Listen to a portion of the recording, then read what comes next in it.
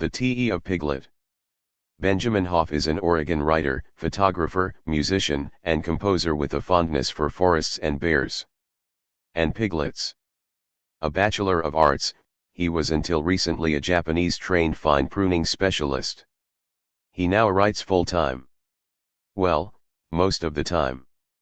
The rest of the time he practices Taoist yoga, Tai Chi Chuan, stunt kite flying, boomerang shaping and throwing, and Taoist tennis, whatever that is. He also enjoys sleeping and lying about on the floor. He is the author of the Tao of Pooh, the Te of Piglet, and the Singing Creek Where the Willows Grow, the rediscovered diary of Opal Whiteley. The Te of Piglet. What? Another one? One day not long ago, I found Piglet sitting by himself on the writing table, gazing wistfully out the window. I asked what he was doing. "Oh, just wishing," he replied. "Wishing what?" I asked. "Nothing, really," he said, turning pinker than usual around the ears. "You know I won't make fun of you if you tell me." "Well, I was only wishing dash." "Yes. Only wishing. That someday someone would notice me." "I notice you." "I only meant that is, most everyone notices Pooh." "Yes, most everyone does. Ever since the Pooh books came out, years ago. And now, especially," said Piglet. "Because of you know what." "Ah, yes," I said. Just for a moment, I'd forgotten. And then it was my turn to gaze wistfully out the window, remembering the spring of 1982. For it was then that Dutton released a book of mine called The Tao of Pooh. It seemed so long ago, somehow. The Tao of Pooh began as a reaction to what I considered an unfortunate situation. English language writings on the Chinese philosophy of Taoism, which, I had come to realize, was far more than Chinese, and far more than philosophy, had for many years been dominated by scholarly sorts who seemed more interested in cataloging and bickering over minute particulars than in communicating the practical wisdom of Taoist principles. For most of my life I had been learning those principles from various Taoist teachers, some official and some not, some Chinese and some not, some in human form and some not. I saw them being muddled and mutilated in the Taoist writings of scholars who were not Taoists, who had not been taught by Taoists, and who did not practice Taoist skills and exercises, yet who monopolized the subject of Taoism and sneered at anyone who suggested that there was more to it than what they told. I would come across such things as a description by the Taoist writer Chuang-Tzu of some tactics of swordsmanship, translated into nonsense by an authority apparently ignorant of even the basic precepts of Taoist martial arts. And I would ask myself if there weren't something that could be done about that sort of thing. Then one day, while quoting to someone from A. Milne's Winnie the Pooh, I got an idea. I could write a book explaining Taoism through the characters in Winnie the Pooh and the House at Pooh Corner. That would, it seemed to me, release Taoist wisdom from the grip of the over-academics and restore to it the childlike awareness and sense of humor that they had taken away. On being told of the idea, certain ears advised me against attempting anything of the sort. But following the advice of ears has rarely seemed a particularly good thing for me to do. Quite the contrary, if the ears are against something, I tend to think there might be something to it. And so I wrote the manuscript, it was published, and that was the end of the matter. But it wasn't. It was more or less the beginning. Before the Tao of Pooh, one would not have heard many non-scholarly or non-mystical Westerners discussing Taoism. Today Taoist principles are described in publications on business, science, psychology, health, sports, music, art, writing, computer programming, and other subjects. They are discussed in corporate strategy sessions, high school and college classes, and other gatherings of various kinds. And the book most often recommended to explain Taoist principles is the Tao of Pooh. Colleges use the book as a text on Taoism, psychiatrists give copies to their patients, ministers quote from it in their sermons, Chinese martial arts instructors read it to their students, and so on. I have even been told that some motel owners put it in their rental units. It would seem that the Tao of Pooh is known and liked around the world. And that, I must say, has pleased Pooh enormously. "Oh, Pooh," said everybody else except Eeyore. "Thank you," growled Pooh. But Eeyore was saying to himself, "This writing business. Pencils and whatnot. Overrated, if you ask me. Silly stuff. Nothing in it." And so the Tao of Pooh has become known as a remarkable success. And until fairly recently, I'd considered that the end. I'd explained Taoist principles. I'd entertained with Pooh and friends. There were other things I wanted to do, other things I wanted to be associated with. "Stop this remarkable success, please," I asked. "I'd like to get off." But no one wanted to let me off. "No, I don't intend a Tao of Pooh sequel. I don't like sequels. Thank you very much. Goodbye." But slowly and softly, so softly that for a long time I was unaware of it, something began to steal into my consciousness. A small voice was trying to catch my attention. After a while, I realized that it was Piglet's. Finally I sat down and listened. And after listening for a while, I began to take notes. There was more to be said, Piglet pointed out, but no one was saying it, and it was needed today. It would be needed even more, he said, in the years to come. Another book needn't be a sequel, it could be a companion book, as the house at Pooh Corner is to Winnie the Pooh. Why did I listen to Piglet? The answer lies in the past. In my childhood, when the Pooh stories were first read to me, I immediately developed a fondness for Piglet from the beginning. He was my favorite of the Pooh characters. That I knew, but I didn't know why. By now I know why. And I hope that before you have finished reading this book, you will know why, too. Interjection. We had wanted to make this the introduction, but something else managed to put itself ahead of it. So we decided that we couldn't call this an introduction, after all. We asked Owl, who's the one to consult in matters of this sort, what one calls an introduction that comes after something else. "An interjection," he knowingly replied. And since Owl says that this is an interjection, that is what it is. Now, the first thing. "Am I in it?" asked Pooh. "Oh Pooh. I didn't know you were here." "Hardly anyone ever seems to notice," said Pooh sadly. "Of course you're in it, Pooh. Now. That's good," he said, cheering up considerably. "What we want to explain in this interjection." "This what?" asked Pooh. "Interjection. What we're doing now." "Oh. Is that anything like an interruption?" "Well, something of the sort, I imagine. Anyway, what we'd like to do in this interruption is to explain that we'll have to say this softly. This book isn't just about Pooh." "Beg pardon," said Pooh. "Did someone say something?" "I didn't hear anything," said I. "Oh," said Pooh. Pooh isn't that a rare bird in the tree outside the window? Or is it a fish?" "I don't see anything in the tree," said Pooh. "I'm sure it's a fish. One of the rare ones." "It must be," said Pooh. "If it's up a tree. Do go and find out, won't you, Pooh? Here, I'll open the door for you. Take a good look. Goodbye." Yes, this is not so much a Pooh book as it is a Piglet book. In these pages, it will be the timid, yearning Piglet, rather than the comfortable, contented Pooh, who shows us the way. In other words, we'll be looking at things from a slightly different angle.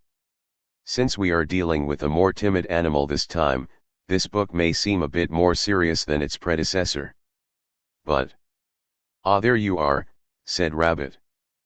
"Piglet's fallen into the wastebasket. Perhaps serious isn't quite the word we want. Perhaps... help. Help. A better word would be quieter. Crash. What in heaven's name was that?" "Tigger's rescued him," said Rabbit. Poor Piglet. Tell him I'll be there immediately. Excuse me. What was that again? A piglet. One day when the sun had come back over the forest, bringing with it the scent of May, and all the streams of the forest were tinkling happily to find themselves their own pretty shape again, and the little pools lay dreaming of the life they had seen and the big things they had done, and in the warmth and quiet of the forest the cuckoo was trying over his voice carefully and listening to see if he liked it, and wood pigeons were complaining gently to themselves in their lazy comfortable way that it was the other fellow's fault, but it didn't matter very much. On such a day as this Christopher Robin whistled in a special way he had, an owl came flying out of the 100-acre wood to see what was wanted. Apu and Piglet, come in and make yourselves comfortable. You're just in time. In time for what? Asked Pooh hopefully. For a bit of dash. For a bit of Taoism. Oh. Is it dangerous? Asked Piglet. Certainly not. You know what Taoism is? Yes, said Piglet, not quite sure. Of course. You see, before we go any further, we need to explain Taoism. Didn't we do that already? Asked Pooh. That was in the Tao of Pooh. We need to say something explanatory here, as well. Just in case. In case of what? Asked Piglet nervously. In case. Well, just in case. I suppose we could have Pooh say something about it, but he probably can't remember what it is. Of course I can, replied Pooh. That is, it's something like. Or is it? What I mean is. That's what I thought. When you explained Taoism before, said Piglet, you and Pooh went to China. If we do that, I'll need to pack some things. No, we won't be going to China. We're going to stay right here. That's good, said Pooh, wandering over to the kitchen. Because we'll begin with a Taoist explanation of the origin of Taoism. And we might as well stay where we are, because wherever in the world we may be at any moment is where Taoism started, whether or not it was known there by that name. It began before the time of the Great Separation. Thousands of years ago, man lived in harmony with the rest of the natural world.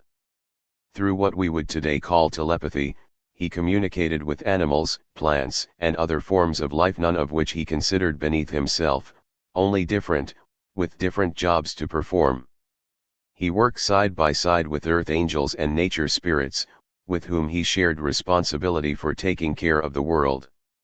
The Earth's atmosphere was very different from what it is now, with a great deal more vegetation supporting moisture. A tremendous variety of vegetable, fruit, seed, and grain food was available. Because of such a diet, and a lack of unnatural strain, human lifespan was many times longer than what it is today. The killing of animals for food or sport was unthinkable. Man lived at peace with himself and the various life forms, whom he considered his teachers and friends. But gradually at first, and then with increasing intensity, man's ego began to grow and assert itself. Finally, after it had caused many unpleasant incidents, the consensus was reached that man should go out into the world alone, to learn a necessary lesson. The connections were broken. On his own, feeling alienated from the world he had been created from, cut off from the full extent of its abundance, man was no longer happy. He began to search for the happiness he had lost. When he found something that reminded him of it, he tried to possess it and accumulate more, thereby introducing stress into his life. But searching for lasting happiness and accumulating temporary substitutes for it brought him no satisfaction.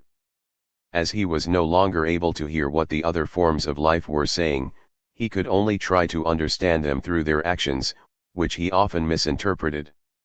Because he was no longer cooperating with the earth angels and nature spirits for the good of all, but was attempting to manipulate the earth forces for his benefit alone, plants began to shrivel and die. With less vegetation to draw up and give off moisture, the planet's atmosphere became drier, and deserts appeared. A relatively small number of plant species survived, which grew smaller and tougher with passing time. Eventually they lost the radiant colors and abundant fruit of their ancestors. Man's lifespan began to shorten accordingly, and diseases appeared and spread. Because of the decreasing variety of food available to him and his growing insensitivity, man began to kill and eat his friends the animals. They soon learned to flee from his approach and became increasingly shy and suspicious of human motives and behavior. And so the separation grew. After several generations, few people had any idea of what life had once been like. As man became more and more manipulative of and violent toward the earth, and as his social and spiritual world narrowed to that of the human race alone, he became more and more manipulative of and violent toward his own kind. Men began to kill and enslave each other, creating armies and empires, forcing those who looked, talked, thought, and acted differently from them to submit to what they thought was best. Life became so miserable for the human race that, around 2,000 to 3,000 years ago, perfected spirits began to be born on earth in human form, to teach the truths that had largely been forgotten. But by then humanity had grown so divided, and so insensitive to the universal laws operating in the natural world, that those truths were only partially understood. As time passed, the teachings of the perfected spirits were changed, for what one might call political reasons, by the all-too-human organizations that inherited them. Those who came into prominence within the organizations wanted power over others. They downplayed the importance of non-human life forms and eliminated from the teaching statements claiming that those forms had souls, wisdom, and divine presence, and that the heaven they were in touch with was a state of unity with the divine that could be attained by anyone who put aside his ego and followed the universal laws. The power-hungry wanted their followers to believe that heaven was a place to which some people and only people went after death, a place that could be reached by those who had the approval of their organizations. So not even the perfected spirits were able to restore the wholeness of truth, because of interference by the human ego. Down through the centuries, accounts of the Great Separation, and of the Golden Age that existed before it, have been passed on by the sensitive and wise. Today in the industrial West, they are classified as mere legends and myths, fantasies believed in by the credulous and unsophisticated, stories based only on imagination and emotion. Despite the fact that quite a few people have seen and communicated with earth angels and nature spirits, and that more than one spiritual community has grown luscious fruits and vegetables by cooperating with them and following their instructions, descriptions of these beings are generally dismissed as fairy tales. And, although colored and simplified accounts of the Great Separation can be found in the holy books of the world's religions, it is doubtful that many followers of those religions strongly believe in them.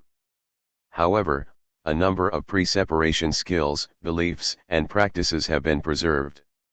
On the North American continent, they are passed on in some of what remains of native teachings, those of the Indians. In Europe they have largely died out, but traces of their influence can still be seen in such comparatively recent phenomena as stone circles and the marking of ley lines, channels along which earth energy is concentrated.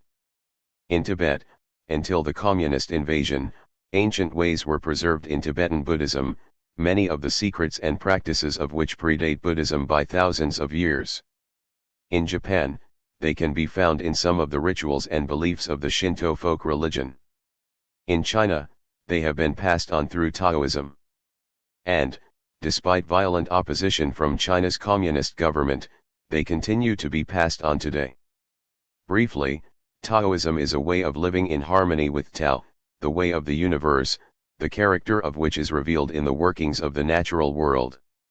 Taoism could be called either a philosophy or a religion, or neither, since in its various forms it does not match up with Western ideas or definitions of either one. In China, Taoism is what might be called the counterbalance of Confucianism, the codified, ritualized teachings of Keung Fu Tse, or Master Keung, better known in the West as Confucius. Although Confucianism is not a religion in the Western sense, it could be said to bear a certain resemblance to puritanical Christianity in its man-centered, nature-ignoring outlook, its emphasis on rigid conformity, and its authoritarian, no-nonsense attitude toward life. Confucianism concerns itself mostly with human relations, with social and political rules and hierarchies. Its major contributions have been in the areas of government, business, clan and family relations, and ancestor reverence. Its most vital principles are righteousness, propriety, benevolence, loyalty, good faith, duty, and justice. Briefly stated, Confucianism deals with the individual's place within the group. In contrast, Taoism deals primarily with the individual's relationship to the world. Taoism's contributions have been mostly scientific, artistic, and spiritual. From Taoism came Chinese science, medicine, gardening, landscape painting, and nature poetry. Its key principles are natural simplicity, effortless action, spontaneity, and compassion. The most easily noticed difference between Confucianism and Taoism is emotional, a difference in feeling. Confucianism is stern, regimented, patriarchal, often severe. Taoism is happy, gentle, childlike, and serene, like its favorite symbol, that of flowing water. Taoism is classically viewed as the teachings of three men: Lao Tse, author of the major Taoist classic, the Tao Te Ching, which is said to have been written around 2500 years ago; Chuang-Tse, author of several works and founder of a school of writers and philosophers during the Warring States period, approximately 2000 years ago; and the semi-legendary Yellow Emperor, who ruled over 4500 years ago, and to whom are attributed various meditative, alchemical, and medicinal principles and practices. These three were the great organizers and communicators of Taoist thought, rather than its founders, for, as we have said, what is now known as Taoism began before any of them were born, in what Chuang-Tse called the Age of Perfect Virtue. In the Age of Perfect Virtue, men lived among the animals and birds as members of one large family. There were no distinctions between superior and inferior to separate one man or species from another. All retained their natural virtue and lived in the state of pure simplicity. In the Age of Perfect Virtue, wisdom and ability were not singled out as extraordinary.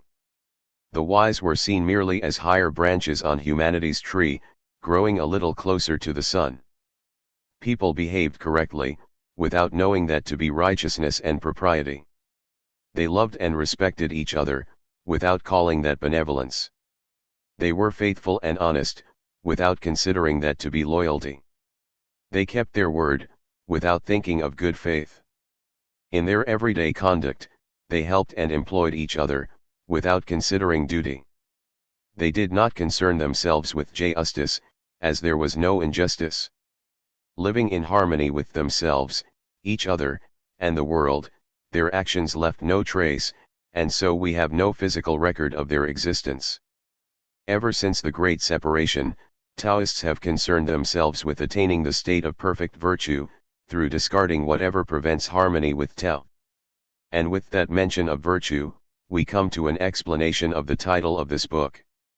"I wondered when you were going to get around to that," said Piglet. "So did I. But, anyway. First of all, we'd better explain that the Chinese character te, as in the te of Piglet, is pronounced de, more or less. If you want to be particular, you can put a bit of an r sound at the end, dehr.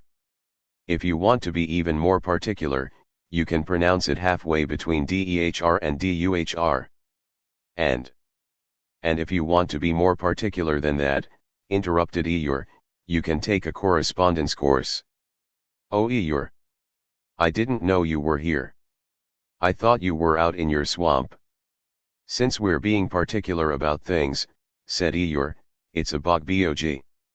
Yes, I was there. Then I made the mistake of coming here. And now, having heard all I care to of this, I shall return. Well, don't let us detain you. So much for explanations, muttered Eeyore, on his way out the door. Eeyore's that way, isn't he? Said Piglet. Not all the time, I said. Occasionally he's worse. As we were saying, te is pronounced de. In classical Chinese, it is written two ways. The first joins the character for upright to the character for heart. Its meaning is virtue. The second way adds the character for left foot, which in Chinese signifies stepping out. Its meaning is virtue in action. TE is not, as its English language equivalent suggests, a one-size-fits-all sort of goodness or admired behavior that can be recognized as essentially the same no matter who possesses it. It is instead a quality of special character, spiritual strength, or hidden potential unique to the individual, something that comes from the inner nature of things. And something, we might add, that the individual who possesses it may be quite unaware of, as is the case with Piglet through most of the Pooh stories. In this book, we are concerned with the transformation of virtue into virtue that steps out. And Piglet, we believe, is the Pooh animal best suited to demonstrate the process, because in the Pooh stories it is Piglet, and only Piglet, who undergoes just such a transformation. Very small animal. The Piglet lived in a very grand house in the middle of a beech tree, and the beech tree was in the middle of the forest, and the Piglet lived in the middle of the house. Next to his house was a piece of broken board which had, "Trespassers W" on it. When Christopher Robin asked the Piglet what it meant, he said it was his grandfather's name, and had been in the family for a long time. Christopher Robin said you couldn't be called Trespassers W, and Piglet said yes, you could, because his grandfather was, and it was short for Trespassers Will, which was short of Trespassers William. And his grandfather had had two names in case he lost one, Trespassers after an uncle, and William after Trespassers. And so we are introduced to Piglet, in the third chapter of Winnie the Pooh, Piglet, who craves security, Piglet, who wants to be somebody, Piglet, a squeaky voice with pink cheeks, Piglet, the very small animal. Unlike Pooh, who simply is and does, Piglet agonizes. For example, when Piglet and Pooh fell into the gravel pit. "Pooh," he went on nervously, and came a little closer, "do you think we're in a trap?" Pooh hadn't thought about it at all, but now he nodded. For suddenly he remembered how he and Piglet had once made a Pooh trap for heffalumps, and he guessed what had happened. He and Piglet had fallen into a heffalump trap for Poohs. That was what it was. "What happens when the heffalump comes?" asked Piglet tremblingly, when he had heard the news. "Perhaps he won't notice you, Piglet," said Pooh encouragingly, "because you're a very small animal." "But he'll notice you, Pooh." "He'll notice me, and I shall notice him," said Pooh, thinking it out.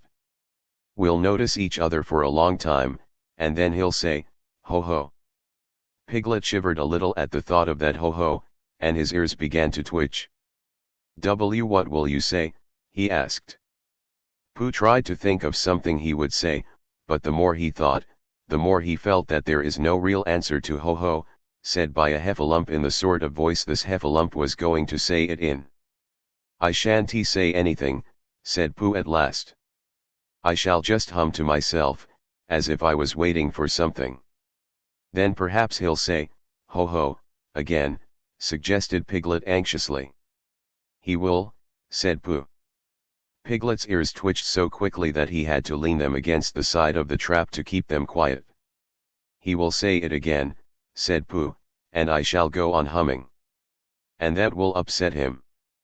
Because when you say 'ho ho' twice, in a gloating sort of way, and the other person only hums, you suddenly find, just as you begin to say it the third time, you find. What Pooh means to say is, it then isn't ho-ho-ish anymore. At least, that's what we think he means." "But he'll say something else," said Piglet.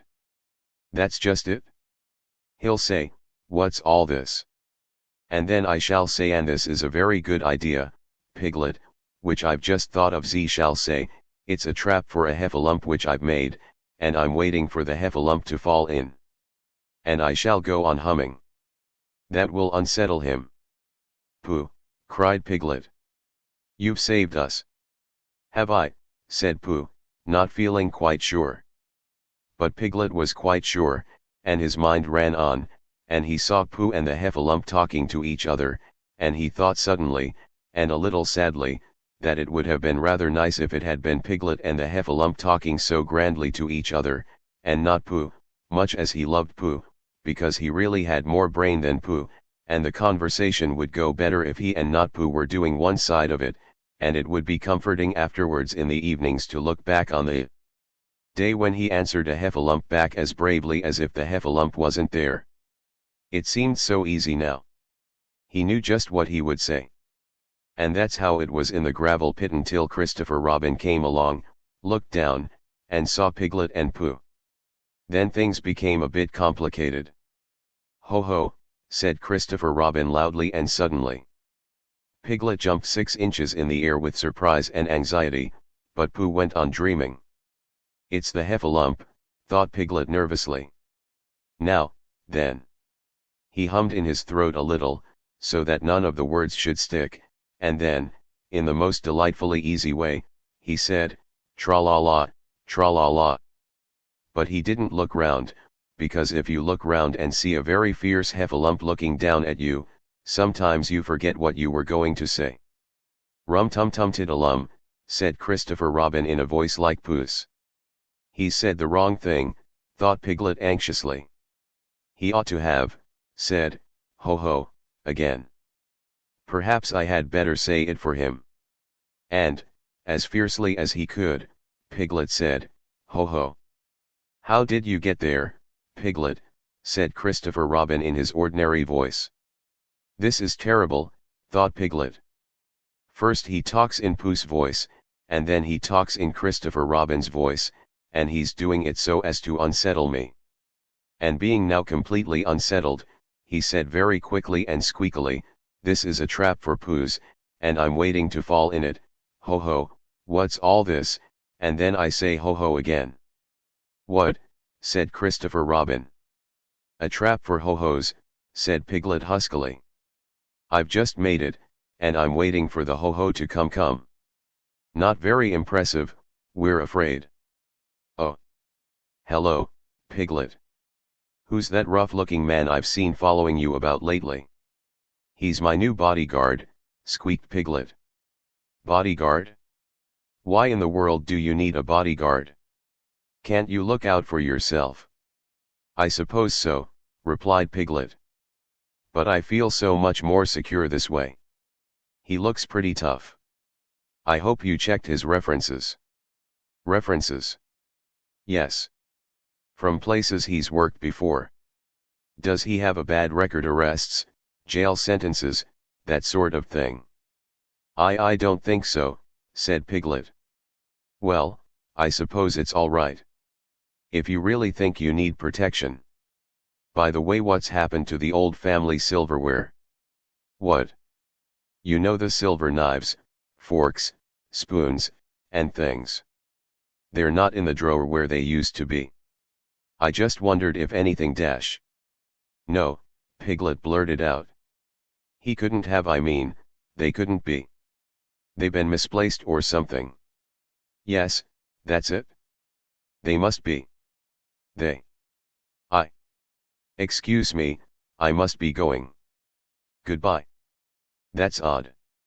We might point out here that Taoism has always been fond of very small animals. Aside from animals themselves, which Confucianists saw as mere things to eat, sacrifice, or pull plows and wagons, the very small animals of traditional, Confucianist-dominated Chinese society were women, children, and the poor. Stepped on by greedy merchants, landholders, and government officials, the poor were at the very bottom of the Confucianist social scale. To put it another way, they weren't on it at all. Women, even those of wealthy families, especially those of wealthy families, weren't much better off, as the Confucianists practiced arranged marriage, polygamy, foot-binding, and other customs so repressive to women that no one in today's West could comprehend them. Children didn't have a very jolly time of it, either. To the staunch Confucianist, children existed to carry on the family line, unquestioningly obey their parents in every matter, and take every care of them in their old age, not to have ideas, ideals, and interests of their own. Under Confucianism, a father could justifiably kill a son who disobeyed or disgraced him, as such behavior was considered criminal.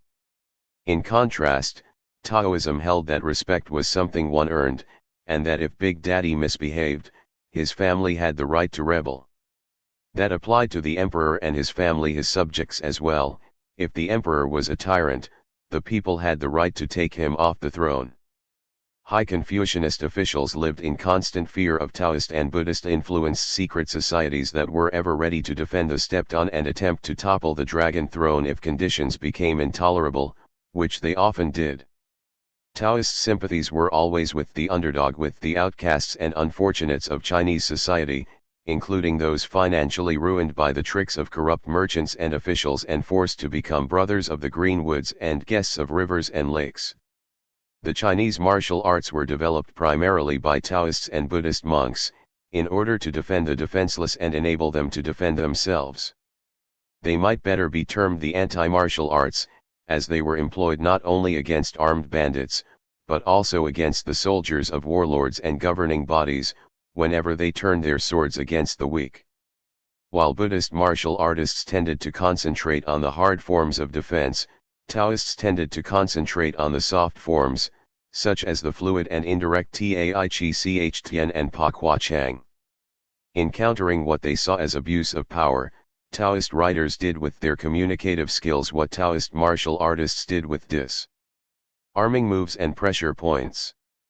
Utilizing the vehicles of literary fact and fiction, they publicized the misdeeds of the powerful and ridiculed the devious, the arrogant, the pompous, and the cruel.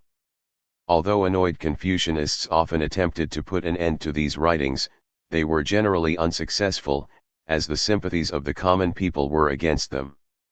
Considering that high and mighty Confucianists tended to have little respect for animals, and that they sometimes referred to the lesser peoples of China as pigs and dogs, it is not surprising that Taoist writers recorded many animal stories, descriptions of actual occurrences as well as imaginary tales in which maligned creatures such as mice, snakes, and birds of prey demonstrate virtuous conduct that prestigious people would do well to emulate. In these stories, the courage, affection, faithfulness, and honesty of animals are contrasted with the pretentiousness and hypocrisy of wealthy landholders, merchants, and government officials. As an early example, Chuang-Tse wrote, "The officer of prayer went to the pig pen in his official robes, and spoke to the pigs. 'Why should you complain?' he asked. 'I will feed you grain for 3 months. Then I will fast for 10 days while you eat and keep watch over you for 3 days after that. Then I will spread fresh mats and place you on the carved sacrificial stand, before dispatching you to the spirit world. Considering all that I will be doing for you, why should you feel uneasy?' If the official had been truly concerned with the welfare of the pigs, he would have fed them bran and chaff and left them alone. But he looked at the situation from the point of view of his own prestige.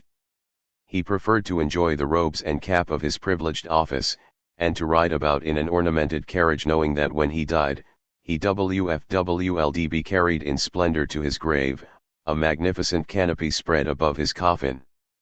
If he had been concerned with the welfare of the pigs, he would not have considered these things to be important." Wealthy Confucianists weren't the only targets of Taoist writers. Like the Marx Brothers or Stan Laurel and Oliver Hardy, the Taoists satirized big ego at any level of society. This tendency can be seen in the following story, The Pear Seed, by the Ching Dynasty writer Pu Sungling. A well-dressed farmer was selling his pears in the town marketplace. As they were large and delicious, he was soon taking in quite a bit of money. A passing Taoist, dressed in patched cotton and carrying a small shovel on his back, stopped by the farmer's wagon and asked for a pear. The farmer told him to go away. The Taoist refused to leave. The farmer grew angrier and angrier. Soon he was shouting at the top of his voice. "But there are hundreds of pears in your wagon," the Taoist calmly pointed out. "I'm only asking for one. Why be so upset?" More and more people gathered, attracted by the commotion. Some onlookers told the farmer to toss the poor man a bruised pear. The farmer refused. Finally, seeing that the uproar was about to turn into a riot, someone bought a pear and handed it to the Taoist. After warmly thanking his benefactor, the Taoist turned to the crowd. "We followers of the way are revolted by petty greed," he told them. Let me share this beautiful fruit with you kind people. No one wanted to take a piece of the Taoist's pear. The spectators insisted that he eat it himself. All I need is a seed to plant, the Taoist replied, and then I'll be able to repay you. He ate the fruit, except for one small seed. With his little shovel he dug a hole, dropped the seed into it, and covered it over. Then he called for heated water. Someone brought some from a nearby shop. The crowd watched in intense fascination as the Taoist watered the ground where the seed was planted. Suddenly a small shoot appeared, which quickly grew into a tree. Branches and leaves shot out in great profusion. The tree blossomed, then bore a tremendous crop of large, luscious pears. The Taoist distributed the fruit among the spectators. Soon all of it was gone. Then, with his small shovel, he chopped down the tree. Waving to the crowd, he happily departed, dragging the tree behind him. All this time, the greedy farmer had been staring, open-mouthed. Now he turned back to his pears only to find that they were gone. Shaking off the effects of the Taoist's spell, he realized what had happened to them. He saw that a section of his wagon's harnessing pole the same diameter as the trunk of the pear tree had been chopped away. After a frantic search, the farmer found the pole leaning against a wall, where the Taoist had left it. As for the Taoist, he was nowhere to be seen. The crowd roared with laughter in appreciation of the instructive joke. Did someone just come in? Oh. So you're Piglet's new bodyguard. Well, well. You got a problem with that, buddy? No, not at all. Good. I wouldn't get any ideas if I was you, fella. Oh, yes you would. You'd get all sorts of ideas. Such as how easy it is to pull someone off his feet with a loose rug like the one you're standing on. What are you talking about? Oh, nothing. Just make yourself at home. Thanks. In order to understand Taoist support of the underdog, one needs to understand the Taoist attitude toward power, from the power of the universe on down. As with other matters, the Taoist view was historically more or less the opposite of the Confucianist. The Confucianist conception of heavenly power, vague though it tended to be, bore a certain resemblance to the Middle Eastern, Old Testament image of God. The Confucianists called it T'ien-sky, heaven, or supreme ruler. T'ien was seen as masculine, sometimes ferociously so. It needed to be appeased with sacrifices and rituals. It took sides, it granted authority. It transmitted sovereignty directly to the emperor, the Son of Heaven. From him, dominion spread downward and outward from the highest officials to the lowest, from the major clans to the minor families. T'ien was imagined as dazzling in appearance. It was said to grant material prosperity as a reward. In a word, it was considered awesome, something to fear, rather than love. Such was the image of heavenly power that Confucianists presented to the common people. At the community level, it was shown in the courtroom treatment of complainants, witnesses, and the accused, not one of whom was allowed legal counsel or defense. All had to kneel on a hard floor before the magistrate, who, as the emperor's representative in local government, had the right to extract testimony and confessions by torture and, since under Chinese law no criminal could be sentenced until he had confessed, torture was the order of the day. Because of centuries of this sort of intimidation, the majority of Chinese have tended to avoid whenever possible the workings of official government. Unfortunately, this unwillingness to openly participate has allowed one tyrant after another, including those of the present totalitarian bureaucracy, to gain and maintain control of the nation. Unlike the Confucianists, Taoists saw the power of heaven as both masculine and feminine, as symbolized by the Taoist Tai Chi, the circle divided by a curved line into light and dark, or male and female, halves. Heavenly power at work in the natural world. However, what Lao Tse called the mother of 10,000 things has always been seen by Taoists as mostly feminine in its actions. It is gentle, like flowing water. It is humble and generous, like a fertile valley, feeding all who come to it. It is hidden, subtle, and mysterious, like a landscape glimpsed through mist. It takes no sides, grants no authority. It cannot be influenced or appeased by sacrifices and rituals. In dispensing justice, as in all things, it operates with a light touch, an invisible hand. As Lao Tse put it, heaven's net has wide meshes, but nothing slips through. Shying away from displays of arrogance and egotism, it communicates its deepest secrets not to high government officials, pompous scholars, or wealthy landowners, but to penniless monks, little children, animals, and fools. If it can be said to be biased in any way, it is in favor of the humble, the weak, the small. And that brings us back to Piglet. As anyone can see, there are disadvantages to being a very small animal. And one of those disadvantages is that bigger animals will try to take advantage of you. For example, let's recall Rabbit's famous plan to kidnap baby Roo. Practically as soon as Kanga and Roo arrived in the forest, Rabbit decided that they ought to leave. We're not sure why rabbits are like that, sometimes. Anyway, Rabbit's plan involved, which in rabbit terminology means took advantage of Piglet and Pooh. The idea was, Pooh would distract Kanga by talking to her, perhaps reciting some of his poetry. And ouch! That was uncalled for, Pooh. Was it? Asked Pooh. I thought I heard you calling it. And while Kanga's attention was diverted, Rabbit would place Piglet in her pouch telling her it was Roo and then run off with Roo. Afterward, when Kanga had discovered that Roo was missing, then Rabbit, Pooh, and Piglet, all three of them, mind you, would say aha, very loudly. As Rabbit explained it, a loud aha would mean that they had kidnapped Roo and would give him back only if Kanga were to promise to leave the forest and never return. Kanga would grasp this meaning immediately, Rabbit said, as soon as Rabbit, Pooh, and Piglet said aha. It went wrong, as clever plans by Rabbit always do, because first, Kangas think and respond differently from rabbits, and second, as things turned out, there was no loud, group-spoken aha to intimidate her, whether or not she would have understood what it was supposed to mean, anyway. The first part of the plan went smoothly enough. They came across Kanga and Roo in the forest. Pooh distracted Kanga, Piglet jumped into Kanga's pouch, and Rabbit ran off with Roo. Unsuspecting Kanga bounced home with Piglet. Pooh remained behind, practicing Kanga jumps. It wasn't until Kanga reached her house that the trouble began.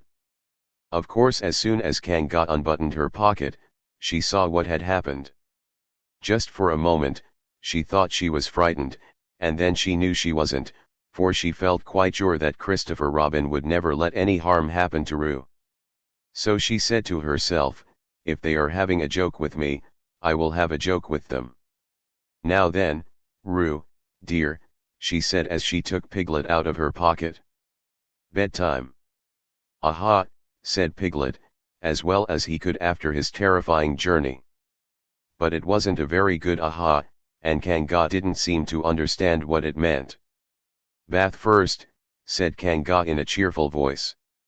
Aha, said Piglet again, looking round anxiously for the others. But the others weren't there. I am not at all sure, said Kanga in a thoughtful voice, that it wouldn't be a good idea to have a cold bath this evening. Would you like that, Roo, dear? Whether Roo would have or not, Piglet didn't. But at last, the cold bath was over. Now, said Kanga, there's your medicine, and then bed. WW, what medicine? Said Piglet. To make you grow big and strong, dear. You don't want to grow up small and weak like Piglet, do you? Well, then. At that moment there was a knock at the door. Come in, said Kanga, and in came Christopher Robin. Christopher Robin, Christopher Robin, cried Piglet. Tell Kanga who I am. She keeps saying I'm Roo. I'm not Roo, am I? Christopher Robin looked at him very carefully, and shook his head. You can't be Roo, he said, because I've just seen Roo playing in Rabbit's house. Well, said Kanga. Fancy that? Fancy my making a mistake like that. There you are, said Piglet. I told you so. I'm Piglet. Christopher Robin shook his head again. Oh, you're not Piglet, he said. I know Piglet well, and he's quite a different color. Piglet began to say that this was because he had just had a bath, and then he thought that perhaps he wouldn't say that, and as he opened his mouth to say something else, Kanga slipped the medicine spoon in, and then patted him on the back and told him that it was really quite a nice taste when you got used to it. What an ordeal. Well, that's what happens. Hey. What's that noise outside? Oh. Piglet's bodyguard. I'd forgotten you were here. It's some sort of siren, I think. Let me take a look. Yes, it's a police car. What? That's strange. It's pulling up right in front of our house. Get away from that window. Of course. I didn't mean to dash. Where'd he go? Excuse me. I have to answer the door. Little Piglet, held back by imaginings and fears, yearning to be someone, is the last animal one might expect to accomplish anything of importance. And yet Piglet is the material from which heroes are made. Beneath the stalwart exterior of most any courageous rescuer, gallant fighter, or great achiever, a Piglet can be found, if one looks closely enough. So it has always been, as history clearly shows, and so, we're sure, it will always be. In many ways, Piglet may appear the least significant of the Pooh characters. Yet he is the only one of them to change, to grow, to become more than what he was in the first place. And in the end, he does this not by denying his smallness, but by applying it, for the good of others. He accomplishes what he does without accumulating a large ego. Inside, he remains a very small animal, but a different kind of very small animal from what he was before. For now, though, he hesitates and dreams. He has a good deal to go through before the great storm at the end of the house at Pooh Corner, which changes his life forever. How would you sum up Piglet's situation at this point, Pooh? With a song, said Pooh. Wonderful. I was hoping you would. Animal so shy and small. Dreaming you were bold and tall. You hesitate, all sensitive. Waiting for a chance to live. Time is swift, it races by. Opportunities are born and die. Still you wait and will not try. A bird with wings who dares not rise and fly. But that you want to see is not you, and will never be. No one else will ever do. The special things that wait inside of you. You can be a guiding star. If you make the most of who you are. And the sensitivity that you're now ashamed to see can be developed even more. So you can find the hidden doors to places no one's been before. And the pride you'll feel inside is not the kind that makes you fall. It's the kind that recognizes the bigness found in being small. Thank you, Pooh. That was excellent. Well, said Pooh, it was better than I'd thought it would be. Along the way to developing and applying sensitivity, there are things a Piglet needs to watch out for. And one of them is found in the next chapter. The Eeyore effect. What's the matter, Piglet? I asked.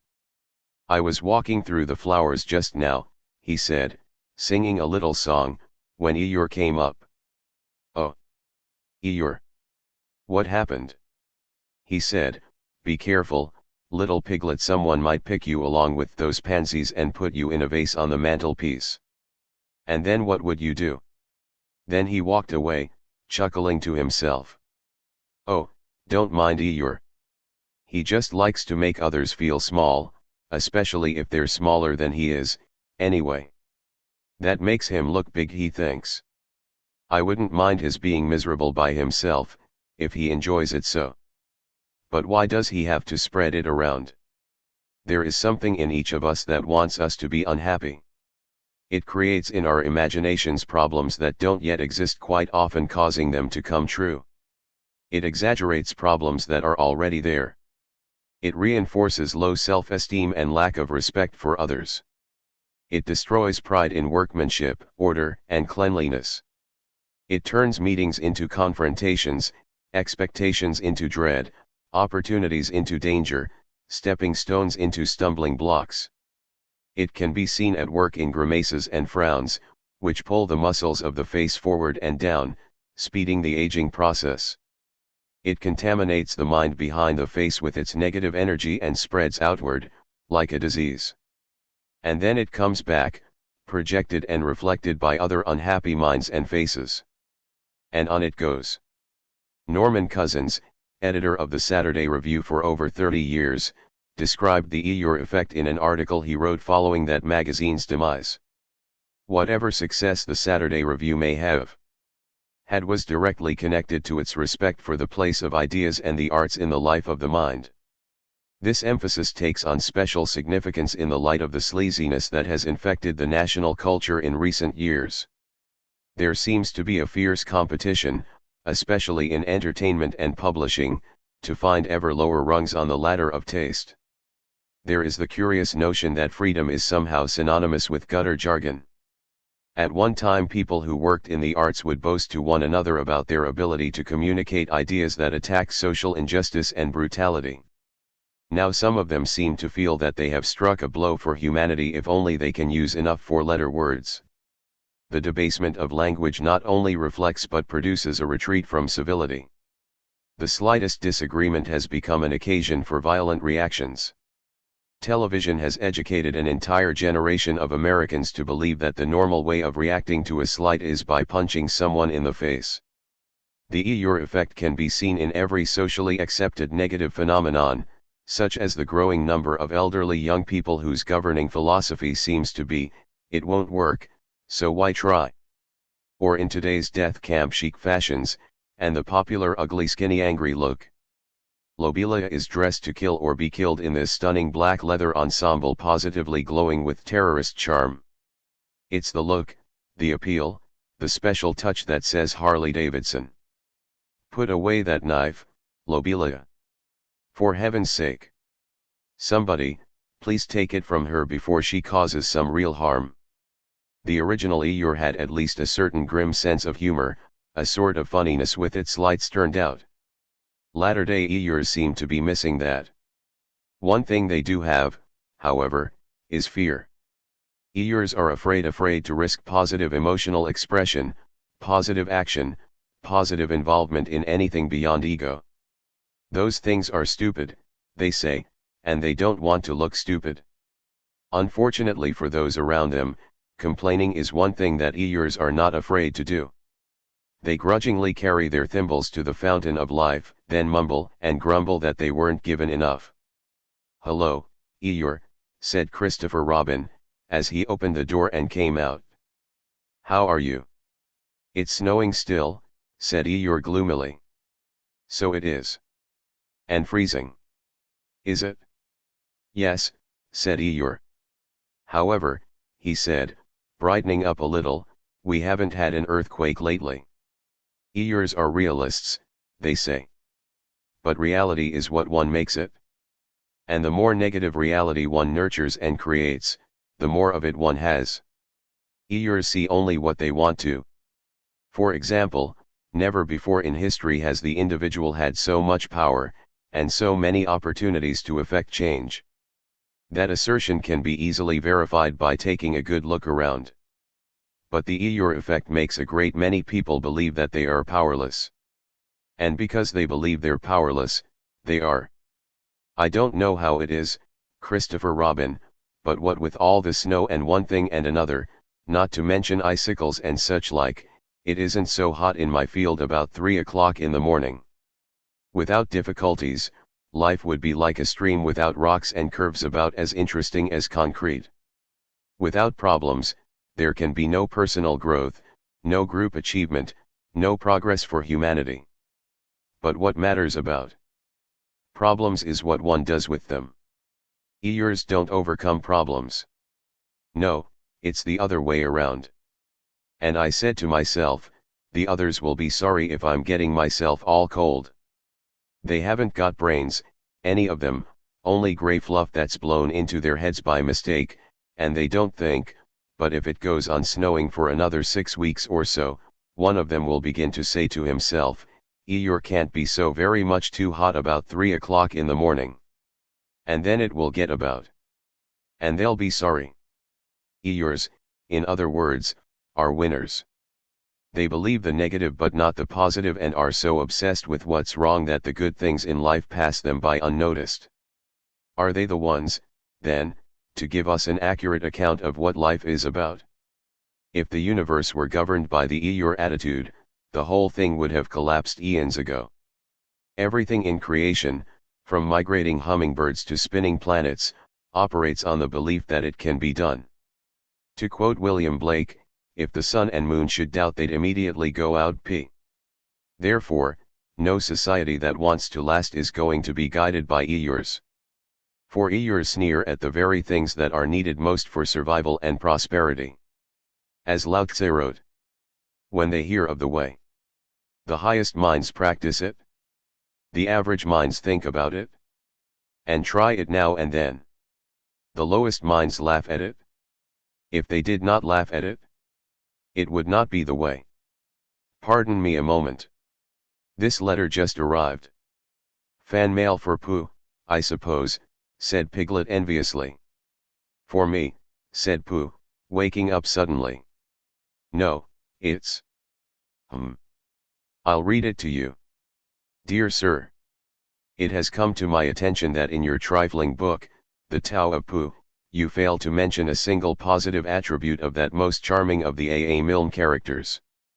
I refer, of course, to the lovable Eeyore. It is beyond my understanding how anyone could overlook the merits of the affable, debonair, and instigating Eeyore. His wit and wisdom can serve as an example to all in these dark days that envelop us. Dark, said Pooh, looking out the window. Where? That's just a figure of speech, Pooh. Oh. One of those. He must have been in the dark when he wrote it, said Piglet, studying the letter. Do you mean the writing? It is pretty awful. But to continue. Yes, in these times of tedium and ineptitude, it is refreshing and encouraging to know that there exists such a valuable, admirable, and humble animal as Eeyore. A friend. P.S. Don't do it again. Well, now we've heard from E.R., whoever it was who sent this letter. I have a feeling that we'll hear from him again. Let's look at some Eeyores around us. We will begin with what we call the negative news media. As Henry David Thoreau wrote, in Walden, I am sure that I never read any memorable news in a newspaper. If we read of one man robbed, or murdered, or killed by accident, or one house burned, or one vessel wrecked, or one steamboat blown up, or one cow run over on the Western Railroad, or one mad dog killed, or one lot of grasshoppers in the winter, we never need read of another. One is enough. Today, thanks to the negative news media, we are over-informed about problems we can do little or nothing about. Despite the great fanfare made about these problems, few of them have much of anything to do with our lives. When it comes to those that do, such as the matter of what the local nuclear power plant is doing to our health, the media are quite often silent. Strange. The negative news media rarely tell us of problems we can do something about, and never tell us what we can do about them. That would give us an unfair advantage, we suppose. The negative news media sneer at everything and everyone, and call that objectivity. Although there are courageous, noble-minded investigators and communicators in the news business, all too many of the rest behave like peeping toms with notebooks and cameras, who seem more interested in destroying heroes than in exposing villains. If the media build up some individuals in the public eye, it seems to be for the purpose of rubbing their remains in the public eye later on, in order to sell automobiles and toothpaste. The heroes have flaws, we're told. Like Tigger, they can climb up but not down, their tails get in the way. So-and-so is just an ordinary man, after all. Such and such is a crook. For some reason, however, the negative newsmongers tend to ignore the doings of the biggest crooks in the highest places, the ones who cause the greatest damage. Last month's admirable people are now in disgrace and will quickly fade from sight. A new set will pop up in the latest broadcast or magazine issue, like targets in a shooting gallery. They in turn will be gunned down, and so on. The engineering of this process reminds us of some other words of William Blake: a truth that's told with bad intent beats all the lies you can invent. In reality, heroes are heroic because they, despite their weaknesses and sometimes because of them, do great things. If they were perfect, they wouldn't be here in Earth's classroom. Their strengths and weaknesses could be presented in an objective manner, for the enlightenment of others. But that's not what the negative news media do. Instead, they focus on the flaws in the most sensational manner, in order to make themselves wealthy. Who is going to take a chance at doing anything more than the mediocre, and help others to do the same, knowing that the negative news media are awaiting an opportunity to bring him crashing to the ground before an audience of millions? Just as important, what effect does this constant character assassination have on that audience itself? To quote further from Henry David Thoreau, "If I am to be a thoroughfare, I prefer that it be of the mountain brooks, the Parnassian streams, and not the town sewers. There is inspiration, that gossip which comes to the ear of the attentive mind from the courts of heaven. There is the profane and stale revelation of the barroom and the police court. The same ear is fitted to receive both communications. We should treat our minds, that is, ourselves, as innocent and ingenuous children, whose guardians we are, and be careful what objects and what subjects we thrust on their attention. Read not the times. Read the eternities." Oops. Here he comes. "Has anybody heard the news?" asked Eeyore, walking gloomily into the room. "What is it now?" said I. "Disaster. Horrendous, unspeakable disaster. I thought that was yesterday. Or the day before." "It's in all the papers," said Eeyore, ignoring me as best he could. "At what time does the earth explode?" I inquired, turning to look at the clock. "Very amusing," said Eeyore. In a pathetic sort of way. "And when," I asked, "is the sun going dead?" "Ha, ha. It's just what you would say. The sun going dead. Only don't blame me if it doesn't." "All right, I won't. But I might blame you if it does." All this about newspapers, gossip, and such brings us to those classic Eeyore killjoys and spoilsports known as the critics. You know what they are, whether they be professional reputation smashers or the old grump next door. If you sing, they can sing better. If you dance, they can dance better. If you direct a theater production, they can direct better. Whatever you do, they can do it better, even though they can't do it as well as you can. And since they can't do it as well as you, it shouldn't be particularly surprising if they don't accurately judge it. Whether in condemning works of genius or in praising the truly awful, the critics tend to be wrong a disturbingly large amount of the time. Yet they can have tremendous influence, just the same. And that influence is responsible for the tragic loss of much that would have been of benefit to the world. Chuang Tse described the limitations of the critics in his story about a know-it-all quail. There is a great bird known as the piang. Its back appears as broad as a mountain range, its wings are like clouds across the sky.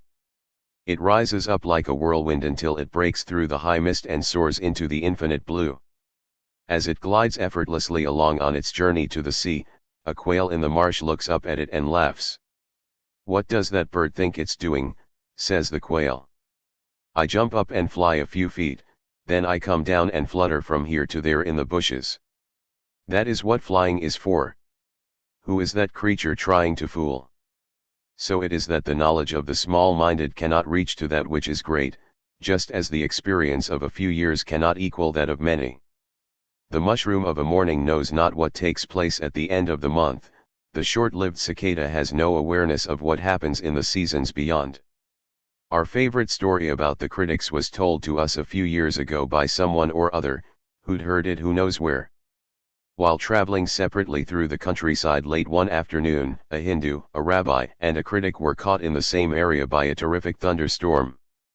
They sought shelter at a nearby farmhouse. "That storm will be raging for hours," the farmer told them.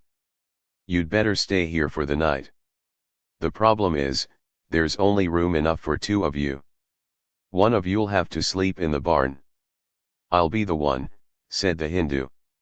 "A little hardship is nothing to me." He went out to the barn. A few minutes later, there was a knock at the door. It was the Hindu. "I'm sorry," he told the others, "but there is a cow in the barn. According to my religion, cows are sacred, and one must not intrude into their space." "Don't worry," said the rabbi. "Make yourself comfortable here. I'll go to sleep in the barn." He went out to the barn. A few minutes later, there was a knock at the door. It was the rabbi. "I hate to be a bother," he said, "but there is a pig in the barn. In my religion, pigs are considered unclean. I wouldn't feel comfortable sharing my sleeping quarters with a pig." "Oh, all right," said the critic. "I'll go sleep in the barn." He went out to the barn. A few minutes later, there was a knock at the door. It was the cow and the pig. The critics can be pretty intimidating, all right. One can't do or say much of anything without fear of offending this very particular type of eeyore. If you do or say the wrong thing, you may find yourself ostracized. But being ostracized by eeyores has its advantages. At least you don't have to associate with. "Ostrich-sized," said Pooh. "How can you be ostrich-sized? Unless you're an ostrich." "No, not ostrich-sized. Ostracized." "That's rather large, isn't it?" said Piglet. "They're such very big birds." "No, not ostrich/eye-sized. Ostracized." "They are big birds," said Owl. "Now look here, all of you dash. In fact, the male of the genus Struthio can attain a height of 8 feet and a weight of 300 pounds. As one might imagine, they can be quite dangerous when angered, and dash. Excuse me while I take this material into another room." It was the first party to which Roo had ever been, and he was very excited. As soon as ever they had sat down he began to talk. "Hello, Pooh," he squeaked. "Hello, Roo," said Pooh. Roo jumped up and down in his seat for a little while and then began again. "Hello, Piglet," he squeaked. Piglet waved a paw at him, being too busy to say anything. "Hello, Eeyore," said Roo. Eeyore nodded gloomily at him. "It will rain soon, you see if it doesn't." Next we come to the educator Eeyores, whose idea of teaching is impress the maximum number of unpleasant things upon children at the minimum possible age. Perhaps in the past these Eeyores were stepped on once too often by the heel of fortune and now want to take out their frustrations on people smaller than they are. Perhaps they truly believe that their approach to teaching is the best. We don't know. But we do know that their approach to education works against natural laws at practically every step of the way. Mentally, emotionally, and physically, the human being is designed for a long childhood, followed by a short adolescence and then adulthood, the state of responsible, self-reliant wholeness. What we see children experiencing now, however, is an ever shorter childhood, followed by a premature, prolonged adolescence from which ever fewer seem to be emerging. Rather than help children develop the abilities needed to overcome the difficulties immediately confronting them, in the natural order in which they need to develop them, the Eeyore educational system is forcing too much inappropriate information on them too soon, concerning and causing problems they can do nothing about. Then the children get stuck. In response to the declining test scores of recent years, the educational system has brought in vastly expensive machines to do the teaching, a sign of trouble if there ever was one. Learn to write from a computer, and so on. Now this costly teaching technology is bankrupting the system. So, in order to cut costs, The Iyurs are eliminating what they consider unnecessary classes: art, creative writing, drama, and so on, classes that help students observe, reason, and communicate, as well as keep their spirits and the right sides of their brains alive. The Iyur educational system sees childhood as a waste of time, a luxury that society cannot afford. Its response to the problems of vanishing childhood is to speed up the process, give the students more information, give it to them at a faster rate, and give it to them sooner. Put children in school at the earliest age possible, load them down with homework, take away their time, their creativity, their play, their power, then plug them into machines. That'll whip them into shape. Well, it'll whip them, anyway. Over 2,000 years ago, Chuang-Tzu described a similar situation. The ancient emperor Shun encouraged rivalry in the minds of the people. Children were born the usual number of months after conception, but 5 months after that, they were being taught to converse. Soon they were calling people by their titles and personal names. Then men began to die while still young. This governing provided order in name only. In reality, it produced chaos. It ran contrary to the light of the sun and the moon, brought harm to the mountains and rivers, and poisoned the fruit of the 4 seasons. It proved more deadly than the sting of a scorpion, or the bite of a dangerous beast. The more that children are educated by Iyurs, the more problems they develop. And the more problems they develop, the more the Iyurs insist on educating them, at an ever earlier age. The educator Iyurs' answer to the problems that the Iyurs create is, crack down. The children's response is, crack up. Piglet had got up early that morning to pick himself a bunch of violets, and when he had picked them and put them in a pot in the middle of his house, it suddenly came over him that nobody had ever picked Iyur a bunch of violets, and the more he thought of this, the more he thought how sad it was to be an animal who had never had a bunch of violets picked for him. So he hurried out again, saying to himself, Iyur, violets, and then violets, Iyur, in case he forgot, because it was that sort of day, and he picked a large bunch and trotted along, smelling them, and feeling very happy, until he came to the place where Iyur was. Oh, Iyur, began Piglet a little nervously, because Iyur was busy. Iyur put out a paw and waved him away. Tomorrow, said Iyur. Or the next day. Like the Iron Fist educators just mentioned, the following Iyurs work against natural laws and then complain about the results. In their behavior, they might be said to personify the opposite of the Taoist belief that the masculine and feminine earth energies need to be kept in balance, and that when the masculine is excessive the feminine needs to be advanced. The rather severe people we're thinking of might be called the Iyur Amazons. They are emotionally descended from the Puritans, those grim souls who considered femininity no good, along with art, music, dancing, singing, the natural world, and practically everything else that makes life enjoyable. As do a number of other people, the Iyur Amazons call themselves feminists. But the word doesn't quite fit them, somehow. They don't like femininity. Instead, they covet masculinity. Strange. Very strange. Rather like certain joggers who are so automobile-oriented that they run on asphalt highways, gulping down noxious gases with every breath. The Iyur Amazons are so masculinity-oriented that they think of success, power, and all that in aggressive, combative masculine terms. And so, just when a good many of us men have discarded earth, family and society-damaging machismo, along come the Iyur Amazons, cursing and plundering like pirates in a bad Hollywood movie. Not exactly what we would call advancing the feminine. Yet even as they imitate and increase the worst sort of masculine energy, they denounce practically everything they dislike as masculine and a threat, to the extent of seeing masculinity and threats that aren't there. Stranger and stranger. For example, the Amazons want to eliminate what they call the masculine nouns, pronouns, and adjectives of the English language because, they say, these words are demeaning to women. Then they substitute words that are demeaning to everyone. First, they made us change chairman to chairperson, which meant the same thing as chairman, only it was harder to say, longer to write, and just a bit silly. After a while, recognizing that chairperson was indeed rather awkward and stupid, they made us change it to chair. You know what a chair is? It's a thing. You sit on it. So now plain English has been turned into patronizing lawyer politicianese. If a person does not keep pace with his or her companions, perhaps it is because he or she hears a different drummer.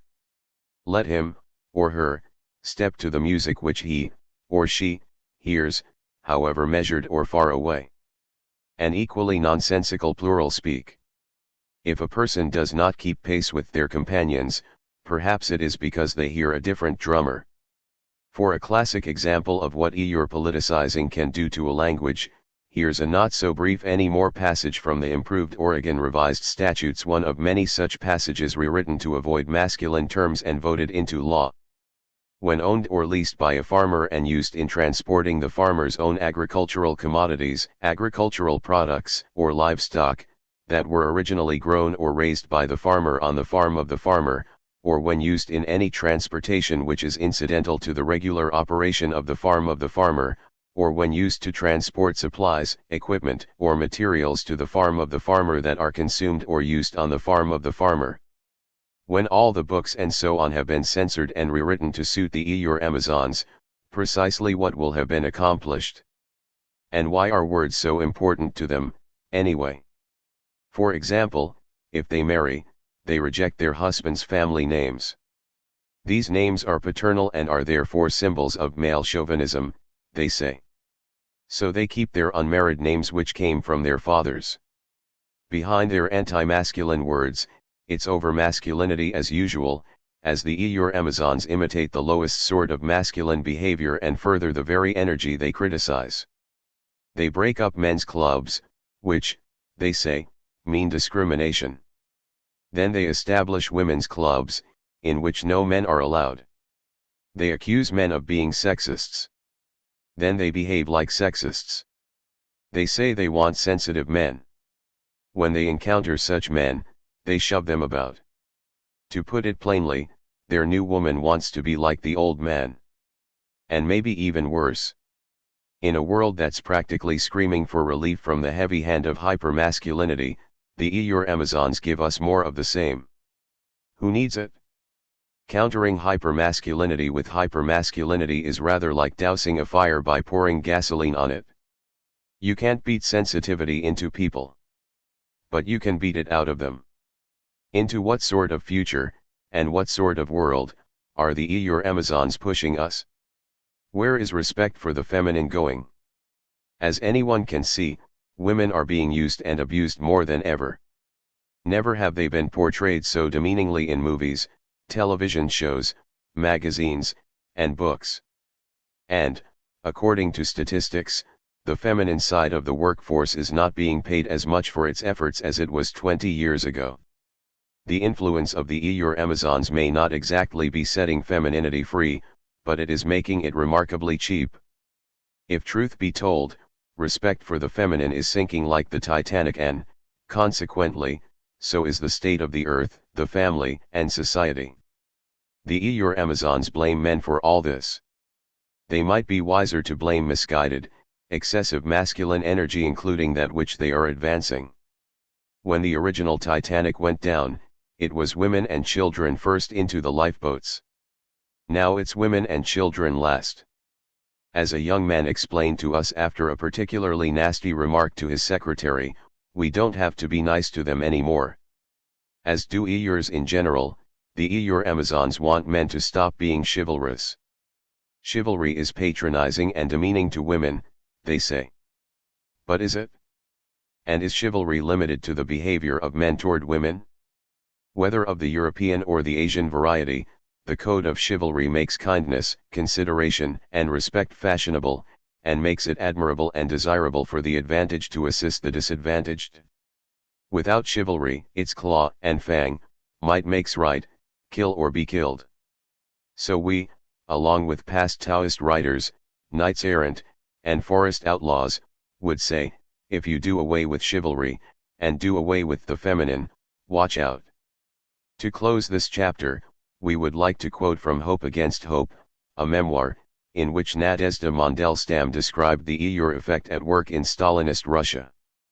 Unfortunately, the principle involved is not limited to another society at another time, but is universal and ever-present. There were once many kind people, and even unkind ones pretended to be good because that was the thing to do. Such pretense was the source of the hypocrisy and dishonesty so much exposed in the realist literature at the end of the last century. The unexpected result of this kind of critical writing was that kind people disappeared. Kindness is not, after all, an inborn quality, it has to be cultivated, and this only happens when it is in demand. For our generation, kindness was an old-fashioned, vanished quality, and its exponents were as extinct as the mammoth. Everything we have seen in our times, the class warfare, the constant unmasking of people, the search for an ulterior motive behind every action, all this has taught us to be anything you like except kind. How can one begin to overcome the Eur within, and thereby begin to counteract the Eur effect? We will get to that in a moment. But first, the Tiger tendency. It seems appropriate to begin this chapter with the Chinese story of the foolhardy tiger. A large tiger was swaggering through the forest. Above his head, a small bird danced from branch to branch, singing. The tiger stopped and watched him. Then he called out, "What do you have to dance and sing about, you puny being? I am 1,000 times larger than you. I can crush you in one paw, without even trying." "Can you do this?" replied the bird, hopping lightly from one branch to another. "Of course I can," roared the tiger. "Anything you can do, I can do better." He leaped onto the trunk, climbed high into the tree, then jumped out onto a branch. With a loud crack, it broke beneath his weight. So did the branches below it, all the way down. Ever so slowly, the bruised, rumpled tiger rose to his feet and staggered away. Limping out of the woods, the tiger came to the edge of a field. There he saw a small, furry animal with weak eyes and funny-looking feet. At least, that's how they seemed to the tiger, who roared with laughter, forgetting his pain. "What are you laughing at?" asked the mole, looking up at him. "What odd little feet," laughed the tiger. "And such weak little eyes." "I can see what I need to see," replied the mole, "and I can go where I need to go." "Ho, ho, ho," laughed the tiger. "I can do both of those things much better than you." "All right," said the mole. "Let's see you get past all those workers out there in the field." He disappeared down a hole, and shortly popped up from another hole beyond the farthest field hand. "Here I come," whooped the tiger, as he bounded into the field. How the workers shouted! What heavy tools they swung! What large rocks they threw! The scarred, battered tiger stumbled back the way he had come, barely escaping with his life. After a while, he came to a swamp. And there he noticed a tiny, slow-moving creature with a curly shell on his back. "What a useless little thing," exclaimed the tiger. "No legs at all." "What do I need legs for?" asked the snail. "There are many places legs cannot go." "Where?" asked the incredulous tiger. "Across this swamp, for example," replied the snail. "Nonsense," thundered the tiger. "I can cross it in an instant, by jumping from log to log." And without a moment's hesitation, he leaped for the nearest log. Unfortunately, he was too heavy for that sort of thing, and fell short. The snail slid slowly across on the grasses of the swamp, leaving the struggling tiger far behind. "Talking is one thing," he remarked to himself. "Doing is another." In this chapter, we look at Eeyore's opposite, an animal who believes in everything and believes that everything is something he can do. All things are possible to a tiger, at least until he tries them. "How did you get there, Roo?" asked Piglet. "On Tigger's back." "And tigers can't climb downwards, because their tails get in the way, only upwards, and Tigger forgot about that when we started, and he's only just remembered." So we've got to stay here forever and ever unless we go higher. What did you say, Tigger? Oh, Tigger says. If we go higher we shan't be able to see Piglet's house so well, so we're going to stop here. As anyone who's been around one knows, Tiggers are first-rate at starting things, but are not very good at completing them. Life is always greener elsewhere to a Tigger once he's started something, and the endless possibilities constantly beckon, especially when he gets himself into a difficult situation, which is one thing Tiggers do quite easily. Tigger was holding onto the branch and saying to himself, "It's all very well for jumping animals like kangas, but it's quite different for swimming animals like Tiggers." And he thought of himself floating on his back down a river, or striking out from one island to another, and he felt that that was really the life for a Tigger. "Come along," called Christopher Robin. "You'll be all right." "Just wait a moment," said Tigger nervously. "Come on, it's easy," squeaked Roo. And suddenly Tigger found how easy it was. "Ow," he shouted as the tree flew past him. There's nothing wrong with being an enthusiast. If it were not for enthusiasts, there would be no major advances in life, and very little excitement. But enthusiasts are more than Tiggers. They soon become well enough acquainted with whatever they're enthusiastic about to know when not to put their foot in it. Tigger is an over-enthusiast. In the house at Pooh Corner, Piglet described Tigger as a very bouncy animal, with a way of saying "how do you do," which always left your ears full of sand, even after Kanga had said, gently, "Tigger dear," and had helped you up again. Rabbit described him as the sort of Tigger who was always in front when you were showing him the way anywhere, and was generally out of sight when at last you came to the place and said proudly, "Here we are." Alexander Pope described him quite nicely when he wrote, "Some people never learn anything because they understand everything too quickly." A psychiatrist might describe him as an impulse-driven personality. We would describe him as an animal with a whim of iron and the inner discipline of mush. While the teachings of the West tend to encourage Tigger sort of behavior, the teachings of the East contain many cautions against it. In the Tao Te Ching, for example, we find, "High winds do not blow all morning. Heavy rain does not fall all day. Are not these made by heaven and earth? If the power of heaven and earth cannot make violent activity last, how can you? Standing on tiptoe, one is unsteady. Taking long steps, one quickly tires. Showing off, one shows unenlightenment. Displaying self-righteousness, one reveals vanity. Praising the self, one earns no respect. Exaggerating achievements, one cannot long endure. Followers of the way consider these extra food, unnecessary baggage. They bring no happiness. Therefore, followers of the way, avoid them. Do not conquer the world with force. For force only causes resistance. Thorns spring up when an army passes. Years of misery follow a great victory. Do only what needs to be done, without using violence. It is not wise to dash about. Shortening the breath causes stress. Use too much energy, and you will soon be exhausted. That is not the natural way. Whatever works against Tao will not last long.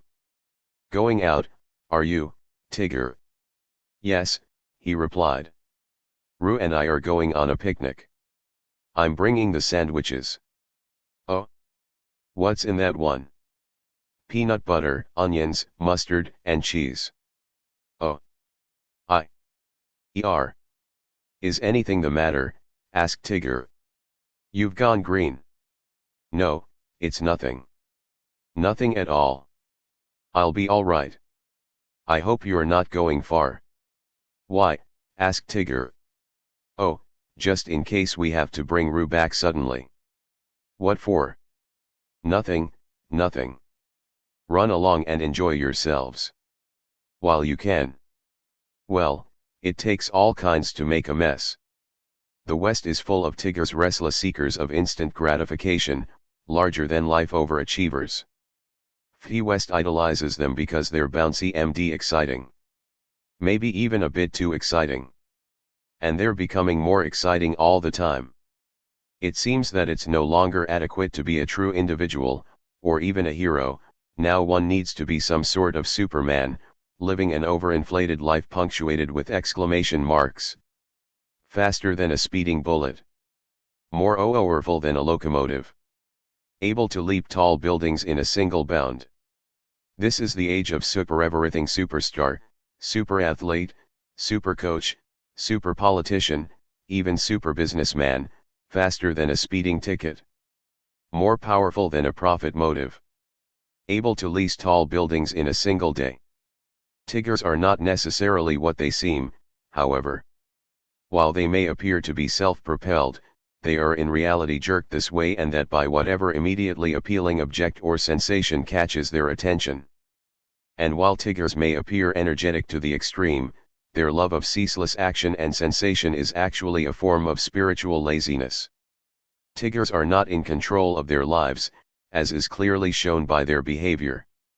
Unfortunately, it is quite easy to be an impatient, inconsiderate, scatterbrained tigger in a society that admires, encourages, and rewards impulsive behavior.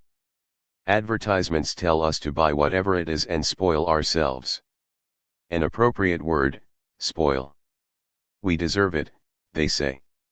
Store layouts are carefully designed to encourage impulse buying. Movies, television shows, and magazines promote impulsive behavior of the most questionable kind, in the most flash-it-in-their-faces manner. Practically everything from hairstyles to lifestyles is endorsed as some sort of drug to be taken now for instant relief. If you have this model of automobile, this style of clothing, this shape of girlfriend, or this sort of romantic entanglement, you will be happy. You will be loved. You will be somebody. Those who can't have such things are doomed to frustration. Those who can have them are doomed to the inevitable disappointment. As Oscar Wilde put it, in the world there are only two tragedies. One is not getting what one wants and the other is getting it. We are reminded of the old Persian curse, may your every desire be immediately fulfilled. In chapter 12 of the Tao Te Ching, Lao Tse described what's wrong with Tigger's sensationalistic approach to life. The 5 colors blind the eye. The 5 tones deafen the ear. The 5 flavors deaden the tongue. Racing and hunting madden the mind. While America is in many ways becoming your country, in other ways it is turning into Tiggerland. A truly schizophrenic situation, one might say. The minds of American children are now so stressed and crippled by tiggerish wham-bam video games, television shows, and instant left-brain computer activities that many of them are unable to concentrate on anything for more than 5 minutes. As an ever-growing number of teachers are finding out, educating such minds is impossible. If something can't be immediately grasped, they won't understand it. And if it can be immediately grasped, they won't understand it, either because instant information accumulation is not understanding. Perhaps today's children will be able to find employment years from now, anyway they may be hired as technical laborers by the Chinese, Japanese, and Koreans, who will by then own just about everything because their cultures far more than ours encourage children to focus the mind. The major lesson Tiggers need to learn is that if they don't control their impulses will control them. No matter how much they do, Tiggers are never satisfied because they don't know the feeling of accomplishment that eventually comes when one persistently applies one's will to the attaining of not immediately reachable goals. The principle of this sort of achievement can be illustrated by the following story by Chuang Tse. Keung Fu Tse and his followers were on their way to the state of Chu.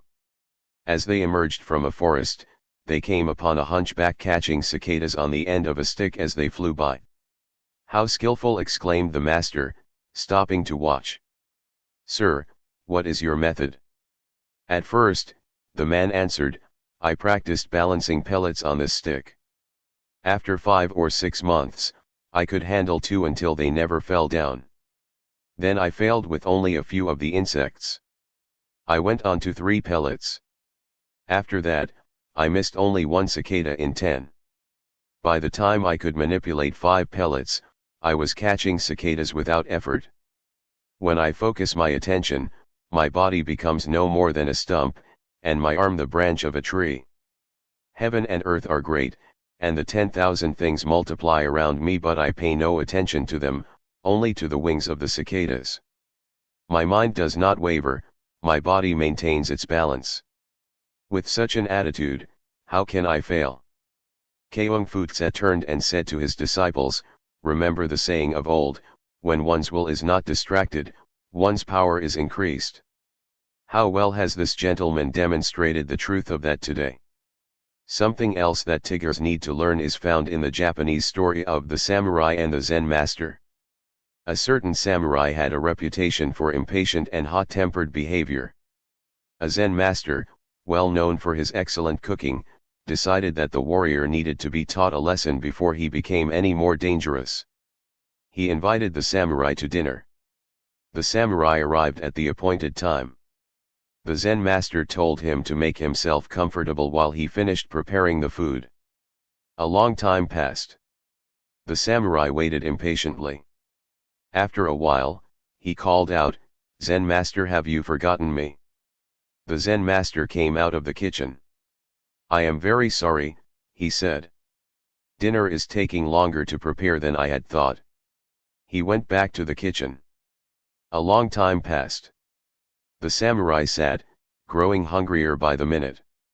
At last he called out, a little softer this time, Zen master, please.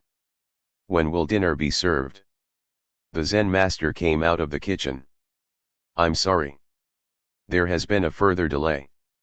It won't be much longer. He went back to the kitchen. A long time passed. Finally, the samurai couldn't endure the waiting any longer. He rose to his feet, chagrined and ravenously hungry. Just then, the Zen master entered the room with a tray of food. First he served miso shim. The samurai gratefully drank the soup, enchanted by its flavor. Oh, Zen master, he exclaimed, this is the finest miso shim I have ever tasted. You truly deserve your reputation as an expert cook. It's nothing, replied the Zen master, modestly. Only miso shim. The samurai set down his empty bowl. Truly magical soup. What secret spices did you use to bring out the flavor? Nothing special, the Zen master replied. No, no, I insist. The soup is extraordinarily delicious. Well, there is one thing. I knew it, exclaimed the samurai, eagerly leaning forward. There had to be something to make it taste so good. Tell me, what is it? The Zen master softly spoke. It took time, he said. Tell me, Kanga, how has it been at your house since Tigger's been staying there? Oh, it's been interesting. How do you mean? Well, just yesterday morning, he knocked down the postman. Disgusting, said Owl, who had flown over to listen. Absolutely disgusting. Why did he knock down the postman? He thought he was taking something. Oh. Disgusting. You see, the postman carries a large sack dash. Yes, yes. I hope Tigger apologized. He did. After I explained the situation. That's good. The postman was certainly decent about it. Oh. What did he say? He said he'd been knocked down many a time by dogs but never before by a cat. The final problem we might mention about the Tigger tendency is that the worthwhile and important things in life, wisdom and happiness in particular, are simply not the sorts of things one can chase after and grab. They are instead the sorts of things that come to us where we are, if we let them, if we stop trying too hard and just let things happen as they need to. Tigger found this out in spite of himself when he discovered what Tiggers like best, in the second chapter of The House at Pooh Corner. Tigger had just come to the forest and needed breakfast. So Pooh offered him some honey, being sure to ask, of course, if Tiggers like honey. They like everything, Tigger cheerfully assured him. But it didn't take Tigger long to realize that Tiggers don't like honey. Oh, said Pooh, and tried to make it sound sad and regretful. I thought they liked everything. Everything except honey, said Tigger. Pooh felt rather pleased about this, and said that, as soon as he had finished his own breakfast, he would take Tigger round to Piglet's house, and Tigger could try some of Piglet's acorns. Thank you, Pooh, said Tigger, because acorns is really what Tiggers like best. So they went to see Piglet. Hello, Piglet. This is Tigger. Oh, is it, said Piglet, and he edged round to the other side of the table. I thought Tiggers were smaller than that. Not the big ones, said Tigger. They like acorns, said Pooh, so that's what we've come for, because poor Tigger hasn't had any breakfast yet. Piglet pushed the bowl of acorns towards Tigger, and said, help yourself, and then he got close up to Pooh and felt much braver, and said, so you're Tigger? Well, in a careless sort of voice. But Tigger said nothing because his mouth was full of acorns. After a long munching noise he said, Eersoiaors. And when Pooh and Piglet said what, he said "Scusi," and went outside for a moment. When he came back he said firmly, Tiggers don't like acorns. But you said they liked everything except honey, said Pooh. Everything except honey and acorns, explained Tigger. When he heard this, Pooh said, oh, I see, and Piglet, who was rather glad that Tiggers didn't like acorns, said, what about thistles? Thistles, said Tigger, is what Tiggers like best. So they went to see Eeyore. Hello, Eeyore, said Pooh. This is Tigger. What is, said Eeyore. This, explained Pooh and Piglet together, and Tigger smiled his happiest smile and said nothing. Eeyore walked all round Tigger one way, and then turned and walked all round him the other way. What did you say it was? He asked. Tigger. Ah, said Eeyore. He's just come, explained Piglet. Ah, said Eeyore again. He thought for a long time and then said, when is he going? Almost immediately, as it turned out. What's the matter? Asked Pooh. Hot, mumbled Tigger. But you said, began Pooh. You said that Tiggers liked everything except honey and acorns. And thistles, said Tigger, who was now running round in circles with his tongue hanging out. So they went to see Conga. And when they had explained the situation to her, she kindly told Tigger to look in her cupboard to see what he'd like. But the more Tigger put his nose into this and his paw into that, the more things he found which Tiggers didn't like. And when he had found everything in the cupboard, and couldn't eat any of it, he said to Kanga, what happens now?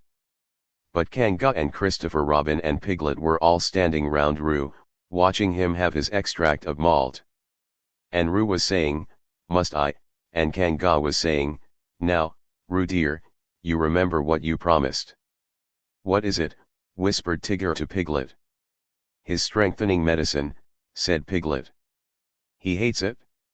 So Tigger came closer, and he leaned over the back of Roo's chair, and suddenly he put out his tongue, and took one large gallop, and, with a sudden jump of surprise, Kanga said, oh, and then clutched at the spoon again just as it was disappearing, and pulled it safely back out of Tigger's mouth. But the extract of malt had gone. Tigger dear, said Kanga. He's taken my medicine, he's taken my medicine, he's taken my medicine, sang Roo happily, thinking it was a tremendous joke. Then Tigger looked up at the ceiling, and closed his eyes, and his tongue went round and round his chops, in case he had left any outside, and a peaceful smile came over his face as he said, so that's what Tiggers like. And so. Crash. Tigger, help the man up.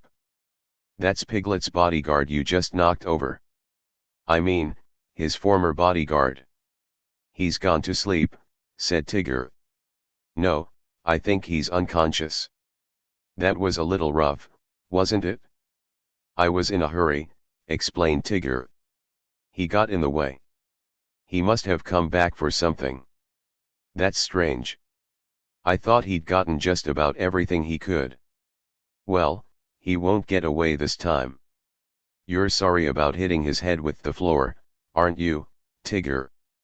That's good. Excuse me while I call the police. Things as they might be. By and by Piglet woke up. As soon as he woke he said to himself, "Oh." Then he said bravely, "Yes," and then, still more bravely, "Quite so."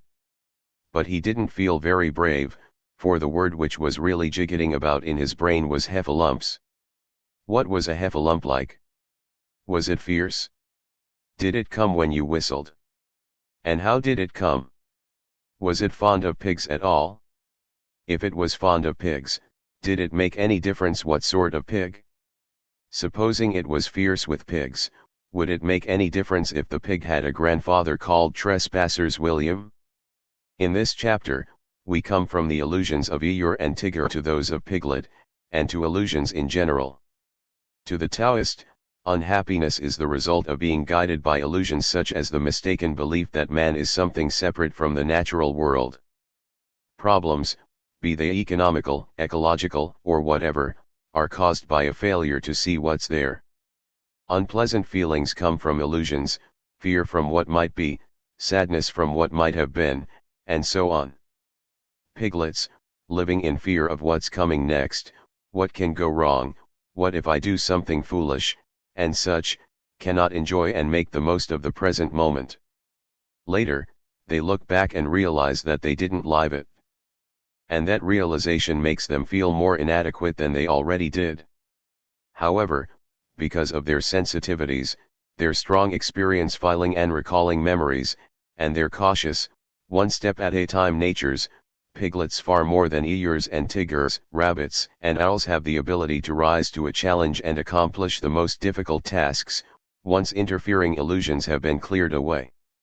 We will begin our examination of illusions with 3 narratives concerning the perception of situations which show that it all depends on how one looks at things. The first is by the Taoist writer Lao-tse. A man noticed that his axe was missing. Then he saw the neighbor's son pass by. The boy looked like a thief, walked like a thief, behaved like a thief. Later that day, the man found his axe where he had left it the day before. The next time he saw the neighbor's son, the boy looked, walked, and behaved like an honest, ordinary boy.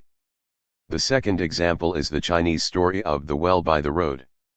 A man dug a well by the side of a road. For years afterward, grateful travelers talked of the wonderful well.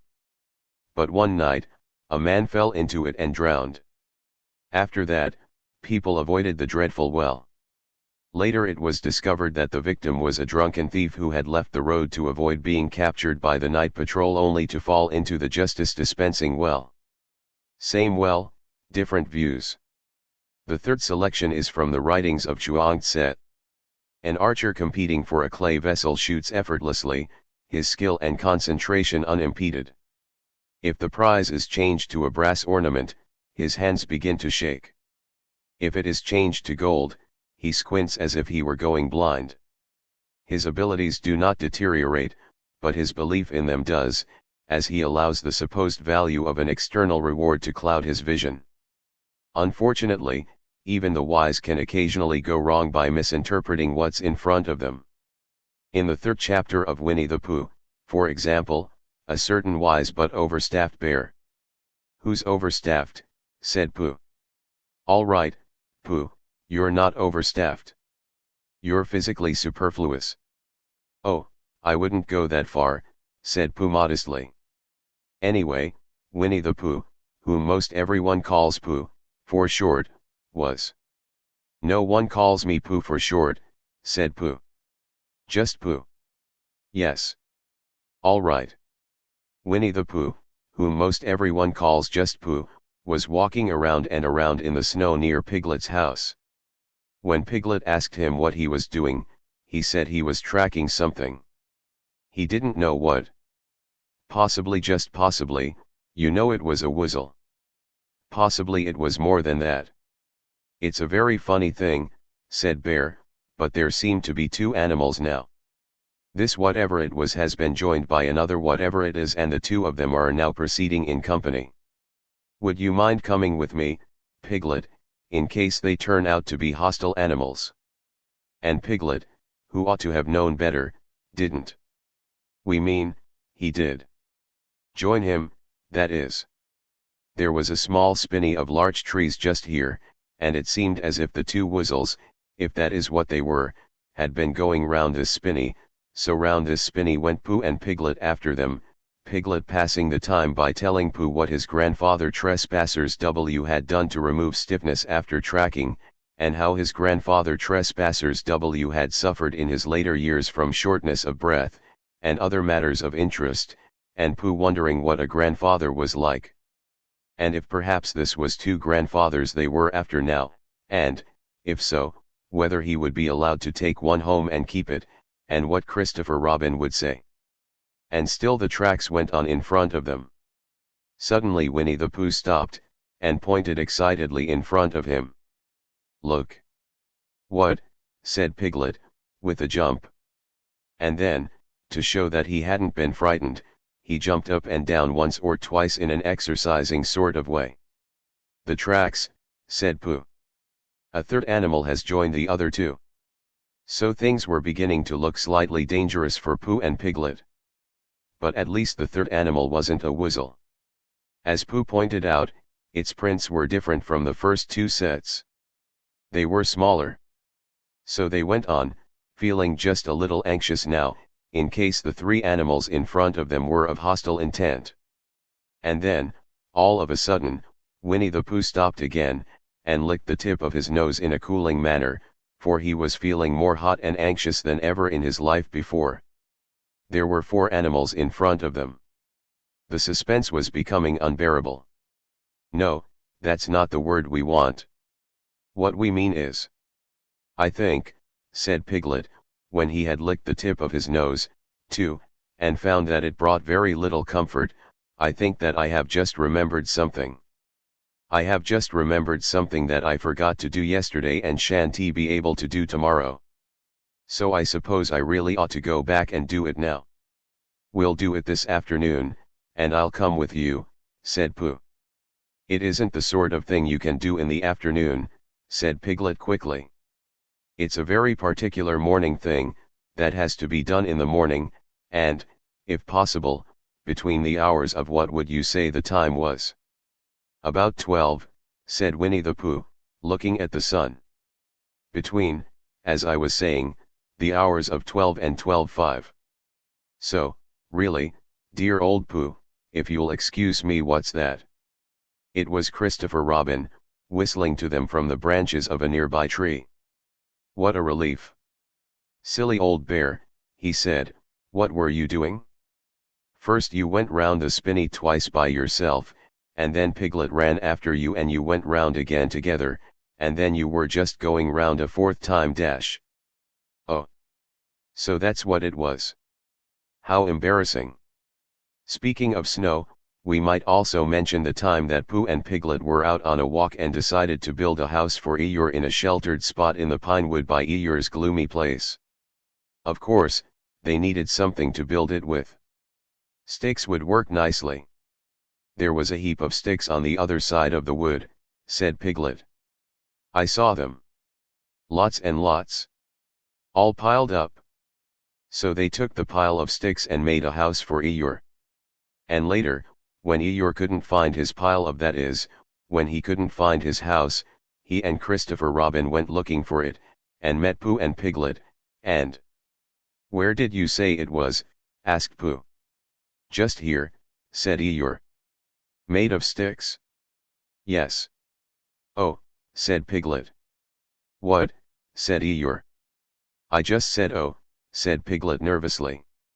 And so as to seem quite at ease he hummed tiddly-pom once or twice in a what shall we do now kind of way. "You're sure it was a house?" said Pooh. "I mean, you're sure the house was just here?" "Of course I am," said Eeyore. And he murmured to himself, "No brain at all, some of them." "Why, what's the matter, Pooh?" asked Christopher Robin. "Well," said Pooh, "the fact is, said Pooh. Well, the fact is, said Pooh. You see, said Pooh. It's like this, said Pooh, and something seemed to tell him that he wasn't explaining very well, and he nudged Piglet again. It's like this, said Piglet quickly. Only warmer, he added after deep thought. What's warmer? The other side of the wood, where Eeyore's house is. So they went there, and Eeyore found his house, and so they left him in it, and Christopher Robin went back to lunch with his friends Pooh and Piglet, and on the way they told him of the awful mistake they had made. And when he had finished laughing, they all sang the outdoor song for snowy weather the rest of the way home. How embarrassing. We're back, said Pooh. So you are. I was so busy writing that I didn't realize you'd gone. Piglet and I were just going over some riddles, said Pooh. Piglet has one for you. Very good, Piglet. What's your riddle?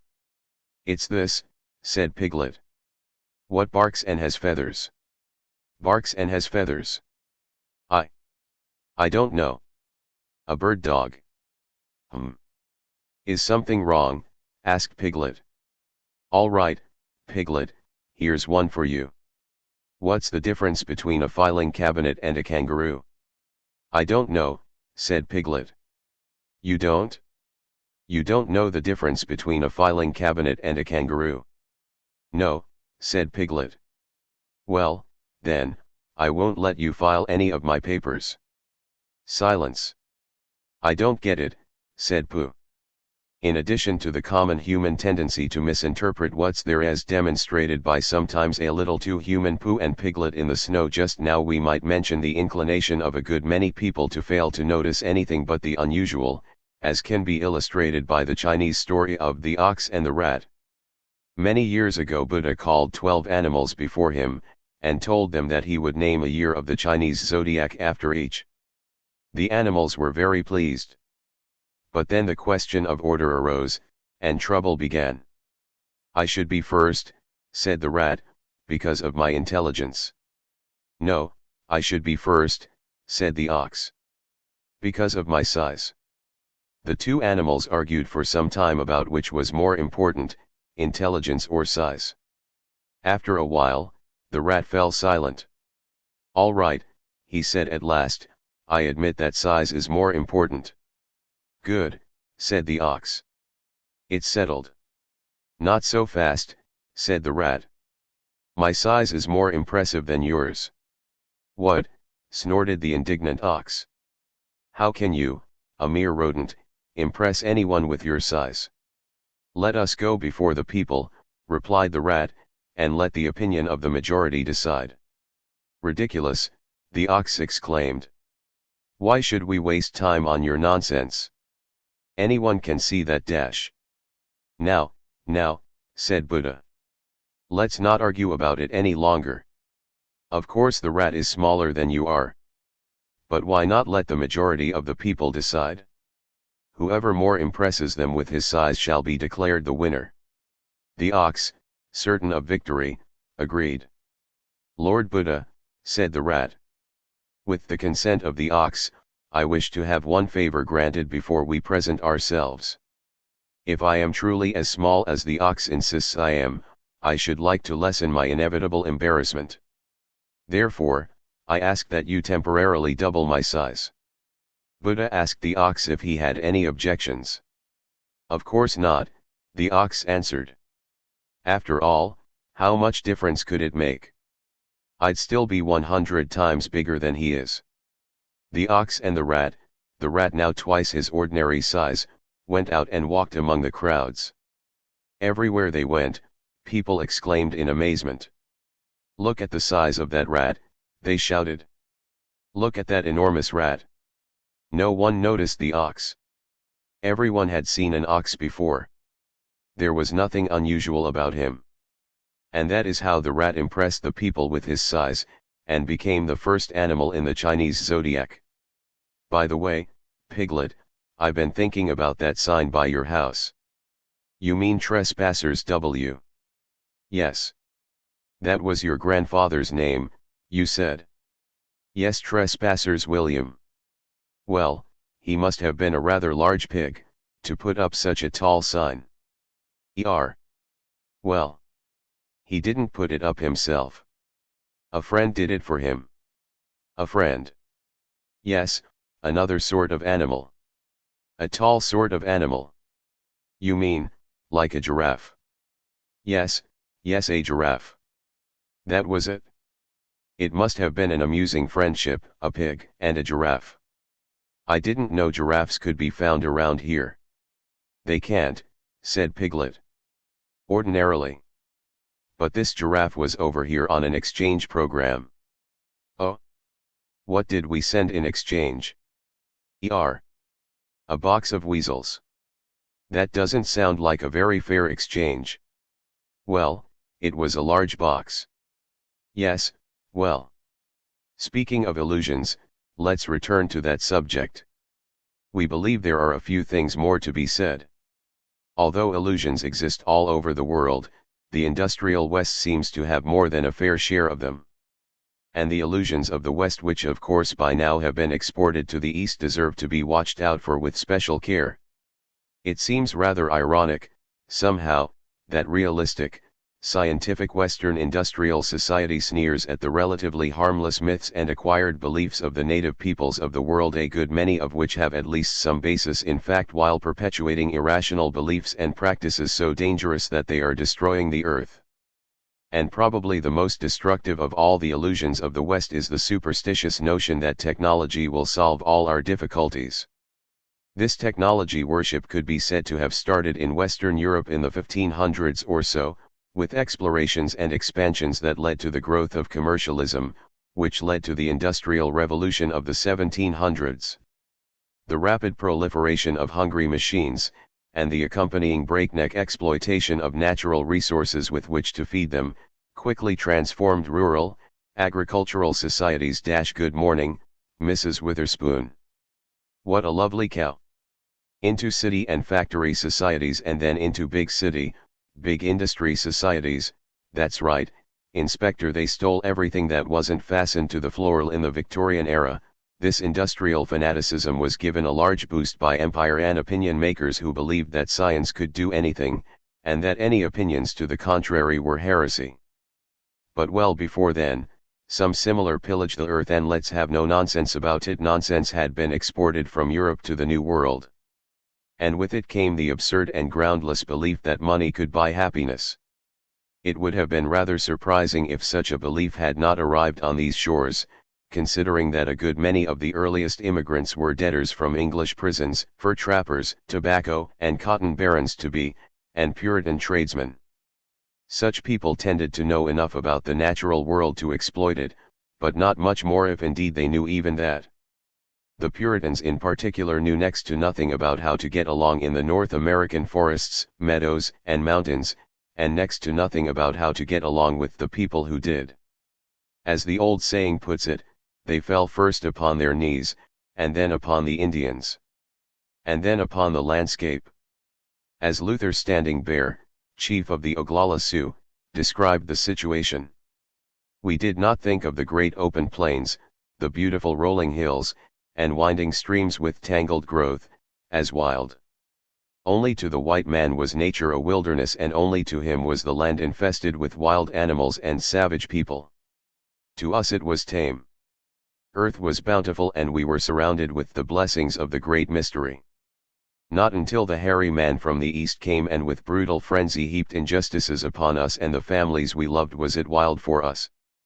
When the very animals of the forest began fleeing from his approach, then it was that for us the Wild West began. Today, thanks to this rather lopsided cultural foundation, we live in what is commonly described as a materialistic society. But that description is in error. Ours is in reality an abstract value society, one in which things are not appreciated for what they are so much as for what they represent.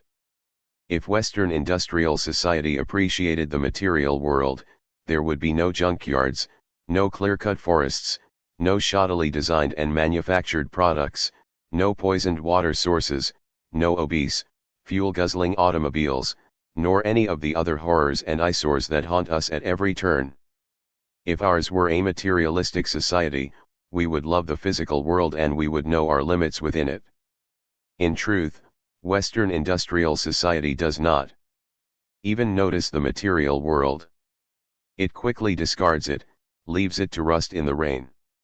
The material world is here and now, and industrial society does not appreciate or pay attention to the here and now. It's too busy coveting and rushing after the there and later on. As a result, it all too often fails to see what is right in front of it, and what's coming from that. It forgets where it has been, it does not know where it is going. Going on an expedition, said Pooh eagerly. I don't think I've ever been on one of those.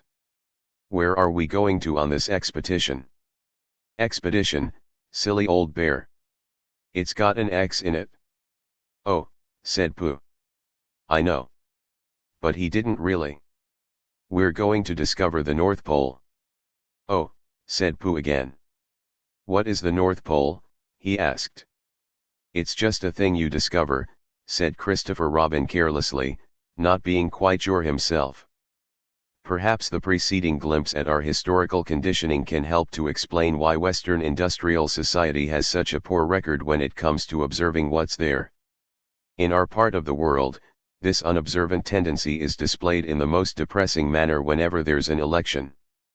For nearly 30 years now, the nation that was once the light of the free world has been electing to the highest office in the land a succession of nightmare clowns who lead us deeper and deeper into darkness as they encourage massive greed and corruption, run up multi-billion-dollar debts for future generations to pay, turn the economy into jelly, refuse to take action necessary to save what's left of the natural world, and threaten to blow up the planet because some country somewhere isn't doing what they think it ought to quickly enough, all the while making remarks on the intelligence level of if you've seen one redwood tree, you've seen them all. And speaking of trees, if the majority of voters are not living in some sort of fantasy, why this increasing tendency to talk about protecting the environment while voting more than ever against it?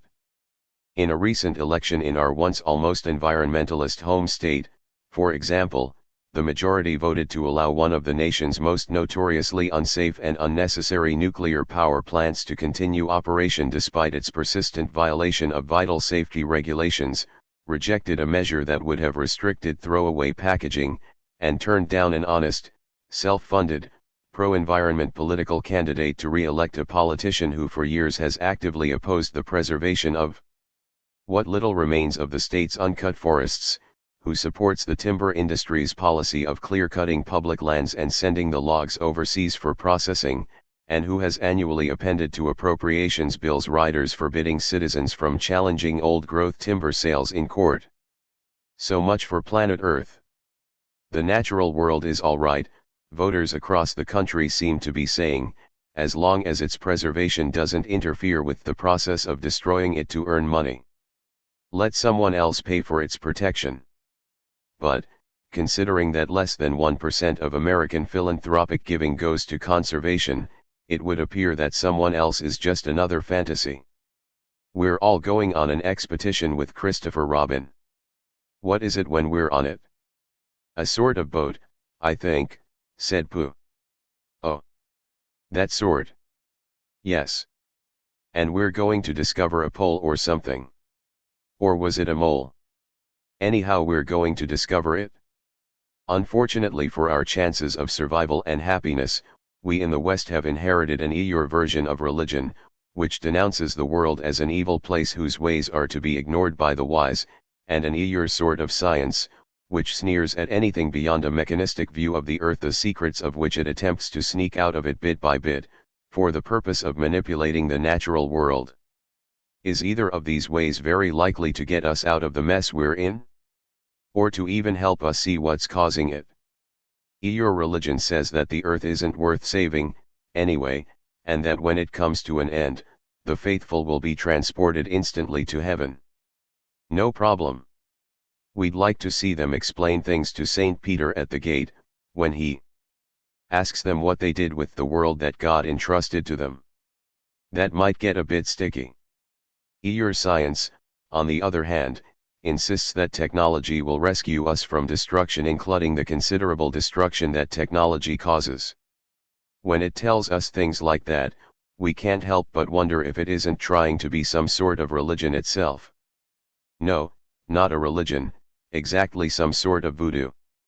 Woonga woonga, moomba noonga great ting God, save us from hexachlorobenzene, ethylene dibromide, toxaphene, chlordane, parathion, and everything else you've given us that's gone wrong. Well, woonga woonga, everybody and lots of luck. Oh. Piglet, said Pooh excitedly, we're going on an expedition, all of us, with things to eat. To discover something. To discover what? Said Piglet anxiously. Oh, just something. Nothing fierce. Christopher Robin didn't say anything about fierce. He just said it had an X. It isn't their necks I mind, said Piglet earnestly. It's their teeth. The fearful fantasies we have inherited have conditioned us to believe that we need to be protected from the natural world. Better living through heavy industry, and so on. In reality, as anyone ought to be able to see by now, the natural world needs to be protected from us. Its wisdom needs to be recognized, respected, and understood by us, and not merely viewed through the distorted lenses of our illusions about it. As Sir Arthur Conan Doyle cautioned, through his character Sherlock Holmes, one's ideas must be as broad as nature if they are to interpret nature, and when one tries to rise above nature one is liable to fall below it. Chuang Tse's words to that effect have a timely ring. When leaders pursue knowledge but do not follow the way, all who follow them become lost in confusion. How can I say this is so? Much knowledge is applied in the making of bows, crossbows, arrows, and slingshots, but the birds in the air are disturbed and injured by it.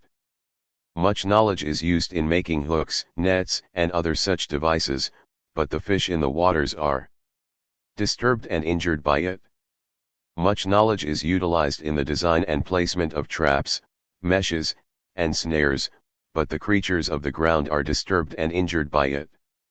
As knowledge becomes increasingly clever, versatile, and artful, the people all around are disturbed and injured by it. They then struggle to grasp what they do not know, but make no attempt to grasp what they know already. They condemn the misunderstanding of others, but do not condemn their own. From this more confusion comes. If the sun and moon lost their light, the mountains and rivers abandoned their vitality, and the four seasons came to an end, no insect or plant would retain its true nature. Yet this is the condition produced in men by an obsession for knowledge. Honesty and simplicity are overlooked, and restlessness is admired. Quiet, effortless action is forgotten, and loud quarreling is heard. Such is the nature of hunger for knowledge. Its noise throws the world into chaos. We might add some other words by Chuang Tse. Men honor what lies within the sphere of their knowledge, but do not realize how dependent they are on what lies beyond it. To illustrate the vital truth of that last statement, we have decided to give a very brief history of what we call popular radiation. In the 1930s, as people were dying from the effects of radium-laced health tonics, the US government established its first maximum level of tolerable exposure to radiation. Just in case, you know. In the 1940s, following study of Hiroshima bombing victims, that level was halved.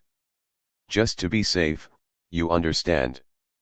In the 1950s, in response to concern over nuclear bomb testing fallout, which seemed to be affecting some people in unpleasant ways, the maximum tolerable level was substantially lowered.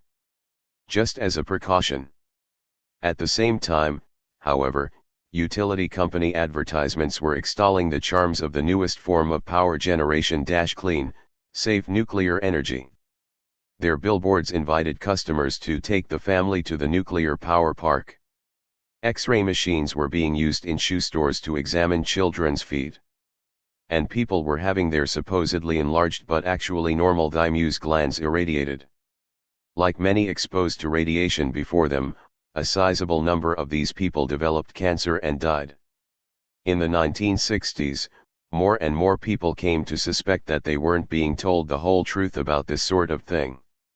And then, in the 1970s, researchers reported that Americans were being exposed to 9 times more radiation from medical applications than from atmospheric nuclear fallout, which by then, due in part to studies of certain Nevada residents and military personnel, was being connected with all sorts of problems. In 1979, the 3 Mile Island nuclear power facility broke down and irradiated the surrounding area. In the 1980s, new data on the Hiroshima victims and their descendants showed that the risk of cancer from radiation was up to 15 times greater than authorities had previously believed. Emissions from nuclear plants were linked with thyroid damage, miscarriages, and other health problems. And before the end of the decade, the Chernobyl nuclear facility, like 3 Mile Island before it, had done what experts in the field had said it wouldn't do in 1,000 years. Reports of near disasters at other plants were being leaked to the press. So the safe exposure level was lowered again. Not taking any chances. At each step of the way, authorities assured the public that the new devices and new amounts of radiation were safe. And each time, they were wrong. Today the public is being captivated by computers, word processors, and the like, whose cathode ray tubes emit X-ray radiation, and whose circuits and display terminals produce strong electromagnetic fields. They're perfectly safe, authorities assure us. And if any difficulties should happen to develop, we will certainly be notified later on. The latest popular radiation device is the microwave oven, which bombards food with high-frequency electromagnetic radiation, irritating it until it heats up. This sort of perversion of nature is perfectly safe. Authorities insist if it weren't, the wonderful machines wouldn't be on the market. Maybe the authorities are correct this time, just for once. On the other hand, maybe they're not. As soon as he had finished his lunch, Christopher Robin whispered to Rabbit, and Rabbit said, "Yes, yes, of course," and they walked a little way up the stream together. "I didn't want the others to hear," said Christopher Robin. "Quite so," said Rabbit, looking important. I wondered, it's only Rabbit, I suppose you don't know, what does the North Pole look like?" "Well," said Rabbit, stroking his whiskers. "Now you're asking me." "I did know once, only I've sort of forgotten," said Christopher Robin carelessly. "It's a funny thing," said Rabbit, "but I've sort of forgotten too, although I did know once. I suppose it's just a pole stuck in the ground." "Sure to be a pole," said Rabbit, "because of calling it a pole, and if it's a pole, well, I should think it would be sticking in the ground, shouldn't you, because there'd be nowhere else to stick it." "Yes, that's what I thought." "The only thing," said Rabbit, "is where is it sticking?" "That's what we're looking for," said Christopher Robin. "Say, Piglet, what's that at the window?" "It's the heffalump," cried Piglet, jumping straight up in alarm. "Oh, it's the Gabrigaman, taking away the recycling. You didn't really think it was a heffalump, did you?"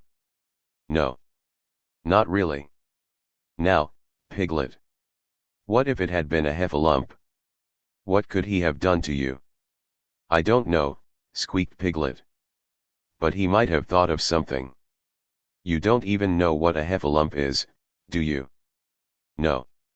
Not exactly." "You don't even know if heffalumps exist." "Well, do they?" "Not in this part of the world, anyway, not lurking about outside the window." "Are you sure?" "Absolutely.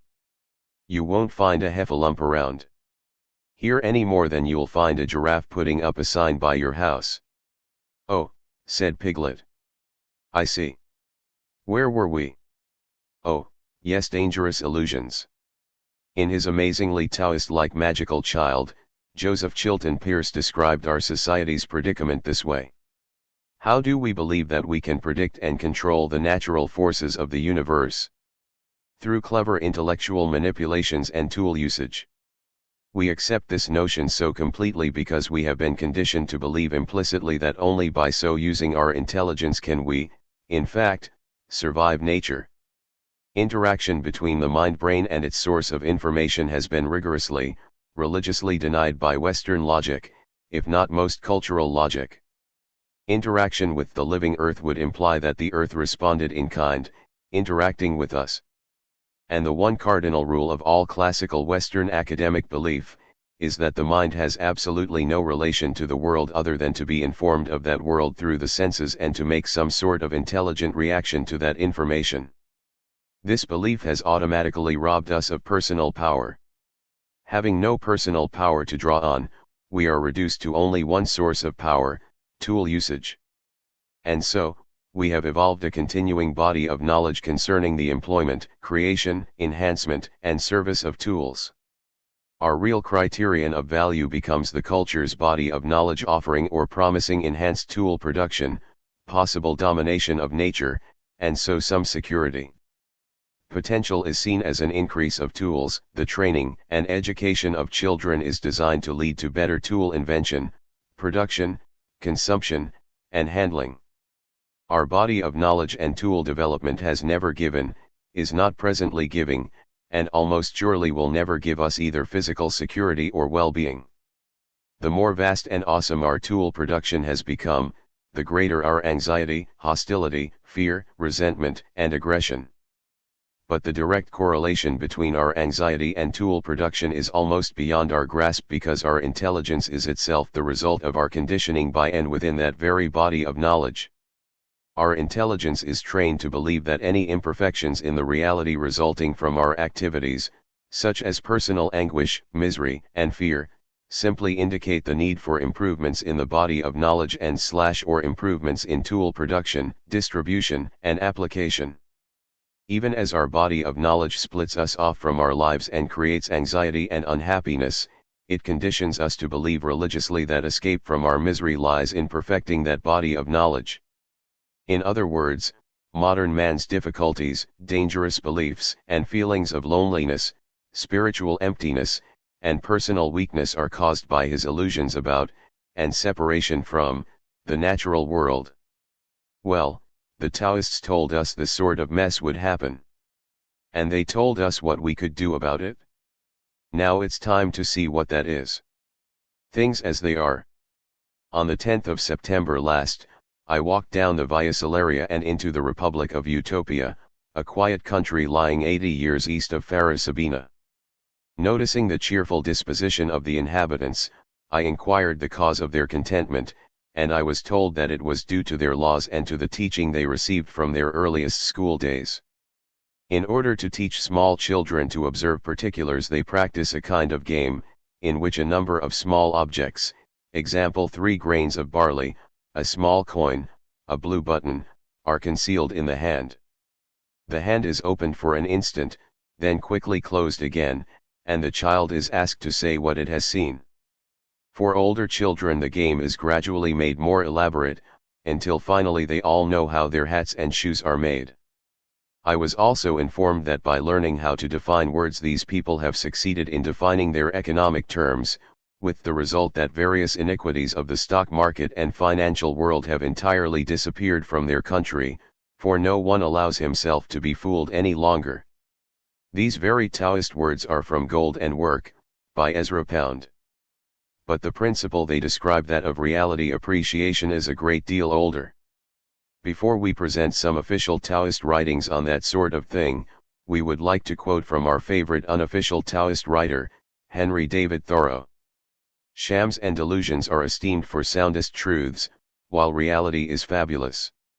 If men would steadily observe realities only, and not allow themselves to be deluded, life, to compare it with such things as we know, would be like a fairy tale and the Arabian Nights entertainments. By closing the eyes and slumbering, and consenting to be deceived by shows, men establish and confirm their daily life of routine and habit everywhere, which still is built on purely illusory foundations. Children, who play life, discern its true law and relations more clearly than men, who fail to live it worthily, but who think that they are wiser by experience, that is, by failure. Men esteem truth remote, in the outskirts of the system, behind the farthest star, before Adam and after the last man.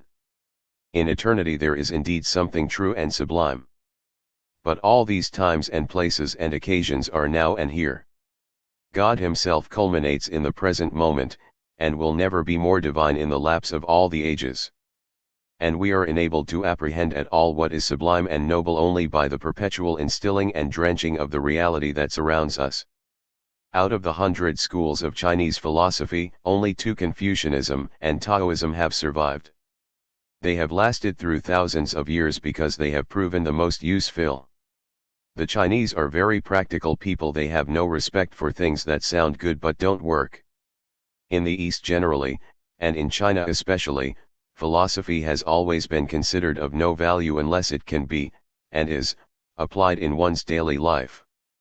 Western philosophy, having little connection with everyday living, is comparatively egocentric and impractical, with much arguing and theorizing, and much bounding back and forth across the intellectual landscape, a pleasant, part-time diversion formulated by and aimed at the likes of owl, rabbit, and sometimes eeyore, but not particularly supportive of the likes of Piglet and Pooh. Western philosophy has become the domain of pipe-smoking, tweed-suited college professors and hypercerebral students who, for all their intelligence, often seem to have a hard time washing their clothes or repairing the lawnmower. Looking askance at all this, the typical mind of the West says, so who needs Eastern philosophy? To such a mind, Eastern philosophy has 2 things wrong with it. First, it's Eastern exotic and mystical, quaint but useless. Second, it's philosophy. And what good does that do anybody? What this narrow-minded attitude overlooks is the fact that much of what makes up the practical West came from the East, and most of that came from China. And, we might add, a good deal of it came from the Taoists, China's foremost scientists, inventors, medical men, artists, and observers of the natural world.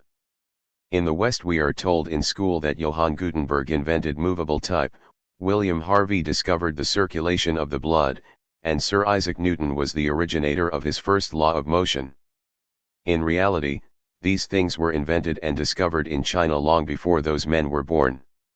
In addition to who knows how many other things, the Chinese have given the world the mechanical clock, paper, multicolor printing, porcelain, lacquer, phosphorescent paint, the magic lantern, the spinning wheel, the wheelbarrow, the umbrella, the modern plow, harness, seed drill, and rotary winnowing fan, the fishing reel, the modern compass, the seismograph, relief and grid maps, the decimal system, the calculator, the hermetically sealed research laboratory, the chain drive, the belt drive, the chain pump, the essentials of the steam engine, dial and pointer devices, cast iron, the manufacture of steel from cast iron, the suspension bridge, the segmental arch bridge, the contour transport canal, the canal pound lock, masts, sails, the rudder, watertight compartments in ships, the paddle wheel boat, land sailing,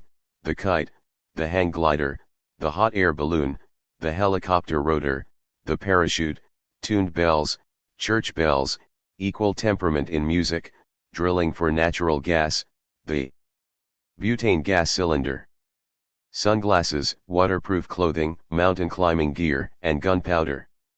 A group of court ladies invented matches, which were brought to Europe 1,000 years later. Some other Chinese discovered the structure of snowflakes 2,000 years ahead of the West and the existence of sunspots and solar wind. The Chinese discovered diabetes and deficiency diseases and pioneered the sciences of endocrinology, immunology, thyroid hormone therapy, and anatomy. They developed systems of biological pest control. Well, that ought to be enough to make the point. These people noticed things. Unfortunately, one thing the West did not import from the East was the traditional Chinese belief that science, morality, and spirituality must go together, that science without ethical and spiritual considerations was not a whole science, but a form of madness. Oh, well, we can't have everything, we suppose. Returning to Pooh and friends, this business of scientific observation and so on reminds us of the quite Taoist discovery of the principle of Pooh sticks, a game that has been played around the world ever since it was described in the house at Pooh Corner. Pooh, as you may remember, had been studying firkins and had made up a rhyme about one in particular. He had just come to the bridge, and not looking where he was going, he tripped over something, and the fir cone jerked out of his paw into the river. "Bother," said Pooh, as it floated slowly under the bridge, and he went back to get another fir cone which had a rhyme to it. But then he thought that he would just look at the river instead, because it was a peaceful sort of day, so he lay down and looked at it, and it slipped slowly away beneath him, and suddenly, there was his fir cone slipping away too. "That's funny," said Pooh. "I dropped it on the other side," said Pooh, "and it came out on this side. I wonder if it would do it again." And he went back for some more firkins. It did. It kept on doing it. Then he dropped two in at once, and leaned over the bridge to see which of them would come out first, and one of them did, but as they were both the same size, he didn't know if it was the one which he wanted to win, or the other one. So the next time he dropped one big one and one little one, and the big one came out first, which was what he had said it would do, and the little one came out last, which was what he had said it would do, so he had won twice, and when he went home for tea, he had won 36 and lost 28, which meant that he had well, you take 28 from 36, and that's what he was. Instead of the other way around. And that was the beginning of the game called Pooh Sticks, which Pooh invented, and which he and his friends used to play on the edge of the forest. But they played with sticks instead of firkins, because they were easier to mark. In that Poohishly humble incident, one can see all the elements of pure science as practiced by the Taoists: the chance occurrence, the observant and inquisitive mind, deduction of the principles involved, application of those principles, modification of materials, and a new practice or way of doing things. Not bad. But after all, Pooh is that sort of bear. As we have already implied, there is a good deal more to the importance of observation than scientific discoveries. There is also the matter of living wisely and well. In this area in particular, we believe, the West could learn a few things from the East. For example, what sort of education in practical wisdom do we tend to receive in school? There are 300 cows in a field. The gate has been left open, and 2 cows pass through it every minute. How many cows are left in the field after an hour and a half? This sort of thing, we're told, will help us once we graduate, help us apply our learning to everyday matters and, ideally, help us discern the true from the false. But, to return to the terms of the 300 cow math problem, if you have ever herded cattle, you know that cows do not pass through an open gate at the rate of 2 per minute. They either go through all at once, or not at all. Or they wander through whenever they feel up to it. In all probability, there would be no cows left in the field 10 minutes after a gate was opened, or a fence pulled down.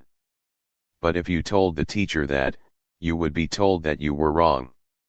Such is the difference between school and life. If we were asked to condense Taoist teachings regarding everyday life to their irreducible essentials, we would say, observe, deduce, and apply. I watch what is around you, putting aside, as best you can, previous conceptions that you or others might have about it.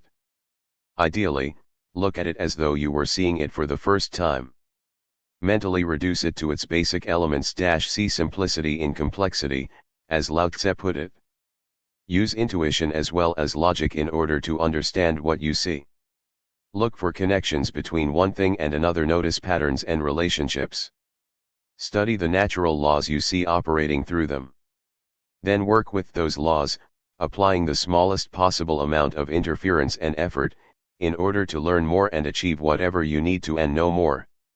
Once you make a habit of observing, deducing, and applying, you may sense a pathway opening up ahead of you or inside of you, or both, leading to a deeper understanding of things. You may even feel at times as though you're in some sort of other dimension, like Thoreau's example of the Arabian Nights entertainments. But you're not, really, you're just seeing and experiencing things as they are, rather than as someone or other says they are. And the difference between the two can be considerable. In a sense, though, the image of another dimension is an appropriate one. For as you follow the way, you leave the land of either / or and enter the land of both. As Lao Tse wrote in the first chapter of the Tu Te Ching, many people are unable to follow the way because they are unable to see it, being stuck in either / or. Those habitually without desires perceive as subtlety. Those habitually with desires perceive it as action. These two have the same source, but different names. Together they're called darkness. Darkness of increasing darkness. All mysteries gateway. In other words, Tao is both subtlety and action. Those who consider it only as spirit and ignore its forms, or who notice its forms but disregard what is behind and within them, know of only half of it, at best neither the spiritual people who deny the world nor the physical people who deny. The spirit can know of and follow the way. But you can. I feel dizzy, said Piglet, who had been reading over my shoulder. Yes, I did get a bit carried away, didn't I? Isn't there some other way of explaining all that? I suppose. Let's try it like this. Taoism is not the reject the physical world way of living that some scholars would have others believe. Even Lao Tse, the most reclusive of Taoist writers, wrote, "Honor all under heaven as your body." To a Taoist, a reject the physical world approach would be an extremist absurdity, impossible to live without dying. Instead, a Taoist might say, carefully observe the natural laws in operation in the world around you, and live by them. From following them, you will flee the morality of modesty, moderation, compassion, and consideration, the wisdom of seeing things as they are, and the happiness of being in harmony with the way. And you will live lightly, spontaneously, and effortlessly. Well, Piglet, could you tell some stories? Yes, I suppose I could. Stories, said Pooh, opening his eyes. I would like to hear some stories, said Piglet. So would I, said Pooh. All seriousness aside. All. Yes. All seriousness aside. Let's see, we were just mentioning observation, spontaneity, and effortlessness. Would you like to hear the old master and the horse? We won't know, said Pooh, until we've heard it. True enough. This is how it goes. A horse was tied outside a shop in a narrow Chinese village street. Whenever anyone would try to walk by, the horse would kick him. Before long, a small crowd of villagers had gathered near the shop, arguing about how best to get past the dangerous horse. Suddenly, someone came running. The old master is coming, he shouted. He'll know what to do. The crowd watched eagerly as the old master came around the corner, saw the horse, turned, and walked down another street. You see, I said, the old master lived the principle of Wu Wei, or effortless action. That's something the Taoists say we can learn by watching water. Water? Asked Piglet. When a stream comes to some stones in its path, it doesn't struggle to remove them, or fight against them, or think about them. It just goes around them. And as it does, it sings. Water responds to what's there with effortless action. I think I missed something, said Pooh. Missed something where? I asked. In the story dash. Oh, that. The old master knew he didn't have to go down that street. He knew he could go another way. But why didn't the others know? Ah. Precisely. Why didn't they know? I wouldn't have gone down that street, squeaked Piglet. Not with a horse in the way. Or a goat. Or a dog. Or anything. But why didn't the others dash? My dear Pooh, said Owl, flying over to the writing table. In problems of this sort, one must consider the physical properties involved. I didn't know there were any, replied Pooh, rubbing his ear. That is to say, continued Owl, somewhat annoyed, the street in question was narrow, the horse was large, and furthermore it was belligerent. Further along it was what? It kicked. The old master knew that it was futile to proceed dash. We know that, Owl, I said. The point is dash. Oh, well, so much for stories. Let's go on to the next principle. When you observe the natural world, you'll eventually see that everything in it is designed to succeed, including what some might judge to be bad. If you want to learn the natural world's principles of success, you'll need to see things not as good or bad, but as they are.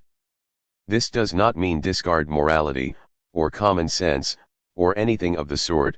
It simply means, well, let's show what it means by a couple of examples. Many centuries ago, the Chinese Empress Si Lingqi overheard complaints that worms, or moth larvae, were devouring the leaves of the royal mulberry tree. So she went out to see what was happening. She watched the larvae as they spun their cocoons of strong, shimmering threads. Observing their movements as they spun, she conceived of a way to extract the fibers and weave clothing material from them. Her observations and experiments led to the cultivation of what was to become the most highly treasured of all the world's natural fibers, the magical material known as silk. On returning from a walk about 40 years ago, the Swiss engineer Georges Deemstraal found cockleburs clinging to his clothing. Unlike countless other people who have cursed the prickly seed pods, picked them off, and discarded them, he asked himself, why do they stick? Examining them closely, he found that they were covered with tiny hooks, which had become embedded in the loops of his clothing fabric. He wondered if it would be possible to develop fasteners based on a hook and loop principle, which would by their nature be more flexible than anything then being used. From his watching and wondering came Velcro from velvet crochet, or velvet hook fastening systems made from which are now used all over the world, in applications too numerous to mention.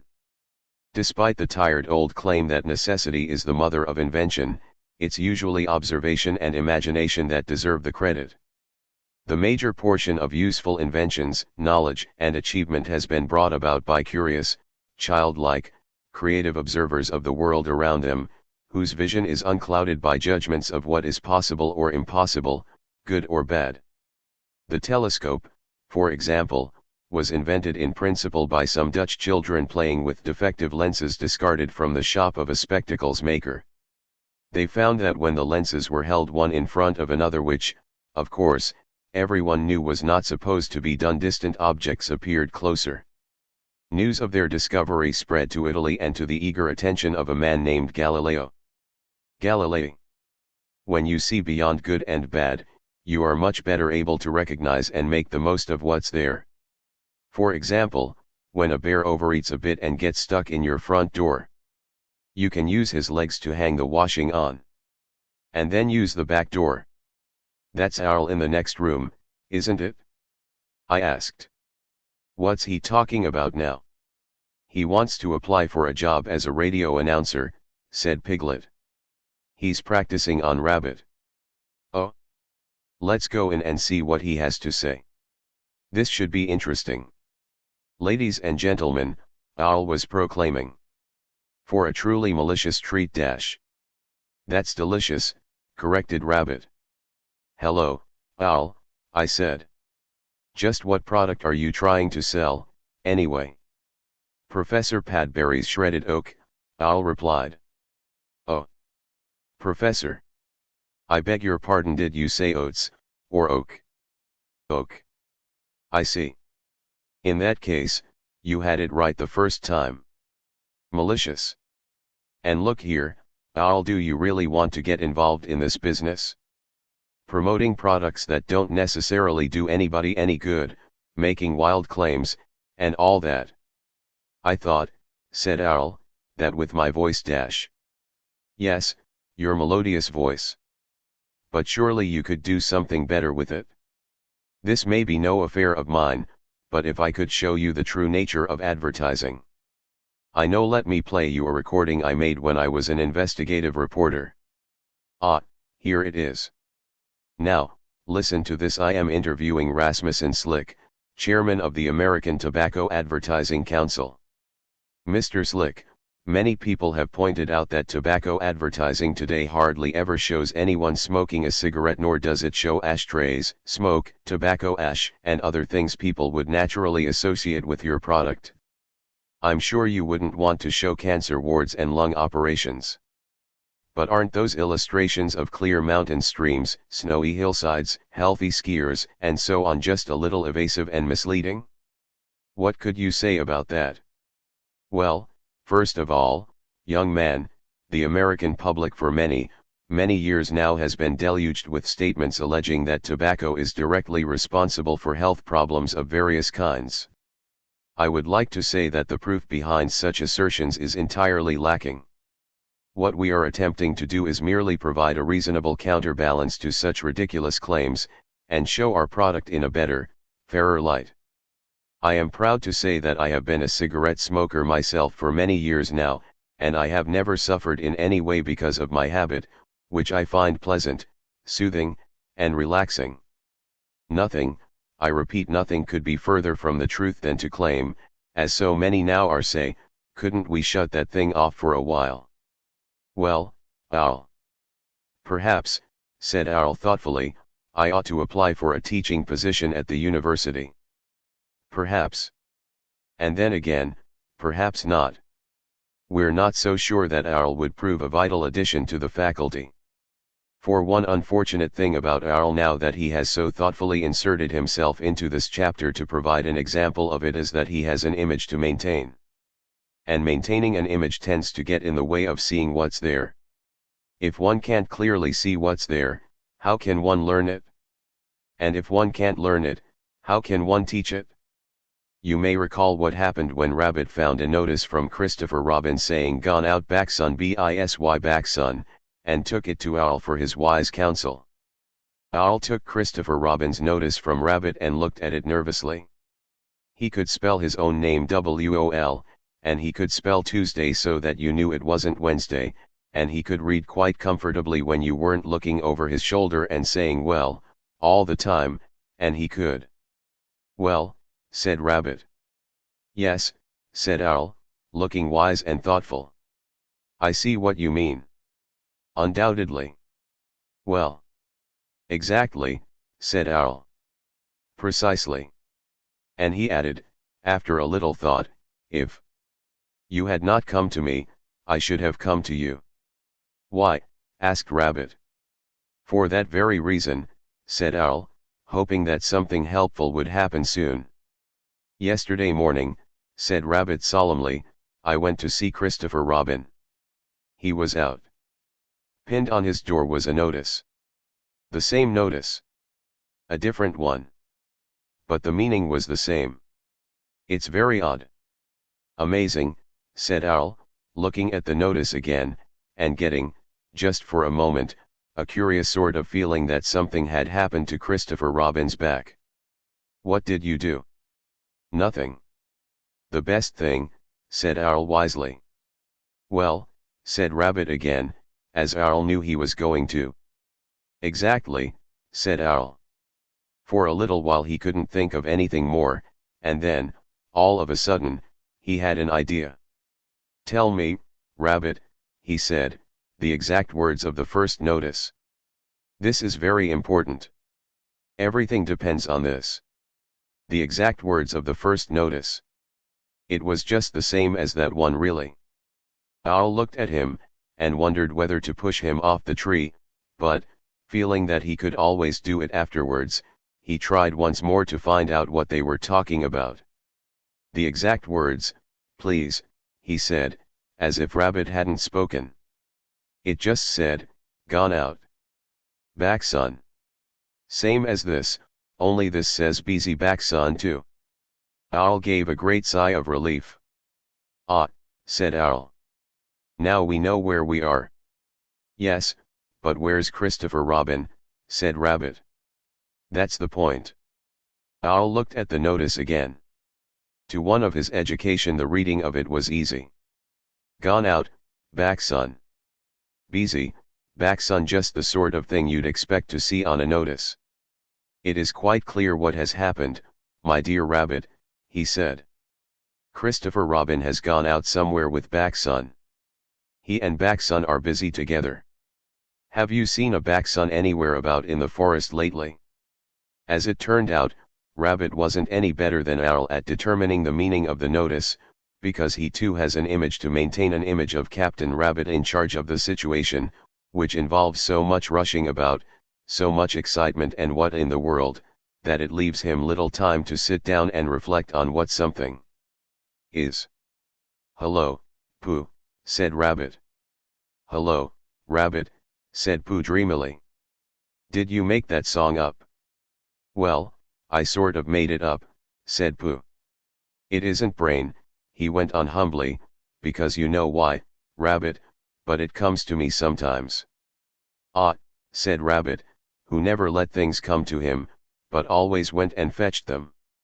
"Well, the point is, have you seen a spotted or herbaceous backsun in the forest, at all?" "No," said Pooh.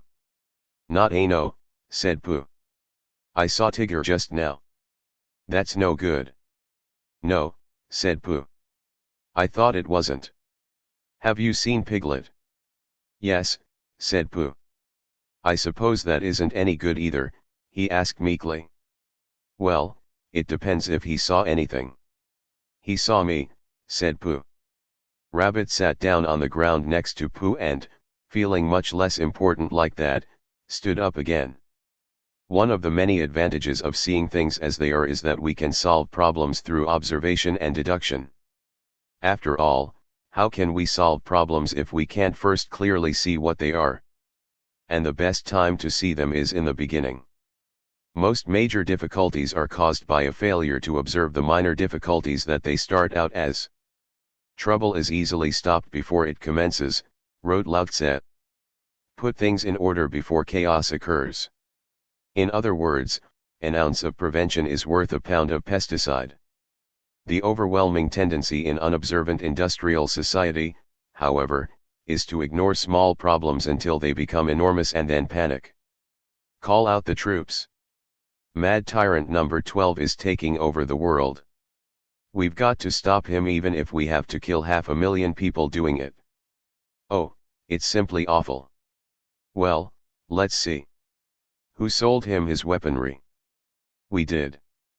Who trained his military forces in the use of it? We did. Who supplied the materials he wanted? We did. Who supported his vicious dictatorship for years because he persecuted our enemies? We did. And who ignored his unstable personality, his destruction of anyone who opposed him, and his repeated threats against world order for all that time? We did. So there you are. What can be just as hard to see as problems in the making is that a good many problems aren't really problems to begin with. People who don't see situations for what they are often struggle against difficulties that aren't there and create difficulties in the process. Or turn small difficulties into large ones. Compounding any problem is the traditional Western response to difficulties, real or imagined, the tendency to see them emotionally, perceiving them as threats to one's personal survival, threats that must be fought tooth and nail to the bitter end. In the East, such an approach to life is considered rather immature. Overdoing it, you know, wasting energy. Or, as the Chinese saying puts it, painting legs on the snake. So in solving problems, one needs to know if they are problems. Is what appears at first to be bad truly bad? The following selected Taoist writings show the importance of that question. The first is our streamlined version of a story by Luan, also known as Huainan Tse. An old man and his son lived in an abandoned fortress on the side of a hill. Their only possession of value was a horse. One day, the horse ran away. The neighbors came by to offer sympathy. "That's really bad," they said. "How do you know?" asked the old man. The next day, the horse returned, bringing with it several wild horses. The old man and his son shut them all inside the gate. The neighbors hurried over. "That's really good," they said. "How do you know?" asked the old man. The following day, the son tried riding one of the wild horses, fell off, and broke his leg. The neighbors came around as soon as they heard the news. "That's really bad," they said. "How do you know?" asked the old man. The day after that, the army came through, forcing the local young men into service to fight a faraway battle against the northern barbarians. Many of them would never return. But the son couldn't go, because he'd broken his leg. The second selection is by Chuang Tse. Once when Duke Huan was passing by a marsh, a goblin appeared in the road before him. The Duke turned to Quan Chung, who was driving the carriage. "Do you see anything in the road ahead of us?" he asked. "I see nothing," Quan Chung replied.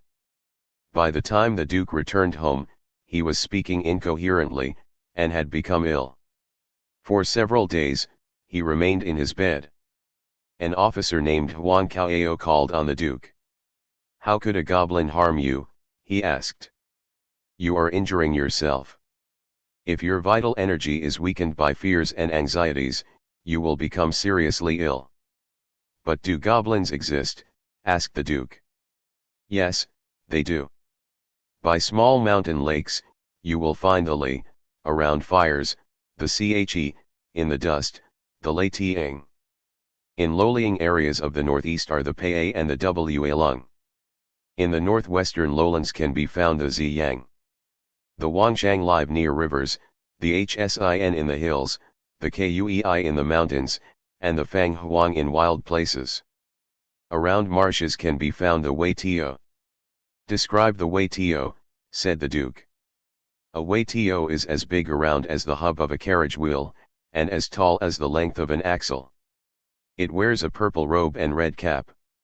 It hates the sound of passing vehicles, and when it hears one, it claps its hands over its ears. Whoever sees a wei tio is destined to become a great ruler." "That is what I saw," exclaimed the Duke. He sat up and straightened his clothes. He began to laugh. By the end of the day, his illness had vanished. The third selection also is by Chuang Tse, who uses an event in the difficult life of Keung Fu Tse to illustrate a Taoist attitude. The armies of Chn and Tzai were locked in battle, and Keung Fu Tse was caught between them.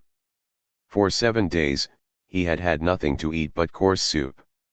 Although much tiredness showed on his face, he spent the time singing and playing his lute. Outside the house in which he was staying, 2 disciples discussed the situation. "Twice now the master has been driven from Lu. He had to run from Wei. In Sung, the very tree beneath which he rested was cut down. In both Shang and Zhou, he was faced with the most extreme difficulties. Now here he is between Chn and Tzai. He could easily be killed or taken prisoner. Yet he plays his lute and sings. What irresponsible behavior!" Their words were repeated to Keung Fu Tse, who pushed aside his lute and remarked, "They speak like small men. Call them in, and I will talk to them." The 2 disciples entered the room. "Master," said one, "we are concerned about your conduct. It seems very strange, considering that you are presently in great distress." "Oh, am I?" Keung Fu Tse replied. "When a man operates in harmony with the way of heaven, his teachings cannot help but succeed. When he cuts himself off from the way of heaven, his teachings cannot help but fail. Looking within and examining myself, I see that I am acting in harmony with the way of heaven. I have the principles with which to overcome the terrible disintegration that I see around me. Yet you say that I am in distress. There may be difficulty at the moment, but I will not lose the virtue that I possess. It is when the ice and snow are on them that we see the strength of the cypress and the pine. I am grateful for this trouble around me, because it gives me an opportunity to realize how fortunate I am." He turned back to his lute, and played again. The first disciple began to dance. "I did not realize before how high and deep are the ways of heaven and earth," the second one exclaimed. "Is good necessarily good? Is bad necessarily bad? It's considered good to be beautiful, but many people through being beautiful have ruined their lives and the lives of others. It's considered bad to be unattractive, but because of being unattractive, many have come to concern themselves with matters more important than surface appearance and have gone on to make something special of themselves, in quite a few cases becoming beautiful in the process. It's considered good to be healthy and strong, but many energetic people lose their health and strength by taking what they have for granted, not knowing what it's like to be old and depleted and therefore not taking care of themselves until it's too late. It's considered bad to be ill and weak, but many have responded to such conditions by examining their lives and changing their ways of doing things, thereby building up their health and strength to remarkable degrees. Unattractiveness, illness, and weakness have many valuable lessons to teach to those willing to learn from them. It's considered good to live a long life, but many spend their long lives sitting and complaining, watching television, describing their operations, and retelling for the umpteenth time what Aunt Gertrude said 40 years ago. Many great achievers died young, yet lived every minute of the time they had. As Chuang Tse pointed out, even death itself may not necessarily be bad. How do we know that to cling to life is not an error? Perhaps our fear of its end approaching is like forgetting our way and not knowing how to return home. Li Chi was a daughter of the border chieftain Ai Feng. When Duke Xian claimed her as his wife, she cried until her sleeves were soaked with tears. But after she had come to know the Duke and had shared his palace, she laughed at her former fears and sadness. How do we know that the spirits of the dead do not do the same? Those who dream of feasting may awaken to hunger and sorrow. Those who dream of hunger may, when they awaken, rise and join a hunting party. While they were asleep, they did not realize that they were dreaming. But when they awoke, they knew. Someday will come a great awakening, when we will know this life was like a dream. These words may seem strange, but many years from now we might meet someone who can explain them, unexpectedly some morning or evening. In the meantime, we can look clearly at our lives and the life around us, and live. Before we start crying and praying to the universe to take away our trials and tribulations, we might more closely examine what it has given us. Maybe the good things are tests, possibly rather difficult ones at that, and the bad things are gifts to help us grow, problems to solve, situations to learn to avoid, habits to change, conditions to accept, lessons to learn, things to transform, all opportunities to find wisdom, happiness, and truth. To quote William Blake, "It is right, it should be so. Man was made for joy and woe. And when this we rightly know, through the world we safely go. Joy and woe are woven fine, a clothing for the soul divine." Everyone seems to have left. "I'm still here," said Piglet. "Oh, so you are. I enjoyed the stories.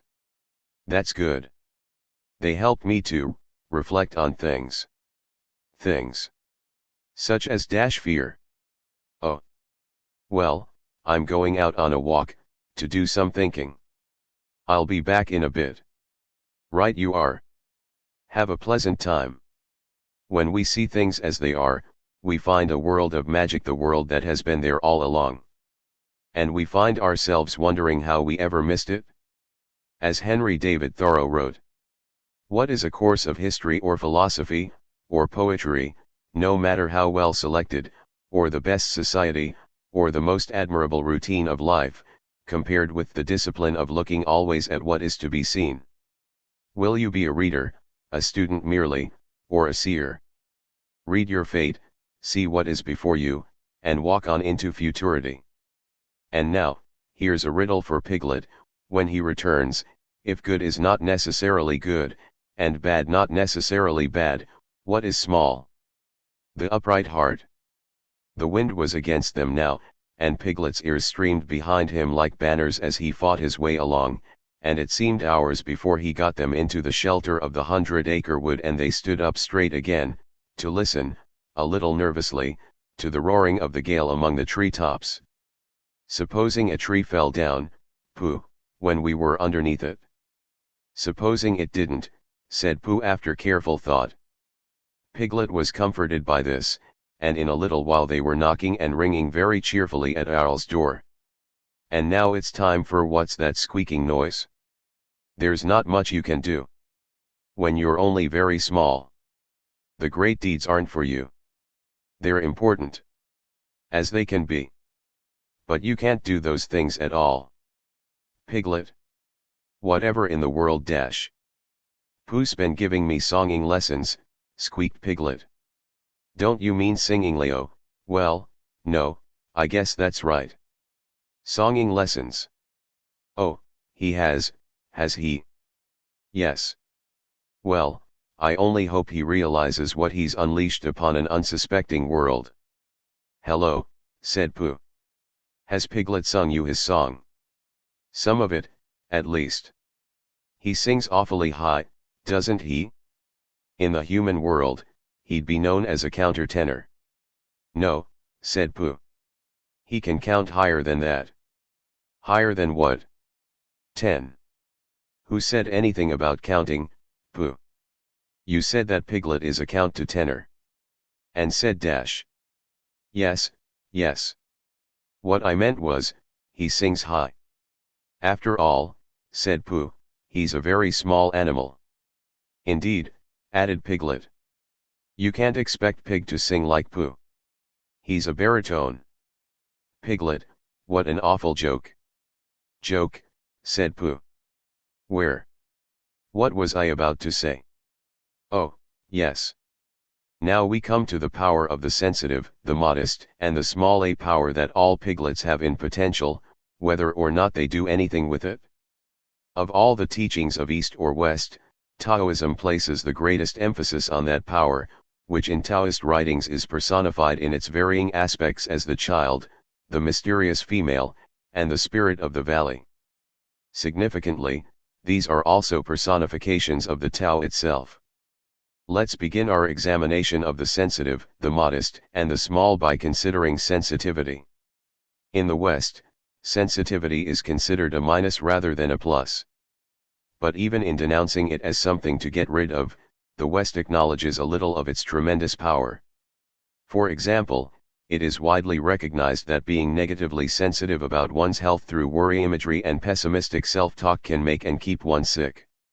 What is not so widely recognized, however, is that being positively sensitive about one's health listening to the body, avoiding damaging influences, imagining and directing healing energy, visualizing perfect health, and so on can make and keep one well, as an increasing number of people are discovering, some of them through curing themselves of incurable illnesses.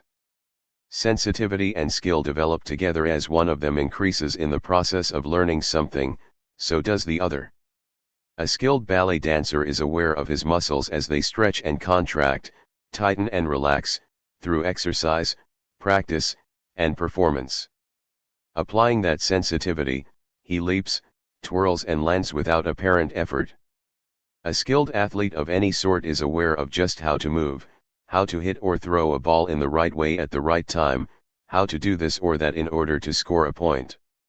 Our last Tai-Chi-Chuan teacher had developed his awareness to such an extent that he would immediately know when anyone was trying to sneak up behind him. In their areas, at least.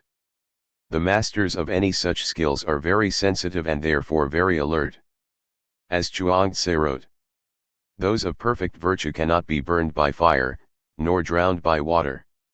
Neither can they be harmed by heat or cold, nor injured by wild animals. It is not that they are indifferent, it is that they discriminate between where they may safely rest and where they will be in danger. Watchful in prosperity and adversity, cautious in their comings and goings, nothing can injure them.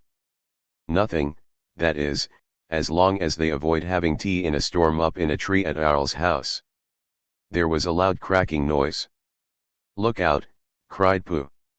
Mind the clock. Out of the way, Piglet. Piglet, I'm falling on you. Help, cried Piglet. Pooh's side of the room was slowly tilting upwards and his chair began sliding down on Piglet's. The clock slithered gently along the mantelpiece, collecting vases on the way, until they all crashed together onto what had once been the floor, but was now trying to see what it looked like as a wall. Uncle Robert, who was going to be the new hearthrug, and was bringing the rest of his wall with him as carpet, met Piglet's chair just as Piglet was expecting to leave it, and for a little while it became very difficult to remember which was really the north. Then there was another loud crack. Owl's room collected itself feverishly, and there was silence. Well, so Owl's house in the trees is now on ground level. That's a fine piece of cake. Cake, said Pooh. The word for Taoist sensitivity is cooperate.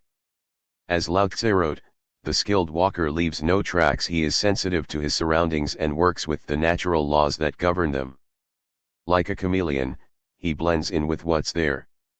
And he does this through the awareness that comes from reducing the ego to nothing. As Chuang Tse put it, to him who dwells not in himself, the forms of things reveal themselves as they are. He moves like water, reflects like a mirror, responds like an echo. His lightness makes him seem to disappear. Still as a clear lake, he is harmonious in his relations with those around him, and remains so through profit and loss. He does not precede others, but follows them instead. But where's the cake? Asked Pooh. Please, Pooh, I am in the middle of this. Go look in the refrigerator. There's nothing in the refrigerator. Oh? Well, don't blame me. The Taoist alchemist and herbalist Kao Hung described one of the benefits of non-egotistical awareness, contentment. The contented man can be happy with what appears to be useless. He can find worthwhile occupation in forests and mountains. He stays in a small cottage and associates with the simple. He would not exchange his worn clothes for the imperial robes, nor the load on his back for a 4-horse carriage. He leaves the jade in the mountain and the pearls in the sea.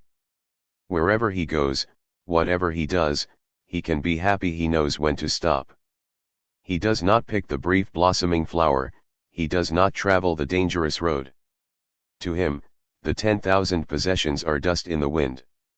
He sings as he travels among the green mountains. He finds sheltering branches more comforting than red-gated mansions, the plough in his hands more rewarding than the prestige of titles and banners, fresh mountain water more satisfying than the feasts of the wealthy. He acts in true freedom. What can competition for honors mean to him? What attraction can anxiety and greed possibly hold? Through simplicity he has Tao, and from Tao, everything. He sees the light in the darkness, the clear in the cloudy, the speed in the slowness, the full in the empty. The cook creating a meal with his own hands has as much honor in his eyes as a famous singer or high official. He has no profits to gain, no salary to lose, no applause, no criticism. When he looks up, it is not in envy. When he looks down, it is not with arrogance. Many look at him, but nobody sees him. Calm and detached, he is free from all danger, a dragon hidden among men. Hidden. That reminds us of what's his name. In a corner of the room, the tablecloth began to wriggle. Then it wrapped itself into a ball and rolled across the room. It rolled across the room again, and unwound itself. Then it jumped up and down once or twice, and put out 2 airs. With the reappearance of Piglet, we come to the second admired characteristic we mentioned at the beginning of the chapter, modesty. Which brings us to one of our favorite selections from the writings of Chuang Tse. On a trip to Sung, Yang Tse spent the night at an inn. The innkeeper had 2 wives, one beautiful, the other very plain. The plain one was treated with honor and affection, but the beautiful one was ignored. The next day, Yang Tse asked a boy of the household why. He replied, "The beautiful one knows that she is beautiful, the plain one knows that she is plain." When Yang Tse returned, he addressed his disciples, "Remember this, my followers. Put away your pride, and act upon your virtue. If you do this, how can you not be loved?" As that story so perfectly sums up the subject of modesty, we think, let's go on to that of the small. Have you anything to say about the small, Piglet? Why, yes, he replied. I was just rehearsing it. There's not much you can be. When you're not so very tall. And the life you long for is so high up. You can't reach it. You're a very small animal. What if I could be bigger, and what if I could be tall? Think what I could accomplish then. As it is, I'm too small. Much too small. Thank you, Piglet. That's about what I thought you'd say. To the typical mind of the West, bigger is better, the large man is a better fighter than the little man, the huge corporation is superior to the small company, the adult is wiser than the child. The Taoist attitude is, not so. Is the large man a better fighter than the little man? Our previously mentioned Tai Chi Chuan teacher, a small man even by Chinese standards, was once trapped in a Hong Kong alley by a gang of armed thugs. They lost. In martial arts, as in real life, it's not the big opponent one needs to watch out for, it's the little one. There are many reasons, some physical, some mental, some emotional. Large men tend to be lazy and slow, relying on their muscles to carry them through a situation. Little men tend to be far more energetic, flexible, and alert, with finer-tuned nervous systems and less weight to haul around.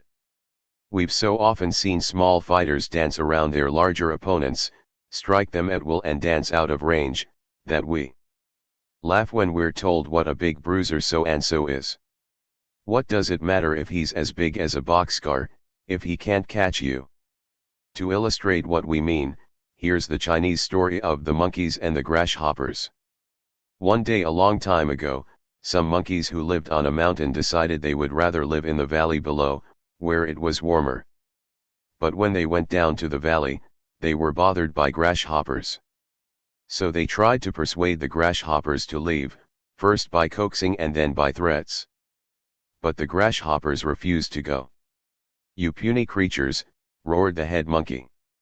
"If you won't leave, we'll force you out. Tomorrow we'll fight you to the finish." "All right," said the head grasshopper. "If that's the way you want it." The next day the monkeys marched into the valley, armed with heavy clubs. "Come out, grasshoppers," they called. "Where are you?" "Here we are," answered the grasshoppers, as they leaped onto their opponents. Whack, whack, whack went the clubs, as one monkey battered another.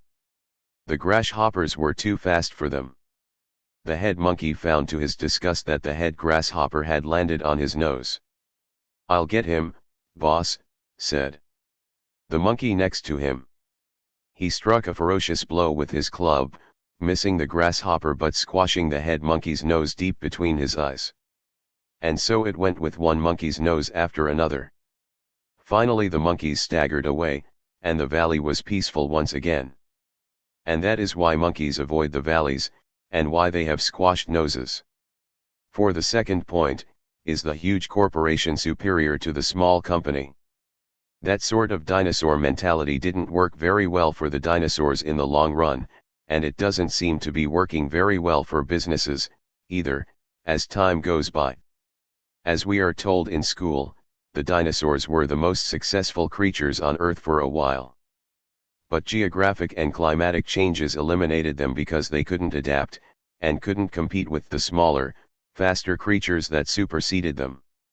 Their most plentiful descendants alive today, scientists tell us, are birds small, adaptable, and mobile. For some time now, big companies have been buying smaller companies, only to be bought in turn by giant corporations, which are then bought by multinational conglomerates. The bigger they grow, and the more interdependent they make themselves in the process, the more vulnerable they become. Bigness easily becomes its own worst enemy. As recent events continue to show, it doesn't take all that much to put a large corporation in trouble. And the bigger it is, the harder it will fall.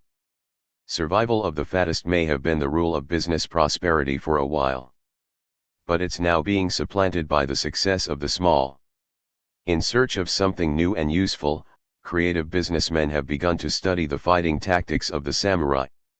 They might do better, we think, to read the Tao Te Ching, the hard and mighty shall fall, the flexible and yielding shall survive.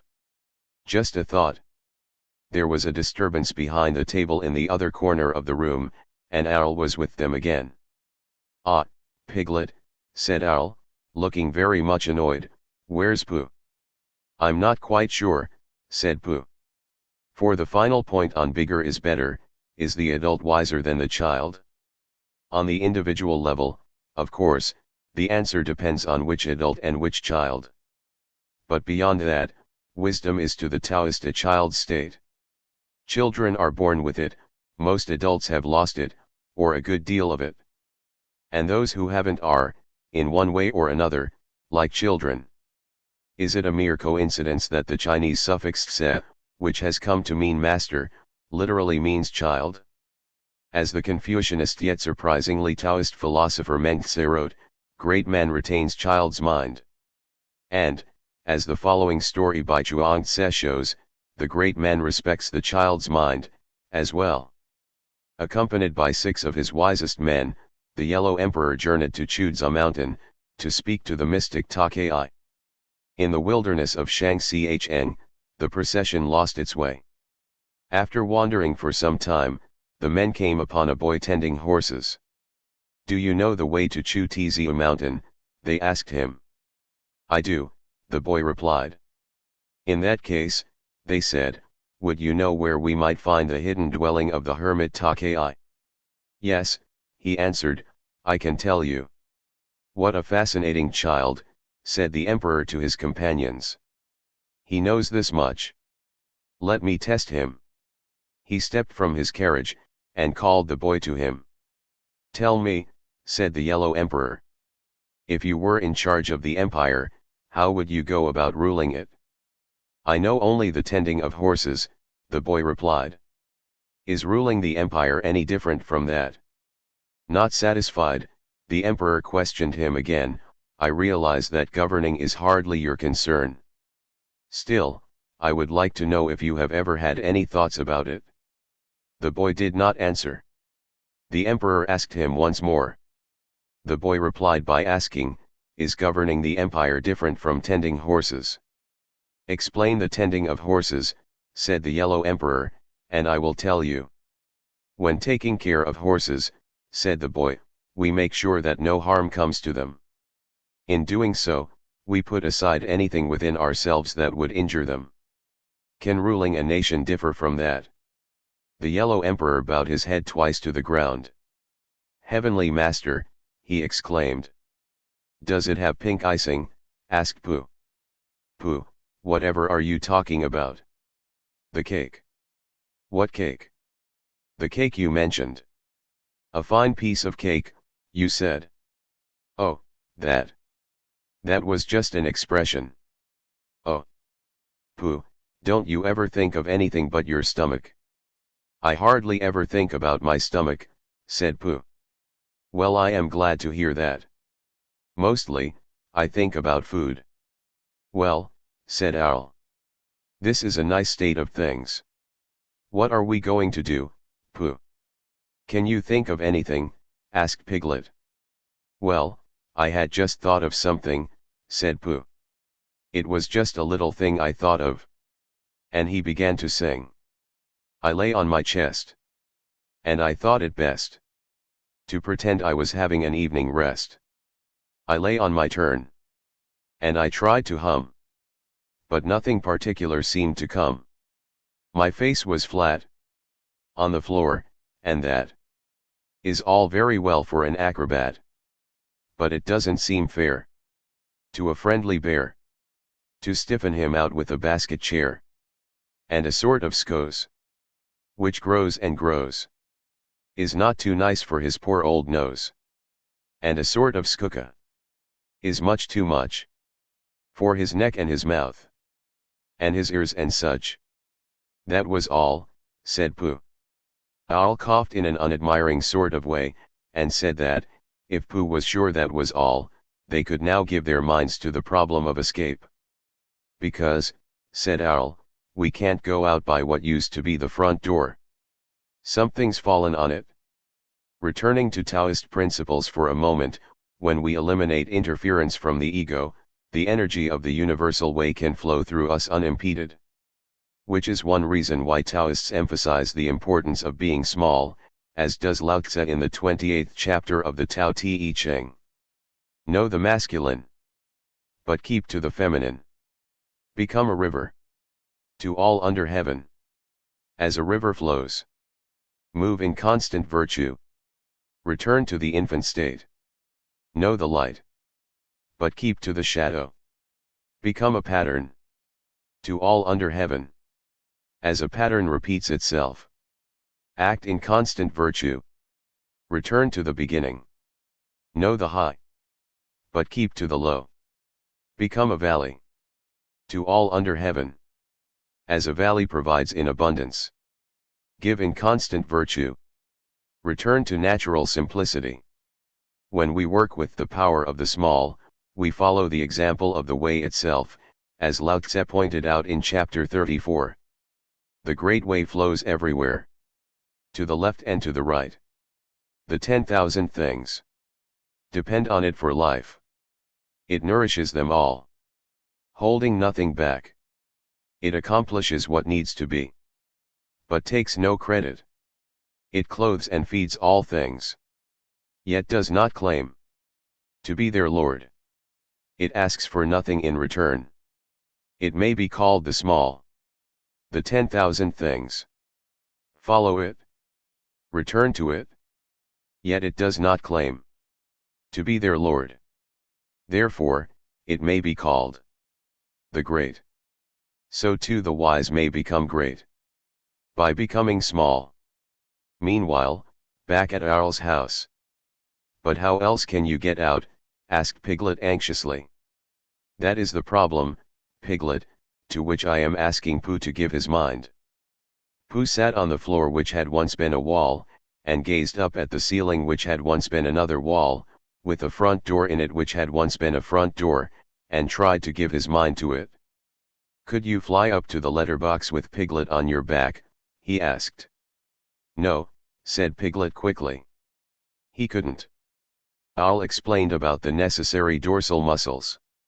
He had explained this to Pooh and Christopher Robin once before, and had been waiting ever since for a chance to do it again, because it is a thing which you can easily explain twice before anybody knows what you are talking about.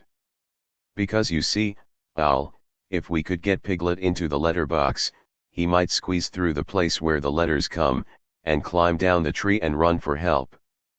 Piglet said hurriedly that he had been getting bigger lately, and couldn't possibly, much as he would like to, and Owl said that he had had his letterbox made bigger lately in case he got bigger letters, so perhaps Piglet might, and Piglet said, but you said the necessary you-know-whats wouldn't, and Owl said, no, they won't, so it's no good thinking about it, and Piglet said, then we'd better think of something else, and began to at once. I've thought up another verse and refrain, said Piglet. Oh. All right, how do they go? Like this. There's not much you can see. When you can't see things at all. They're too far above your head. They're for someone. Who is someone? Not for someone who is like you. How can I become bigger? How can I become tall? When will I stop feeling weak, and when will I stop feeling small? That's all very nice, Piglet. I mean as a song. But it's not getting you anywhere, you know. What do you mean? Asked Piglet. I mean, that attitude won't do you any good. If you keep repeating that sort of thought, you'll just convince yourself that you're powerless. Isn't that why you feel so afraid? Well, said Piglet, when you're only a very small animal dash. If I might make a suggestion. Yes. First of all, the fears that push you about are not legitimate, appropriate responses to what is, such as warnings of danger ahead. Instead, they're the constricting fantasies of what if I should meet a heffalump, or fall on my face, or make an utter fool of myself. Isn't that true? Yes. I suppose so. I would suggest that the next time a what if starts badgering you, look it straight in the eyes and ask it, all right, what's the very worst that could happen? And when it answers, ask yourself, what could I do about it? You'll find there always will be something. Then you'll see that you can have power in any situation. And when you realize that, the fears will go away. They will. Especially when you realize where the power comes from. In one way or another, we're all very small animals, and that's all we need to be. So why worry about it? All we have to do is live in Harmony with the way, for the benefit of the world, and let its power work through us. Let it do the work. Oh, said Piglet. For example, I'm not writing this book. That would be struggle and difficulty. Instead, I'm letting the book write itself, through me. That's fun and excitement. It flows along, and I follow as best I can. Day by day, wherever I go, things come to me and I include them in these pages. To paraphrase my favorite haiku writer, Matsuo Basho, every bend in the road brings me new ideas, every dawn gives me fresh feelings. Writing with the way is a journey. And so is everything else. Who knows where the way will take us tomorrow, and what it will have us doing? I never thought of it like that, said Piglet. So you see, as long as we follow the way, we won't be intimidated by fears, neither fear of failure nor fear of success. Fear of success? Is there such a thing? There certainly is, and it has a great deal of power over a great many people. Chuang-Tzu wrote some things about it. Here's one of them. Yao was seeing the sights at Hua when the border guardian recognized him and approached, saying, "Ah, master. Blessings on the master. May he live long." "Hush," said Yao. "May the master have much wealth." "Hush. May he have many sons." "Hush." "How is this?" asked the border guardian. "Long life, much wealth, and many sons are what everyone wishes for. Why do you not want them?"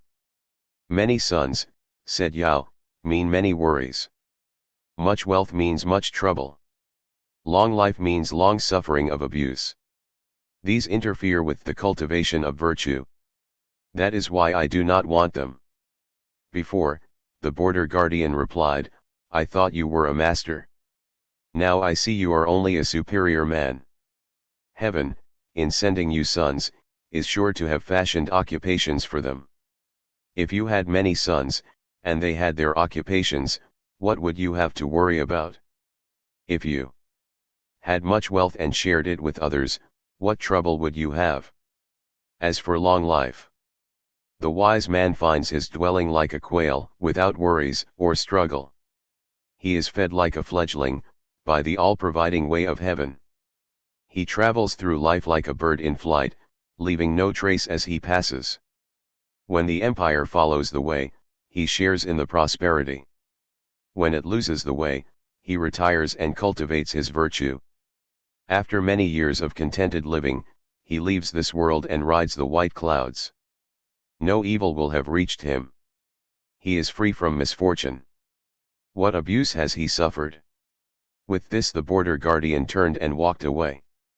Yao followed him. "Wait," he called. "I would like to ask Dash." "Oh, go away," replied the border guardian.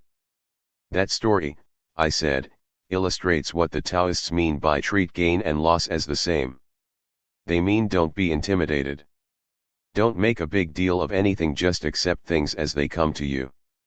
The universe knows what it's doing. So don't develop a big ego, and don't be afraid." "Oh," said Piglet.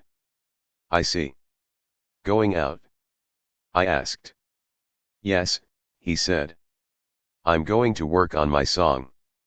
"Owl," said Pooh, "I have thought of something." "Astute and helpful bear," said Owl. Pooh looked proud at being called a stout and helpful bear, and said modestly that he just happened to think of it.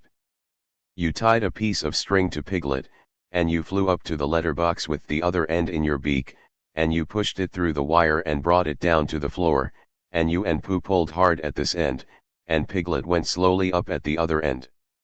And there you were." "Yes, there you were. Unless, as Owl pointed out, the string should happen to break." "It won't break," whispered Pooh comfortingly, "because you're a small animal, and I'll stand underneath, and if you save us all, it will be a very grand thing to talk about afterwards, and perhaps I'll make up a song, and people will say it was so grand what Piglet did that a respectful Pooh song was made about it."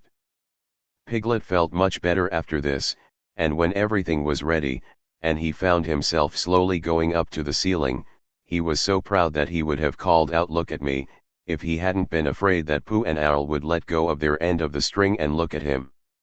"Up we go," said Pooh cheerfully. "The ascent is proceeding as expected," said Owl helpfully. Soon it was over. Piglet opened the letter box and climbed in. Then, having untied himself, he began to squeeze into the slit, through which in the old days when front doors were front doors, many an unexpected letter that WOL had written to himself had come slipping. He squeezed and he squoze, and then with one last squoze he was out. And victory was theirs. And so was help and rescue. Which just goes to show. "Here I am again," said Piglet. "So you are. Another verse, is it?" "Yes. And refrain." "Refrain, too. Good, let's hear them." "There's not much you can say. When others, big and tall, with their great muscular strength and all, find they can't do what you can do. And you stand there, not feeling small. What if I had been bigger, and what if I had been tall? Think what I would have missed out on. Not too small, after all. Much better, I said. A great improvement. Well done, Piglet. All around." "Thank you," said Piglet, looking a good deal pinker than before. "Ah, here are Eeyore and Owl. Come on, everybody, we're off to celebrate Piglet's brave escape. I've a table reserved at the 6 pine trees. We'll have to stop at Kanga's for the others, and then dash." "Will there be cake?" asked Pooh hopefully. "Yes, I believe that's on the menu." "Honey cake? With pink icing?" "Yes. And there'll be acorn loaf, and oh, why talk about it? Come on, Piglet, don't lag behind." "Yes, come along," said Pooh. "And bring the rest of your song." "I'm coming. Why should I have been bigger, then? Why should I have been tall? Why should I have been different, then? After all, the day of Piglet." They had got a rope and were pulling Owl's chairs and pictures and things out of his old house so as to be ready to put them into his new one. Kanga was down below tying the things on, and calling out to Owl, "You won't want this dirty old dishcloth any more, will you? And what about this carpet? It's all in holes," and Owl was calling back indignantly, "Of course I do. It's just a question of arranging the furniture properly, and it isn't a dishcloth, it's my shawl." Every now and then Roo fell in and came back on the rope with the next article, which flustered Kanga a little because she never knew where to look for him. So she got cross with Owl and said that his house was a disgrace, all damp and dirty, and it was quite time it did tumble down. "Look at that horrid bunch of toadstools growing out of the floor there." So Owl looked down, a little surprised because he didn't know about this, and then gave a short sarcastic laugh, and explained that that was his sponge, and that if people didn't know a perfectly ordinary bath sponge when they saw it, things were coming to a pretty pass. "Well," said Kanga, and Roo fell in quickly, crying, "I must see Owl's sponge. Oh, there it is. Oh, Owl. Owl, it isn't a sponge, it's a spudge. Do you know what a spudge is, Owl? It's when your sponge gets all," and Kanga said, "Roo, dear," very quickly, because that's not the way to talk to anybody who can spell Tuesday. "Just what is it that Owl's house reminds us of? It seems so familiar, somehow. Let's go over it as though it were still standing, perhaps that will help us make the association. Let's see. It looks down on all around it, as if tempting the forces of the natural world to knock it over. It has been sliding into disrepair for quite some time, as its proprietor has neglected its necessary maintenance for other things. It? Oh, yes, that's what it reminds us of, our civilization.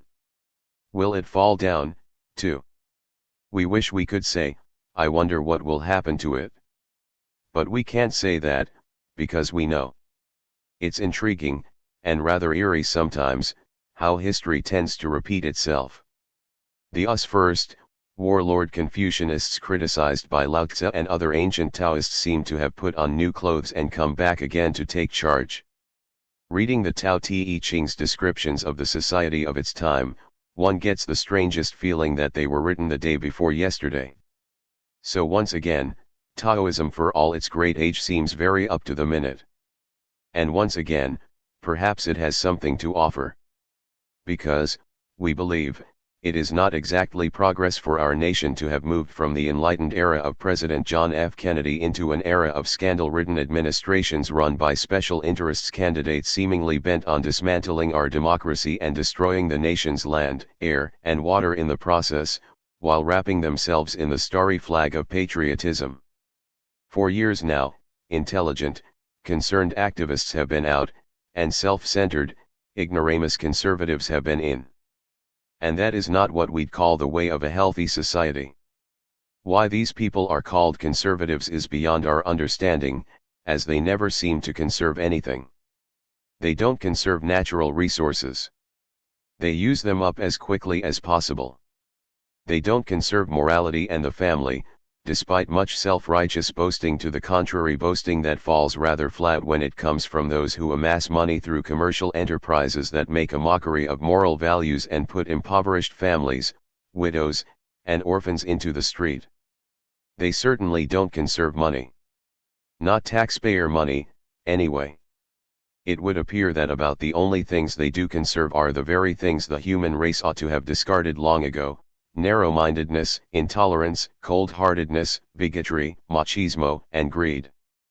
The conservatives believe that God helps those who help themselves.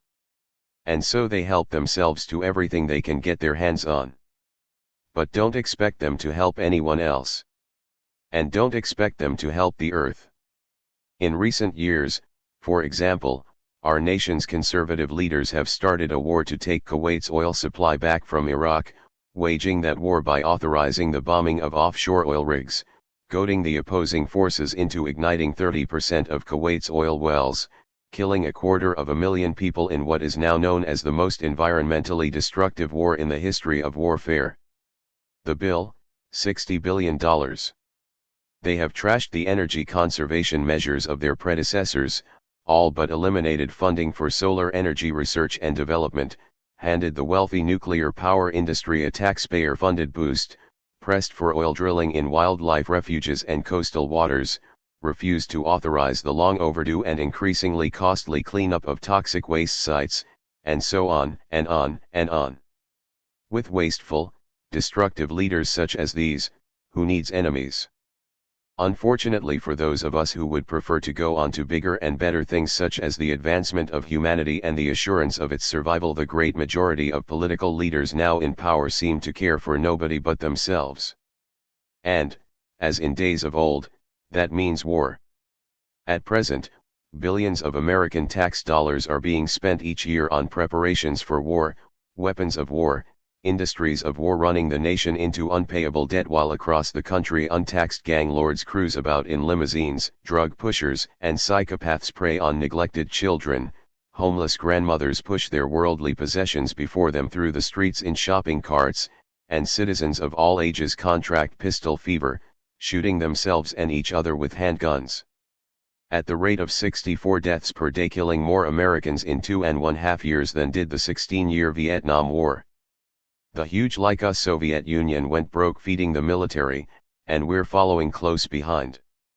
Meanwhile, little Germany and little Japan, who comparatively speaking spend next to nothing on military matters, are beating us in practically every area of endeavor. What do we receive in return for the trillions of dollars that we've handed to the armed forces over the past 30 years? Let's see. Well, we've been provided with warplanes that don't fly, armored tanks that don't steer, weapons that don't fire. No, those don't count. That's what we're told, anyway. Oh, there must be something. Ah, yes, 500,000 tons of hazardous waste per year. The military is the nation's largest producer of it. What good that will do us is rather hard to say, however. And toxic waste isn't exactly the sort of thing we can return to the store for a refund. Of course, that waste is sooner or later bound to leak out.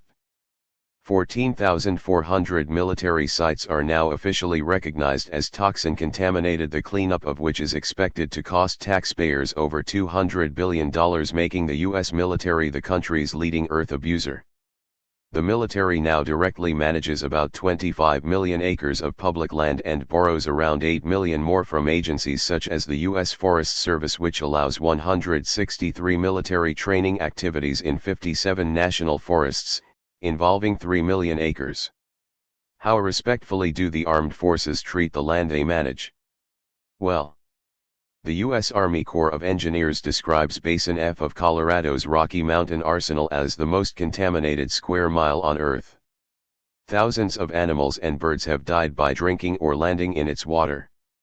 Nevada's Bravo 20 range is a 64 square mile moonscape after 50 years of battering. In 1983 to 1984, water from Stillwater National Wildlife Refuge overflowed into the area and mixed with the chemicals in its bomb craters, then receded back into the refuge, killing 7 million fish and thousands of birds. 23 million artillery, tank, and mortar shells have blasted the forests and meadows of Indiana's 90 square mile Jefferson Proving Ground. Approximately 1.5 million of these rounds have not yet exploded. Many are below the surface, nearly impossible to locate. An expert has stated that to decontaminate the once unspoiled area, it would be necessary to remove 30 feet of ground using armored bulldozers 30 feet down for 90 square miles. When the empire follows the way, wrote Lao Tse, horses haul wagons of fertilizer through the fields. When the empire loses the way, horses haul war chariots beyond the city walls. And I have 3 treasures, which I guard and keep. The first is compassion. The second is economy. The third is humility. From compassion comes courage. From economy comes the means to be generous. From humility comes responsible leadership. Today, men have discarded compassion. In order to be bold, they have abandoned economy. In order to be big spenders, they have rejected humility. In order to be first, this is the road to death. The Taoist ideal is to rule by filling stomachs and building bones, to take care of society from the bottom up. Today's leaders in government, business, and industry take care of society by giving more and more money and power to those at the top. And the buck stops there. As Lao Tse described the situation, the court is filled with splendor. The fields are full of weeds. The granaries are empty. The powerful wear costly clothing, carry sharp swords, pamper themselves with lavish food and drink, and possess riches in extravagance. These are not princes and lords. They are robber barons. Pooh had found Piglet, and they were walking back to the 100-acre wood together. "Piglet," said Pooh a little shyly, after they had walked for some time without saying anything. "Yes, Pooh. Do you remember when I said that a respectful Pooh song might be written about you-know-what?" "Did you, Pooh?" said Piglet, getting a little pink round the nose. "Oh, yes, I believe you did. It's been written, Piglet." The pink went slowly up Piglet's nose to his ears, and settled there. "Has it, Pooh?" he asked huskily. About that time when, do you mean really written?"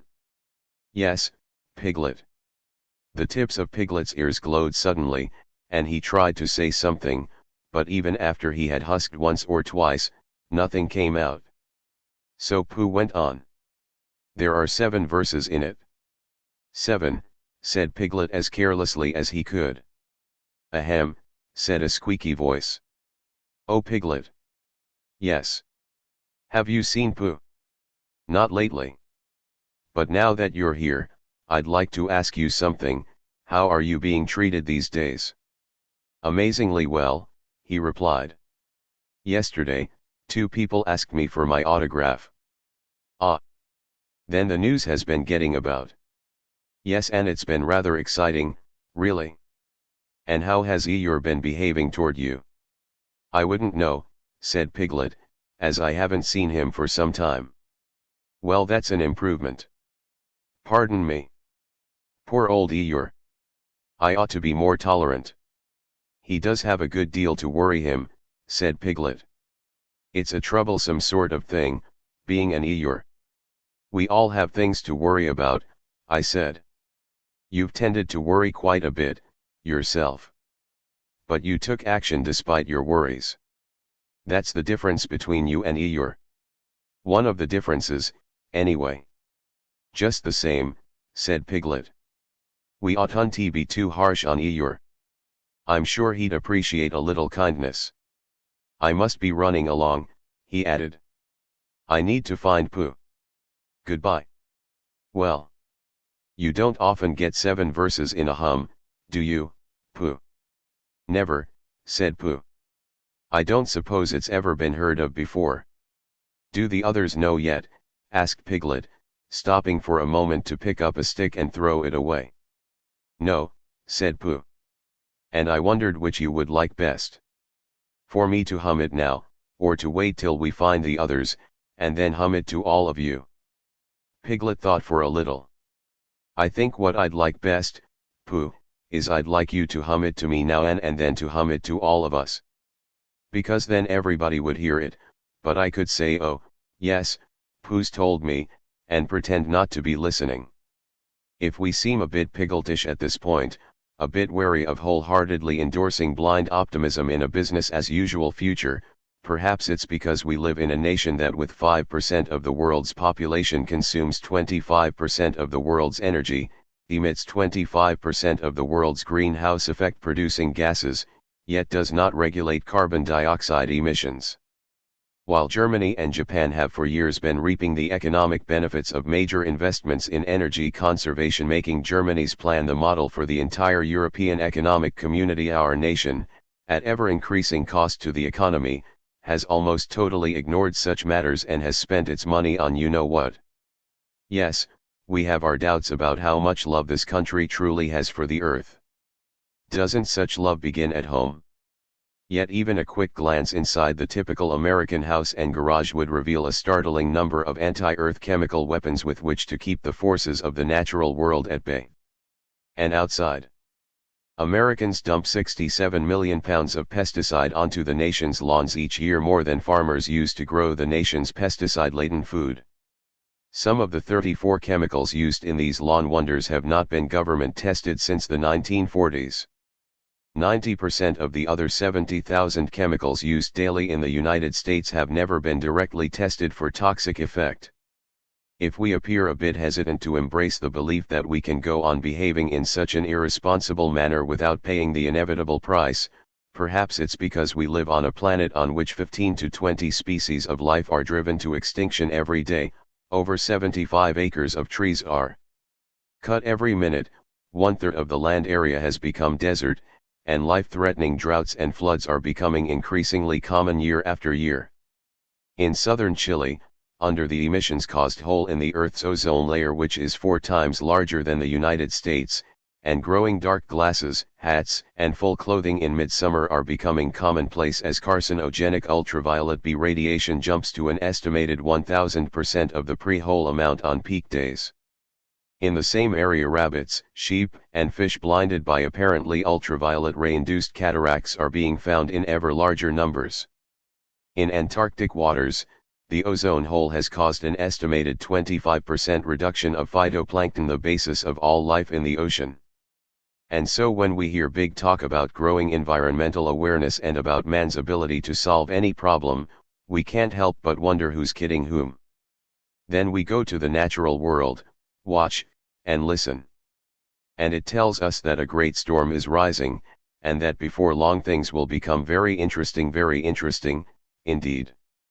We would like to pass along something that we've learned directly from the earth, as well as from Taoists, Tibetan Buddhists, Native Americans, the writings of the prophet Isaiah, and others. A new way of life is coming, one so unlike today's that it would be difficult, if not impossible, to describe in today's terms. We might call it the Day of Piglet. Before it begins its approach, we'd say to those people who haven't had the inclination or the time to become acquainted with the natural world, Never mind, you'll be getting acquainted with it, anyway. Because over the next few years, the natural world will be coming to you. Perhaps you might benefit by beginning your acquaintance with it now. Just a suggestion. Here lies a tree which owl was fond of when it stood on end. An owl was talking to a friend. Called me. When something occurred. For lo, the wind was blusterous. And flattened out his favorite tree. And things looked bad for he and us, I've never known them was. Then Piglet thought a thing. Courage, he said. There's always hope. I want a thinnish piece of rope. Or, if there isn't any, bring a thickish piece of string. Hello, Eeyore, I said. We were just talking of you. Behind my back, of course, replied Eeyore. Skullduggery and whatnot. One can't know what to expect these days. Even from one's friends. If one has friends. Stop that nonsense, Eeyore. Of course you have friends. Piglet, for one. He was just now telling me to be kinder to you, in light of your difficulties. He said that? Little Piglet said that? That fine, upstanding young pig said that?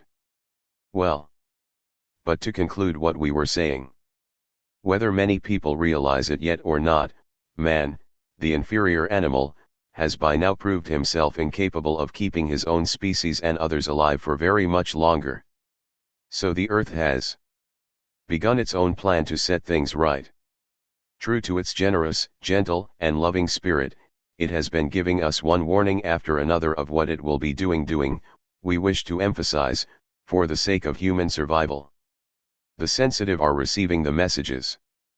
But one day when they least expect it, the insensitive will suddenly find themselves out in the cold, rather like the mammoths found every now and then up north encased in ice, with once fresh vegetation in their mouths and an I say who just shut off the heat, look in their eyes. As we understand it, the major cause of what's coming is the present-day denuding of our planet, the massive overcutting of its forests. American citizens are spending $1 billion tax dollars a year to subsidize the U.S. Forest Service's giant giveaway of old-growth public forests to the logging industry and Japan, causing countless native animals and birds to lose their homes. By now, 96% of the nation's original forest has been removed. Meanwhile, the government of China is permanently employing 45 million people in reforestation, making tree planting a compulsory subject in schools, and decreeing that every Chinese citizen over the age of 11 must plant from 3 to 5 trees a year. Maybe these people know something.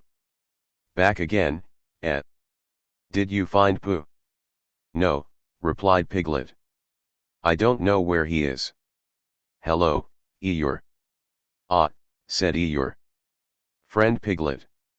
Not like some around here.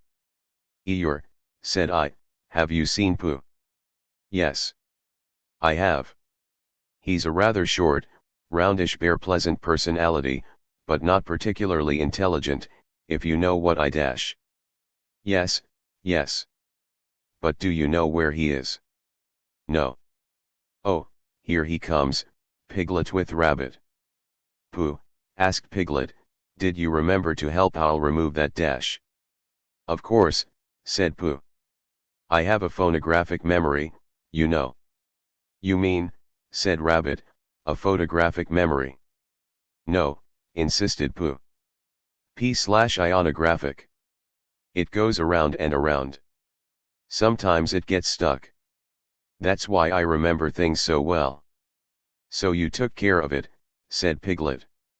Took care of what? Asked Pooh. Yes. But let's continue, shall we? We'd like to suggest a thing or two that might help us through the previously mentioned approaching transition. As we hope we've shown by now, Taoism is not an unbending path. After all, Taoism follows Tao, and Tao does not operate in a rigid, unyielding manner. As Lao Tzu emphatically stated in the first line of the Tao Te Ching, the way that can be followed is not a changeless way. Traditionally, Taoism is considered the way of the dragon being the Chinese symbol of transformation. Considering the bad press that dragons have received in this part of the world, perhaps a better image would be that of the butterfly. Whatever the symbol used, Taoism is a way of transformation, a way through which something is changed into something else. It is fitting that for centuries Taoists have been associated with magic, as Taoism is, on one level or another, a form of magic, a very practical form, perhaps, but magic all the same. Here we will briefly describe two secrets of that magic, two principles of Taoist transformation that may prove useful in the coming years. The first is turn the negative into positive. The second is attract positive with positive. Unlike some other Taoist secrets, there is little danger of these principles falling into the wrong hands, because in the wrong hands, they won't work. We might add that they work best for piglets. Turn the negative into positive is a principle well known in the Taoist martial arts. Using it for self-defense, you turn your attacker's power to your benefit by deflecting it back at him. In effect, he swings his fist and hits himself in the face. And after a while, if he has any intelligence at all, he stops and leaves you alone. Transforming negative into positive, you work with whatever comes your way. If others throw bricks at you, build a house. If they throw tomatoes, start a vegetable stand. You can often change a situation simply by changing your attitude toward it. For example, a traffic jam can be turned into an opportunity to think, or converse, or read, or write a letter. When we give up our images of self-importance and our ideas of what should be, we can help things become what they need to be. In a similar way, negative personality traits can be transformed. Self-centered stubbornness can be changed into a selfless devotion to an altruistic cause. A desire to control others can be turned into a desire to take control of one's own life and improve oneself and help others do the same. A tendency to become lost in details can be transformed into the ability to connect things carefully together, step by step, to reach a goal. Indecisiveness can be developed into versatility, and a balanced point of view. And so on. So to the letterbox he rose. While Pooh and Owl said oh. And hum. And where the letters always come. Piglet goes. His head and then his toes. Oh gallant Piglet. Ho. Did Piglet tremble? Did he blench? No, no, he struggled inch by inch. Through letters only, as I know. Because I saw him go. The following is one of our favorite examples of someone who turned the negative into positive.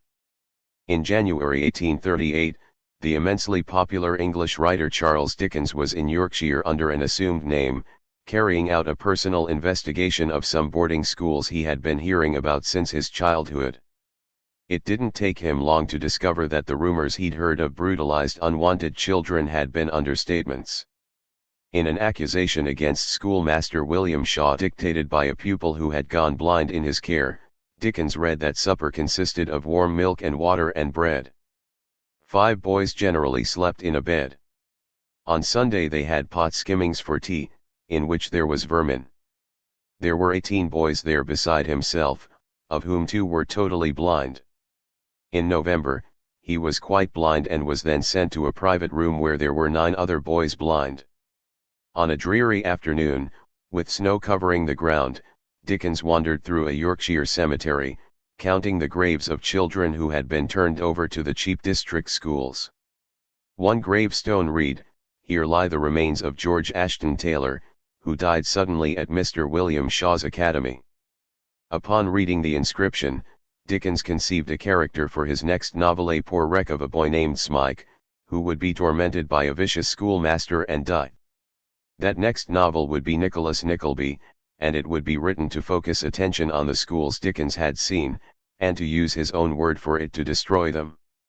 Within a few years after publication of Nicholas Nickleby, public outrage had caused all of the Yorkshire prisons as schools to be permanently closed. Throughout his literary career, Charles Dickens drew upon his dark childhood experiences. Shy, impressionable young Charles forced to labor 10 hours a day in a rat-infested warehouse, his father imprisoned for debt to shine light into the shadows of complacent Victorian society, exposing the effects of socially tolerated cruelty and neglect through his entertainments. For he worked as an entertainer rather than reformer. He was wary of social reformers, as they tended to turn people away from the causes they so seriously championed, thereby unwittingly weakening their own efforts. Charles Dickens preferred instead to charm his London-centered audience with stories of lightness and humor, creating an atmosphere of warm security in which readers knew that all problems would be resolved and goodness would triumph in the end. And then into this comforting world on paper, he would introduce those whom polite society would prefer to ignore: the poor, the forgotten, the abused, the stepped on. And a society that had long looked the other way began to give attention to its unfortunates. Coming from a dreary childhood in a shaky family, in which the father was not much of a father nor the mother much of a mother, Charles Dickens almost single-handedly created through his influence the solid, supportive Victorian family and its most colorful expression, the family Christmas celebration we know today. He was also largely responsible for the modern belief that childhood is an extremely important time of life, one that deserves honor and protection. During the Christmas season, Dickens, a skilled amateur conjurer, would entertain the children of his family and friends, transforming a bran box into a guinea pig, pulling a plum pudding from an empty pan, sending coins flying through the air, as the children shrieked with laughter. Charles Dickens was a conjurer of sorts throughout his life, magically transforming the world around him into something better than it had been before.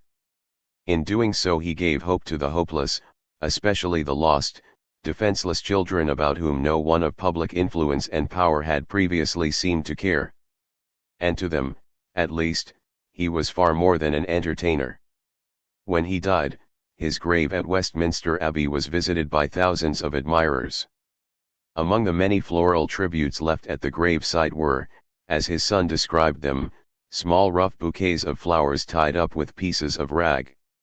He ran, and then he stood and shouted, "Help for owl, a bird, and pooh, a bear," until he heard the others coming through the wood as quickly as they could. "Help, help and rescue!" Piglet cried, and showed the others where to go. "Sing ho! For Piglet ho!" And soon the door was opened wide, and we were both outside. "Sing ho! For Piglet, ho! Ho! Hello, Kanga! What have you there?" "The postman was at my house a short while ago," she said, "and he left this letter for Piglet by mistake." "He did? That's strange, he's usually here by now." "But no delivery, as yet." "There may not be for some time," she said. "Tigger's run off with the mail sack." "Oh, he has he? By now, my catalogues and bills may be lost in the 100-acre wood." "Well, I hope he's made a good job of it." "I'll seek it out," said Rabbit, taking command of the situation at once. "And we'll need you to search from the air. Come with me, Eeyore. And Pooh, and Piglet dash." "Piglet stays here," I said. "This letter looks important." While Piglet's opening his letter, let's take a look at the principle of attract positive with positive.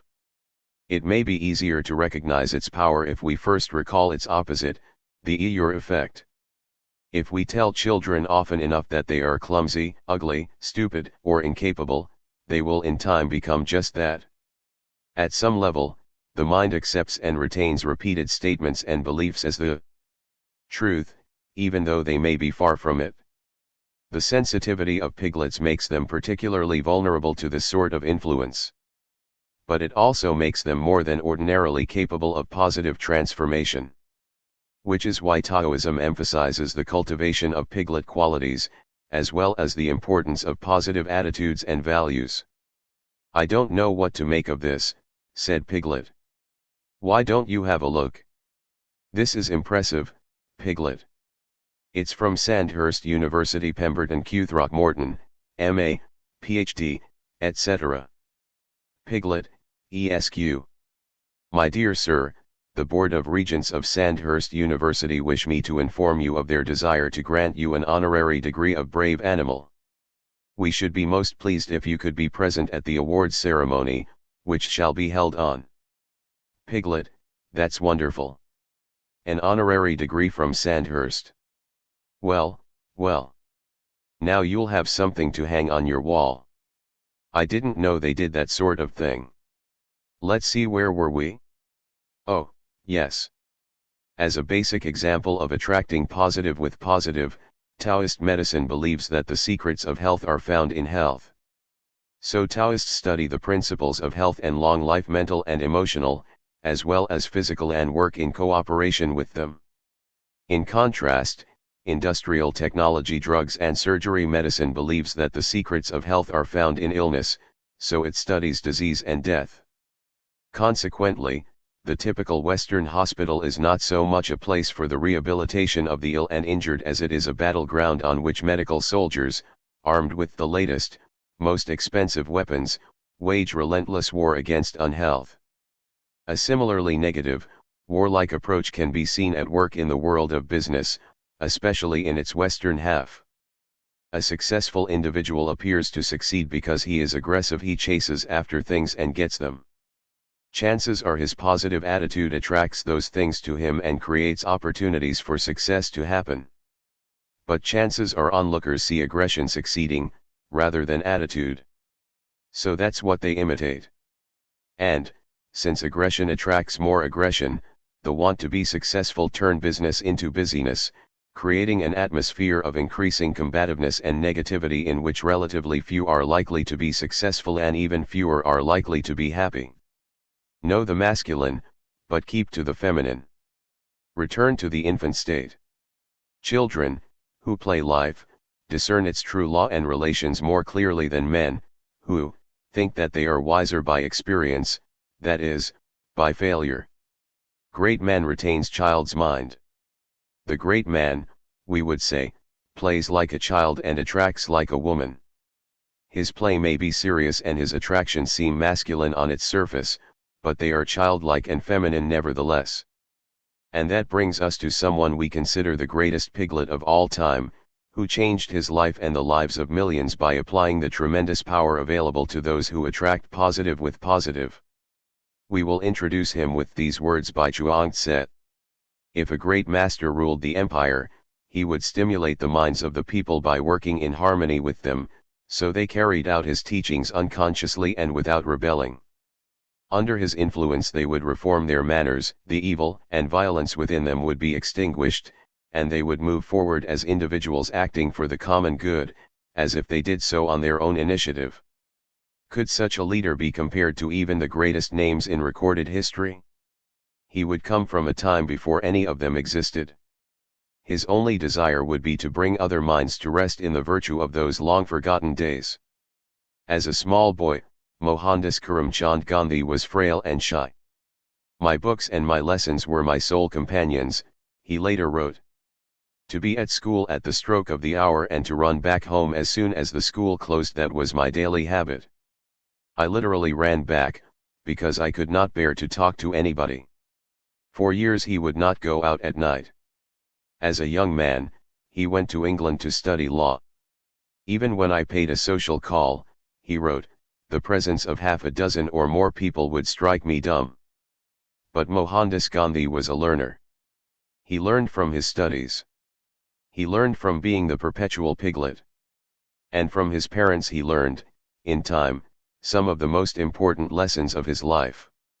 From his father he learned the importance of bravery, generosity, and unwavering adherence to the principles of morality and truth.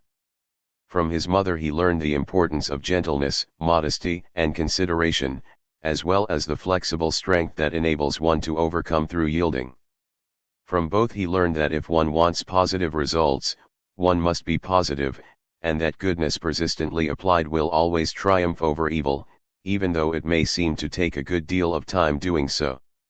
Eventually, through applying what he learned to the advancement of one underdog cause after another, Gandhi became known as quite a fighter, winning battles that many older, more experienced campaigners told him could not be won. He not only won them, he did so by, as the Chinese saying puts it, fighting without fighting.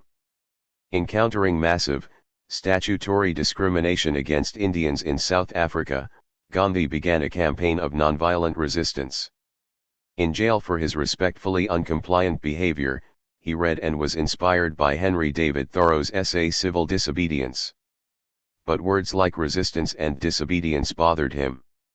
Wanting a more positive term, he and a cousin came up with satyagraha, or truth power. Gandhi said that truth power would overcome opponents by changing them with respectful, patient persistence, transforming them, not annihilating them. Again and again, he was told it would not work. And again, despite overwhelming odds, it did. In South Africa, truth power brought about the Indian Relief Bill. In India, it achieved the granting of democratic reforms, united long-separated political territories, parties, and factions, stopped civil war, revived home industries, freed the nation from British rule, and freed the untouchables from the ages-old caste system that had persecuted and imprisoned them. It earned Gandhi, who held no government office, but led India just the same, a popular respect so high that he could exact political concessions by fasting. And it earned for him, despite his strong distaste for it, the title of Mahatma, Great Soul. Gandhi insisted that he was no god. The success of satyagraha in his life, he said, showed that anyone could achieve similar results. Wherever Gandhi went, he transformed situations and lives. As one friend and biographer wrote, he changed human beings by regarding them not as what they thought they were but as though they were what they wished to be, and as though the good in them was all of them. Many descriptions have been written of M.K. Gandhi and his truth power movement. But our favorite has never, we believe, been quoted. It was written by Lao Tse centuries before Mohandas Gandhi's birth, in chapter after chapter of the Tao Te Ching. Nothing in the world is more yielding and gentle than water. Yet it has no equal for conquering the resistant and tough. The flexible can overcome the unbending, the soft can overcome the hard. Why is the sea the king of 10,000 streams? Because it lies beneath them. Therefore, if the great man would rule the people, he must put himself below them. If he would lead them, he must put himself behind. Then they will neither feel oppressed by his weight nor threatened by his prominence. The world will delight in pushing him forward, and will never tire of him. A good commander does not rush ahead. A good fighter does not show anger. A good conqueror does not antagonize. A good employer does not act superior. This is called the virtue of not striving, making use of the abilities of men, and matching heaven, the extreme limit of the ancients. I am good to those who are good. I am good to those who are not good. And so all attain goodness. I am sincere to the sincere. I am sincere to the insincere. And so all attain sincerity. Fine weapons are instruments of evil. All creatures hate them. Therefore, followers of the way do not use them. To rejoice over victory by violence is to rejoice over slaughter. He who rejoices over slaughter cannot unite all within the empire. The wise ruler sees a military triumph as a funeral. The violent die violently. That is the foundation of my teaching. Yield and prevail. Bend and be straightened. Empty and be filled. The great man embraces the one, and becomes its model to the empire. Not showing off, he shines. Not asserting himself, he becomes known. Not taking credit, he is acclaimed. Not boasting, he endures. He does not strive against others, so others do not contend with him. The ancients said, yield and prevail. Is that a worthless saying? Put it into practice, and all things will come to you. Many say that Lao Tse's advice to those who would rule is pleasant sounding but impractical, that in real life it couldn't work. Yet in real life it did work. One might even say it worked miracles. But Mohandas K. Gandhi wouldn't have put it that way, any more than Lao Tse would have. He knew all too well what such miracles consist of, the patient, persistent application of the laws of spiritual transformation, especially that of attract positive with positive. We're back, said Pooh. Mission accomplished, announced Rabbit. And we've quite a surprise for Piglet, said Owl. So you have. All this mail is for Piglet. So it is, said Pooh. From admirers, Owl added. For me, said Piglet, in a throaty sort of squeak. I don't know what to say. Then don't say anything, remarked Eeyore gloomily. Eeyore, I cautioned.